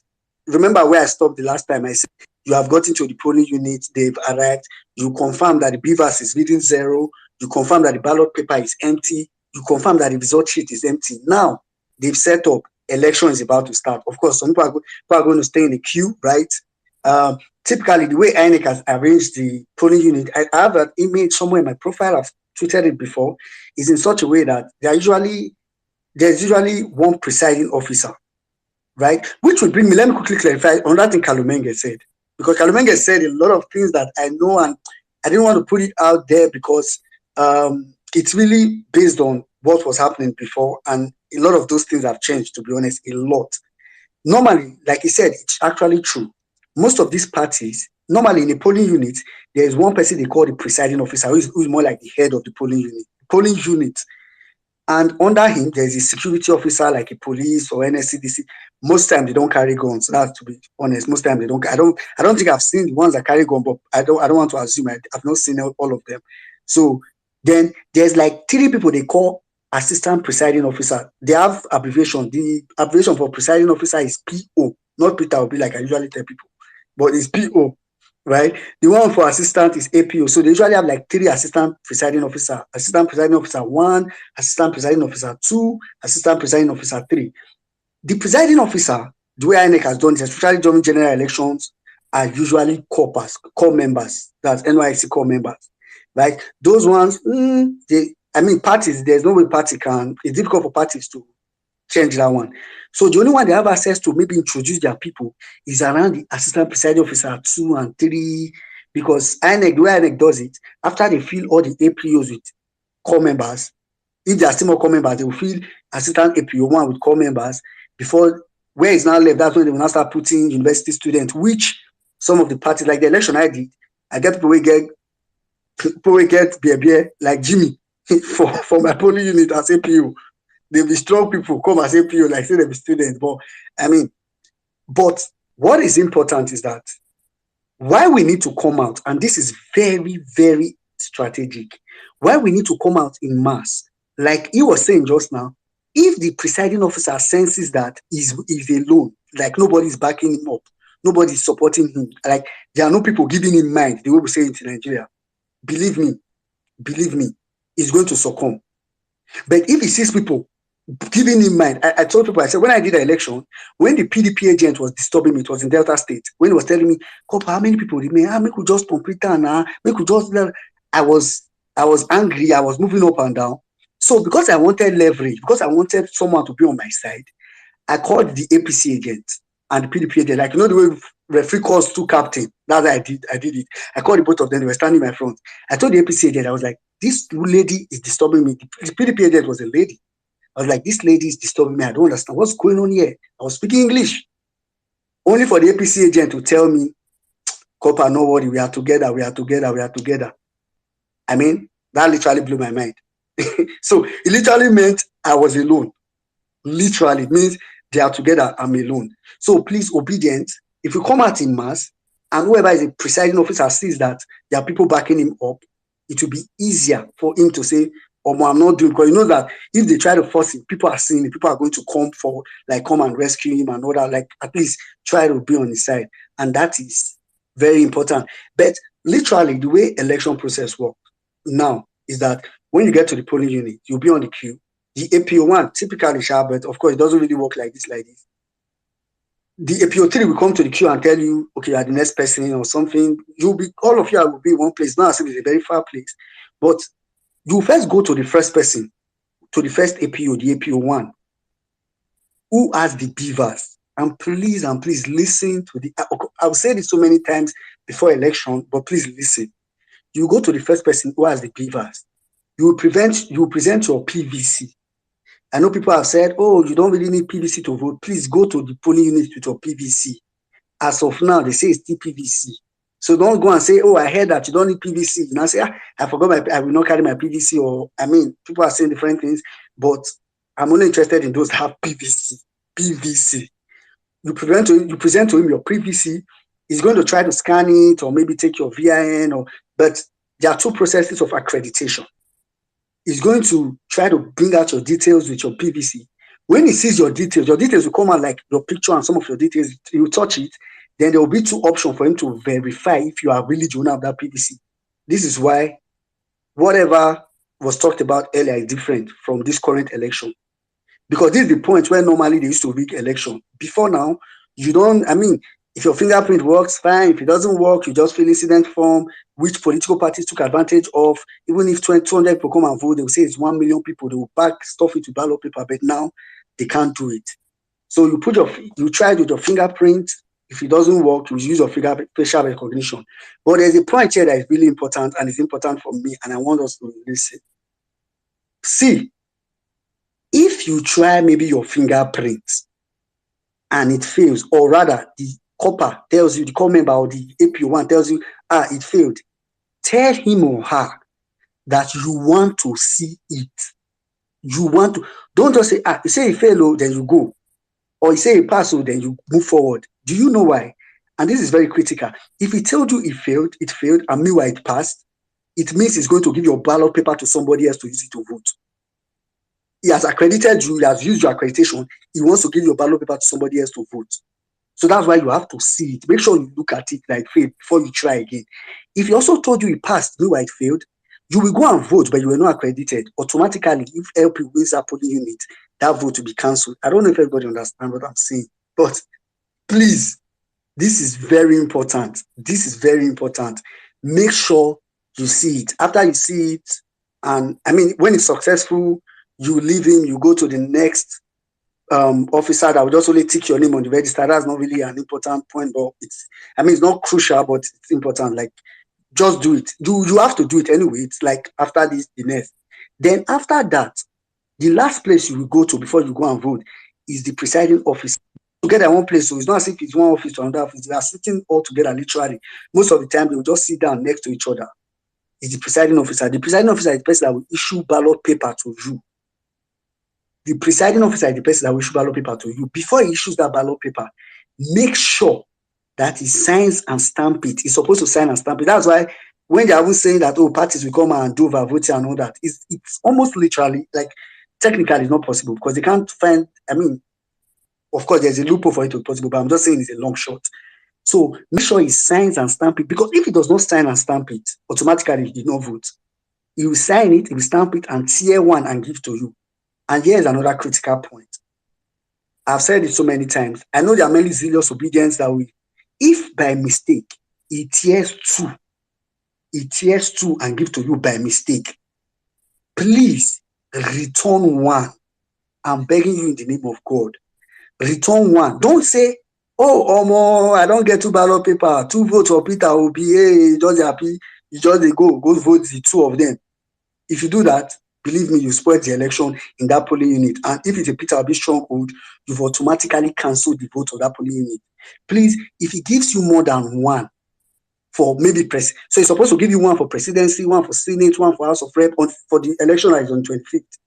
If he gives you more than one, make sure you return one back and just only take the one you need and go and vote. And the last point here is that when you guys have voted, like I said, I think I've even said this earlier, please don't leave the polling unit. We've said it so many times. Don't leave the polling unit. In subsequent things, or I would say maybe either today or even in the next space, I would emphasize all that. But please don't leave the polling unit. As a matter of fact, what you should do immediately after voting, stay in one place, just organize. Like if you don't reach like 20 we don't vote, you people should plan strategically where you will stand. First of all, there are some places I highlighted on this document or the write-up that I posted online for you people to stand. Please, if you want to speak, raise up your hand. If I see your hand up, I will call you up. But I'm almost done. There are places that I highlighted here for you people to mount and watch. First, observe and monitor the accreditation process, especially if your polling unit, normally polling units are not supposed to have more than one. If your polling unit has more than one beavers, just make sure you are watching. Then just strategic points. Make sure you are watching the person that is tearing ballot paper. Make sure you are watching opposition agents. They are the most important. If they talk to someone for more than 5 minutes, know that they are trying to buy the person's vote. Go and scatter it. You can go there, go in between, just scatter it anyhow. And this is the point where voting, and this will all happen and voting will end. I know I've said a lot of things, but please, I'm sure you got the key parts. If you didn't get it, everything I'm reading is on the Jumbotron. It's actually on the document or the stuff I uploaded earlier, and you will get it. So I know I have some people here now on the speaker session. Yeah, that's right. I think we're about to round up, so we'll just take this last set of speakers and then 3 minutes agenda. We'll round up. Yes. Mm-hmm. Okay, so Fetch, I know you've spoken before. There are some people that have been around. Peter Obi, Iron Man, are you around now? I've not spoken before. Okay, this is another Fetch. Sorry. Yeah, Okay, no problem. I'll come to you. Peter Obi, Iron Man, are you there? Iron Man, bless Iron Man, still the gym. No wahala. Temitope, are you there? Temitope, are you there? We're running up the space very soon, so if you are not speaking now. Like say people don't sleep. Meanwhile, Best Man, are you there?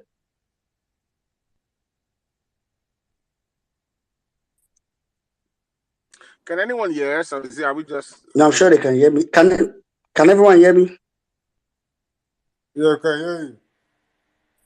I can hear you. So, let's go to UC.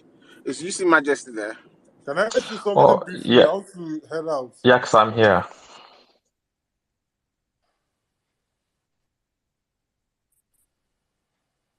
Let's Fetch go on.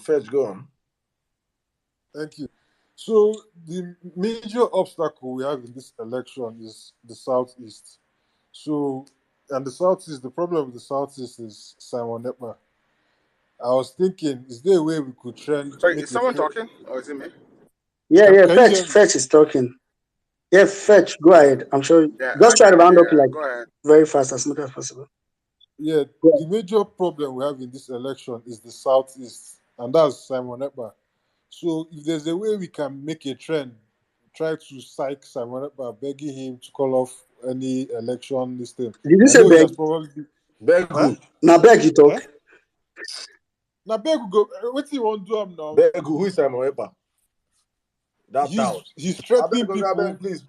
Let's go to something serious. I'm talking about people that have relevance. You think he's by coming on and he comes on Twitter and make noise and shout? Who is Simon Ekpa? Who knows him? Please, you stop giving them a relevance, please. Beg who? Please, let me say something, please. My fear is that he doesn't go out to send a message and kill one or two people. My brother, please keep your fears away, please. We're trying to wrap up this piece, please. There's no Simon Ekpa is as irrelevant as the Q in Q is, please. I hope so. Allow all these all these internet, this will make you come and start. Please.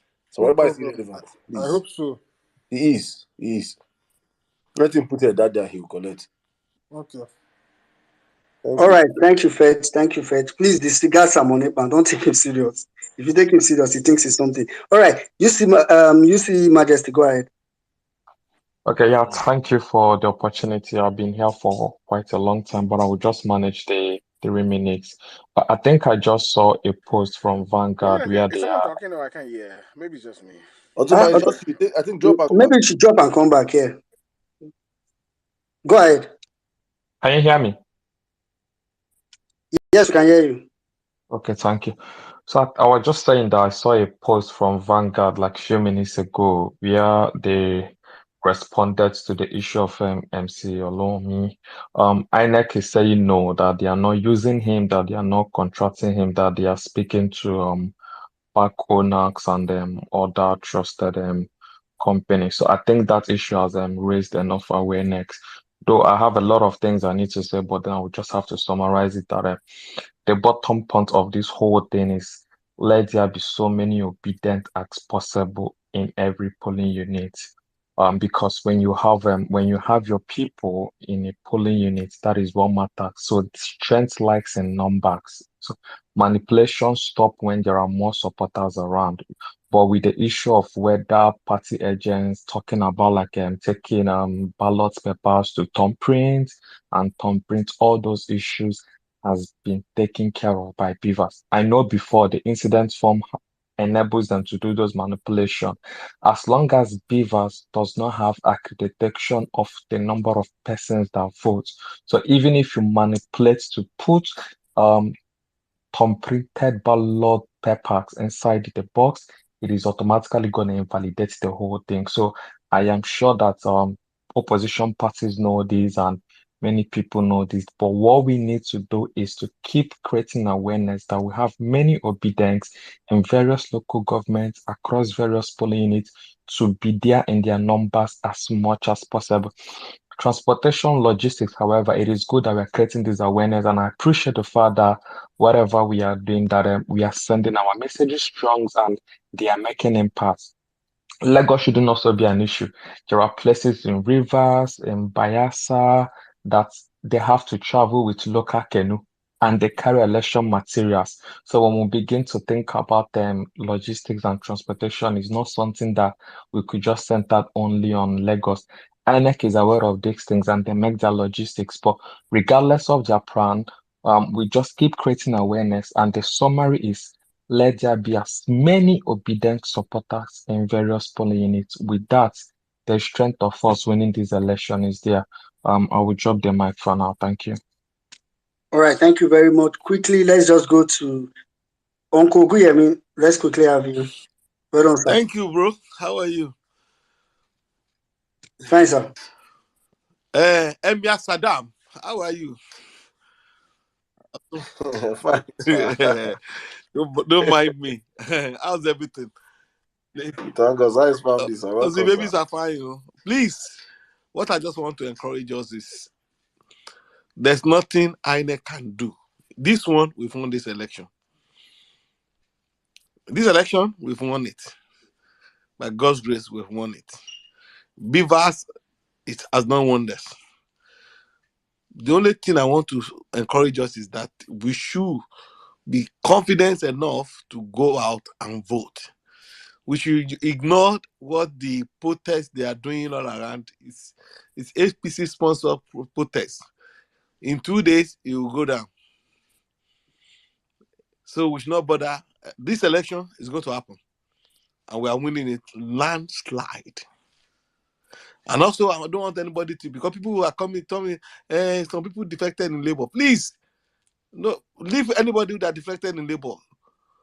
We are not a Labour Party. We are obedient. We move the Labour Party. So please, we are winning this election by God's grace. If you know this election is very important for us to win, please, people of God, I want to plead with you.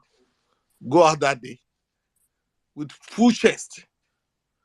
Go and put your finger on LP, Mama Papa be king. And that will be, we are coming back to family. Government about family, about individual, about human beings, not about umbrella. It's not about broom. Please, I want to encourage us. Let's continue telling people all the polls, manipulated polls, structural polls. We want all of them. That tells us that people really want the change. By God's grace, May 29, 2023, we are going to swear in Peter Gregory Oluwaseun Obi to be the president of Federal Republic of Nigeria. Inshallah, Agbara Christi. And those mechanos, Agbado, we will reorientate their lives and will teach them how to do the right thing. At least we help them to, by the time they see good governance, like that is said it today, when we get to see changes, because somebody asks, how would they get money to do this? People, there's a lot of money in this country called Nigeria. I can tell you that. But it's only that money is going to fill people's pocket. Immediately, right men get into power, things change. You see that development. Please go and let's go out and continue to sound. For me, though I won't be able to vote, but I can tell you, in my kitty as of today, I've already have 25. Already 25. That nothing, they are voting in Ibadan. Ukado. So my 25, and I plead with my 25, please double yourself for me. So before 25th of February, maybe I might eventually get up to 75. God willing. Thank you, everyone that have been there in the space. Thank you for coming around for the space regularly. I pray God will reward every one of you in your blessing, in your place of work, you'll be blessed. In your business, you are blessed. And all of us shall eat the fruit of the land. Thank you. God bless you. Yeah, thank you, Uncle Guyemi. Let's quickly go to Grandmaster. Please, if you want to speak, raise up your hand. If by the time these people that their hands are up are done speaking, your hand is not up. So Grandmaster, let's All have right. you. Hi. Good evening, Sheikh Emir Saddam. Good evening, Otumba. Good evening, well-meaning. In fact, You just give me now shake. I suppose to answer. oh, the thing just come But on my mouth, man. let me manage my every affairs, brother. Thank you. Yeah, my brother Saddam. I'll tell you something. You see these grandiose names that you always, give yourself. You earned it, my brother. I will tell you the reason why I say you earned it. I thank you so much, and I thank you everyone who is a member of this violent space for all you did. You might not know it, Saddam, but I've been watching your movement ever since way back, and you and I think a couple of obedience, including Otumba, are the people who are responsible for consolidating this obedient movement on Twitter and giving it a focus. And ever since, we have been a force to be reckoned with. Every single time we speak, Nigeria listens. Everything we do in these spaces, on these spaces, the world is listening. Thank you so much for all you do. I want to say this, obedience. I don't know what you are doing, but you are doing something and the results are showing. I really don't know how you are doing it, but the world is watching and the world is listening. This evening, I just read that APC is jittery and is asking for the election to be postponed. After that, I just read that the vice presidential candidate of the APC is lamenting that the Northerners are not rallying around him because he is Kanuri. You see, there's something we are doing. Something is coming. Something is coming. There's a sound you are hearing in the distance. That's the sound of victory that is coming. We have changed things in this, in this movement. We have changed the political landscape of this movement. I'm telling you guys, this election is ours. We have won this election. And I'm here to congratulate all of you. I'm here to congratulate you. You guys did a wonderful job because I've looked at every single thing out there and nothing is telling me that Peter Obi is going to lose the election. Nothing says that Obi is going to lose the election. You can see that APC is in complete disarray. This is how you know that APC has lost. When they cannot find anything that they can hold, they are grasping at straws, throwing all the kitchen sink and expecting that something is going to stick. They are in disarray. Forget all the nonsense braggadocio. I mean, Do you still see them coming up on spaces to tell you Ashiwaju will be your president whether you like it or not? No, they are not stupid. They are reading they have read the room. They know what is coming for them. Obedience, thank you. You guys are a force. Honestly speaking, I doff my hat for every single one of you. Consistently staying tenacious, resolute all these months. I thank you. In fact, let me tell you the reason why I requested the mic. I was when I was listening to someone saying something about so certain people in the southeast. I want to tell you people, see, the southeast, eh? This time around, you will know that the southeast is a force to be reckoned with. The southeast is going to vote, and the southeast is going to make a statement on the election day. There is no shenanigan. Be they the ones who come out and say that assassination is going to take place in the southeast, or the ones who claim no election. It is not going to happen. Go and write this on the wall.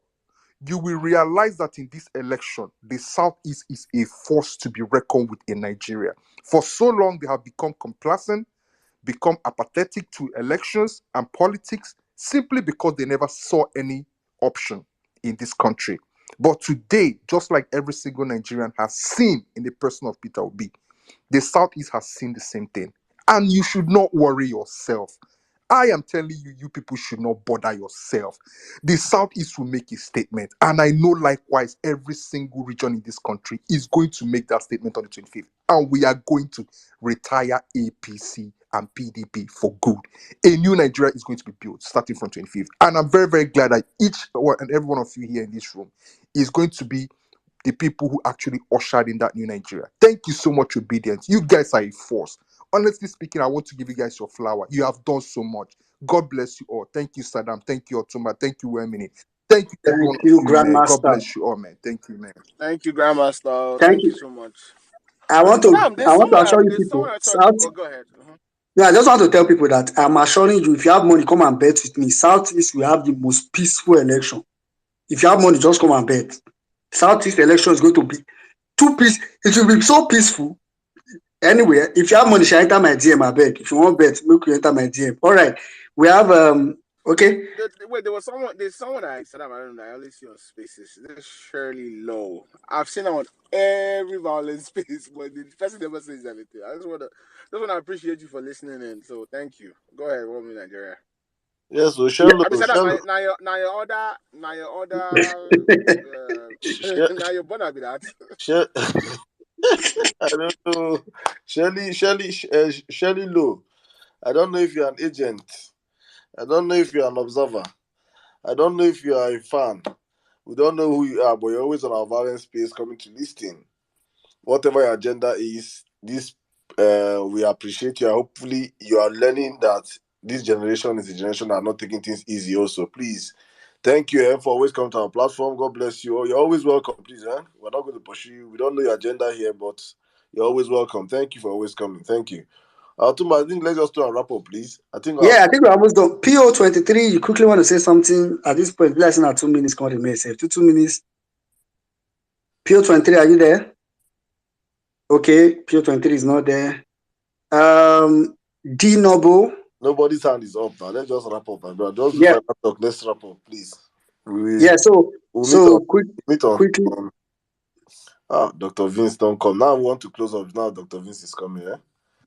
Let's give Dr. Vince 2 minutes. Yeah, Dr. Vince. Yeah, Dr. Vince, we're almost rounding up, but since you are here, please, 2 minutes. I'm sure you just want to give some motivational statement. Go ahead. I thank you so much, guys. Otumba, well-meaning Nigeria. I only wanted to say, Saddam. I only wanted to say thank you. Somebody just spoke, and it just made me want to say thank you. We can't thank you guys enough, Saddam. I never met you, but any day I meet you, I'm gonna give you a big manly hug.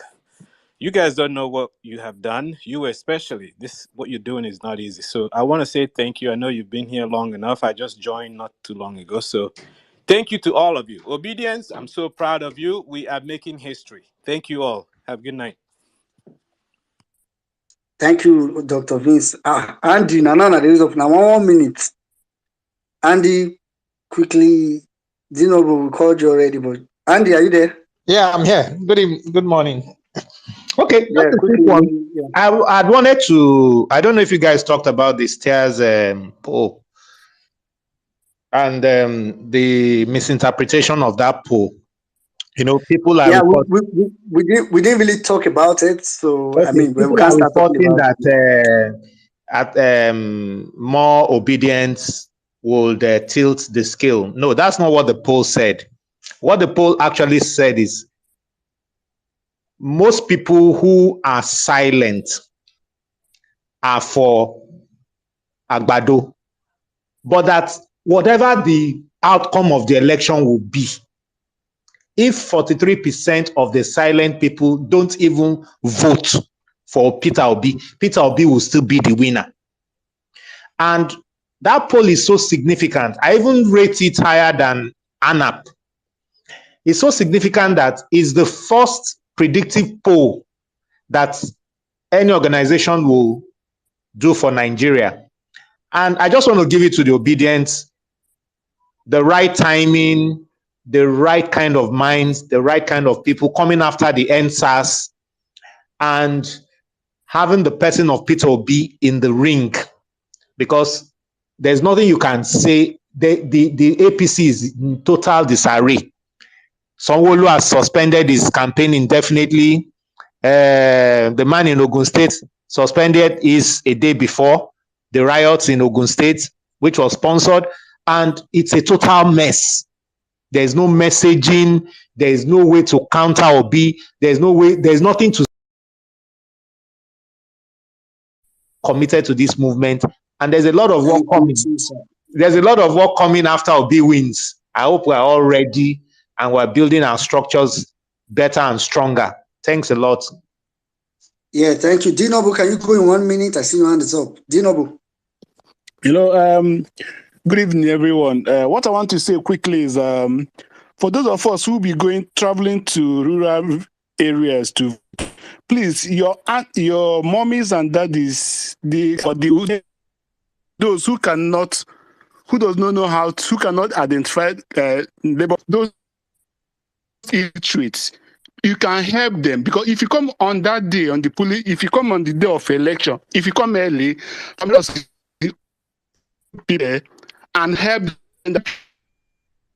your grandmother or your village person to help. Don't allow party agents to help, because when they take them there, they know who they want to vote. Most times they push them to vote their party. So what you do is, if obedience are there, let them be the one to take their parents or their the elderly who cannot identify, the illiterates there who cannot identify, because that your polling unit, there are people from your can easily identify with them. I think that is the thing we need to do. Another thing is this: whenever if we just go in groups, whenever we go in groups, we are there. The party, the POs and APOs are going to give instructions. Just observe and don't allow anybody to intimidate you. Don't allow even the party agents. They will only ask them to stand in the front. Not that they will stay with the APOs and the. Just stay aside and make sure that most times too, what you observe that most of these parties, they get agents, and even those who have been trained, who are recruited earlier, they can change those names and put their agents or their party members as APUs and APUs, especially not PO. POs are what are they called? They are core members. That in the APUs, whenever they put them in the morning, always observe and see what they are doing. Because if you observe, they're not going to do anything evil. Once you observe and monitor them, they will do things. Thank you very much. Yeah, thank you very much, Dinobu. So you actually raised a very important point. So please, guys, when you get to the polling unit, first of all, first go and familiarize with them. The old people, tell them, Mama, if you want to vote, tell them, say, "Nami go help you." And once she points you or he points you, you are the one that will do it. So thank you guys for coming. Thank you. I mean, this was a good space, but don't forget, immediately as we are leaving this place now, we are going straight back to our marathon space to continue the contribution. Please, those of you that are still awake, go straight to that space, contribute something. It doesn't have to be 1 million. If it's 1.5, if it's 1,000, if it's 5,000, 10,000, any amount, please contribute. And of course, on Thursday will be the next violence space. Of course, that one are full hours the day. NCs, Omar are going to certainly be in the building. All right, Saddam, over to you or Tumba. Yeah, so thank you, my people. Thank you for another. It was a great space. Thank you, Professor. I keep calling Professor. He needs to go get a professorship or something.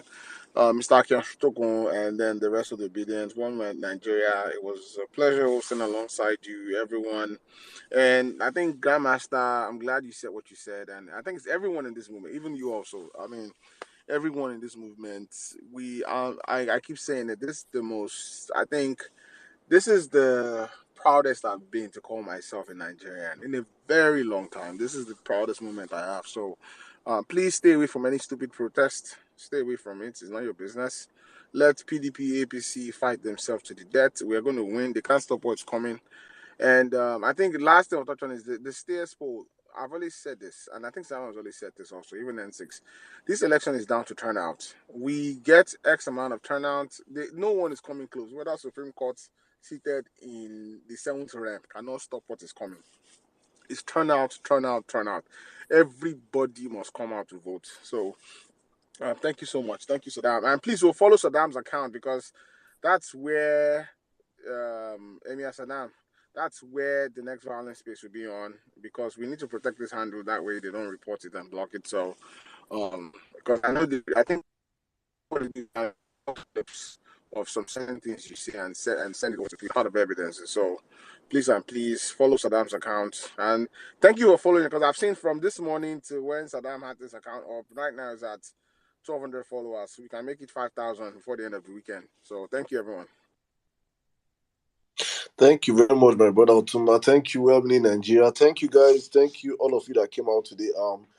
I don't even know how to say much. I don't have to say anything more. You guys have. I think this is one of the most important spaces we have been having, and we should continue having this Tuesday. You know, it came out of requests people were asking, and I know how difficult it is sacrificing our times. That's why you can see NC's Omar not here, but Otumba has always been that fall to guy that I can always. Otumba, thank you so much. I cannot thank you enough. I know I know how I always drag you and Thank you. say, I just want to say I had an interview in this space also. I actually had a job interview in this space. You didn't know. The start I didn't even tell you. That's why I was quiet. I was in a job interview. Sorry, which went well. So thank you. Yeah, I know it went well. I trust you, so I trust the head on you. Thank you very much, my brother. Thank you so much. Thank you, everybody in Nigeria. You are one person I need on this particular Tuesday space because of the whole election information you bring to the table. Thank you very much, guys. Thank you so much. For me, please, I see a lot of people coming to my DM. I'm saying, sorry. Please don't tell me sorry, yeah, because for me, I honestly before elections, I was not expecting to have followers. I'm just someone that finds trouble on Twitter. I don't even care, you understand, but God has brought us to a point whereby we have to speak and stand up for our country, and a platform has been created with it. Whether with one or two followers, the violence space have made its impact, and hopefully we cannot make its impact in the coming months ahead and years ahead, and we are here to stay. So if they yank us off a million times, we'll come back a million and one times, and that is why I am so big on protecting this particular account and having my own account. I know that anything that comes to the account, I'm not. We say this all the time. We're not in this for any other thing. We're not in this for clout. We're here to save our country. So please, thank you so much, all of you that have always stayed with us from day one. You guys are amazing. Please, obedience. Do not, as Otumba said earlier, please don't join in any protest. Just stay the course of the suffering. You have suffered enough. Let us stay. Let us suffer till the end. You have seen the worst that we can never see. In just a few days' time, we'll take back our country. Those that want to protest, I believe, are not obedient members. Let APC people and PDP people protest. If the police handle them and I don't handle them, it's on them. It's not on us. So please, guys, we'll be having our violence space where we'll be back on the next of Abado and Atiku on Thursday. I know now that one they like but I don't know if I'm going to schedule with this handle or my new handle, because I know I don't want this handle to be known for the bass boss, that comes with the violence space. Yeah, so I might schedule with my new handle depending on. Yeah, bro. Schedule with your new handle, but we'll promote it with this handle and another handle. Yeah, exactly. Okay. Please schedule to your new handle, I beg. Okay, then I'll schedule my new handle. So, guys, thank you so much, each and every one of you. Dr. Vince, I see you. Otumba, thank you one more time. Women in Nigeria, the violence team behind the scene. Guys, if you're not subscribed to our, you see, when we talk this, say this in most times, people don't understand. We say subscribe to our YouTube channel. People are not subscribing to our YouTube channel. Our YouTube channel now is where all our spaces will be on our YouTube channel. All our spaces have been hacked off now from the new old accounts, and the few ones that we have are now on the YouTube channel. So please be subscribed to our YouTube channels. Get all the spaces that we've played back and that we've done before on the you can always listen to them back on the YouTube channel. Please, the new handle or doing to the new handle is Emir, as in Emir and man Emir. I was once a professor, they pursued knight, they pursued prophet. Now Emir don't come. Yes, so I'm Emir Saddam on Twitter. And if they pursue Emir, Ganduza will come in. So you should understand I'm not tired of going down. I'll always come back up. Honestly, this is one resilient motherfucker you guys have met. So thank you very much, each and every one of you. Thank you, my brother Zos. I see you, JP, my brother. JP, they don't knock my old account come out. So I'm back on a new one. Sweet Angel, my sister, thank you very much. Anka Dede, I see you, my sis. Obedient TV. Ido, I see you. Each and every one of you that came out today, thank you very much. That director, I see you, my brother. Congratulations on your PVC with you and your wife. That is too extra for Peter Obi. Thank you very much. Ayomide, Grandmaster, thank you, my brother. Thank you, Big Sis. Liberty, thank you very much. I see you, each and every one of you. Ayobami Doctor, I see you. Oluwa Damilare, I see you, my brother. Femi, thank you. May, thank you. Nekus, guys, I can't call all your names, but you all know each and every one of you on this platform. Lady Etty, I see you. God bless you all. Thank you, Ponty. Thank you. I will see you guys on Amoda. As I'm scrolling down, I'm just seeing all of you. I don't know if I can call you guys' name, but thank you, each and every one of you. Thank you. God bless you for sticking with us. Thank you for the love. Thank you for over 1,000 of you that already following my new handle. Thank you, Dula, Shulo. Thank you. Please, if you're free, and let me just use and advertise, please. Hallelujah. If you're sorry, if you're not a Christian, I'm sorry, but the Hallelujah Challenge has started. We are praying for our country. You can join the Nathaniel Bassi Hallelujah Challenge. It has started. It's on YouTube. Thank you, Mary White. Thank you, each and every one of you. God bless you. See you guys on Thursday. And always remember, we are doing this, as we always say, for God, for country, and for our family. Please go and join the 100 million man space right now on Magnific Space. As we leave here, let's go there and flood that space. Thank you. See you guys.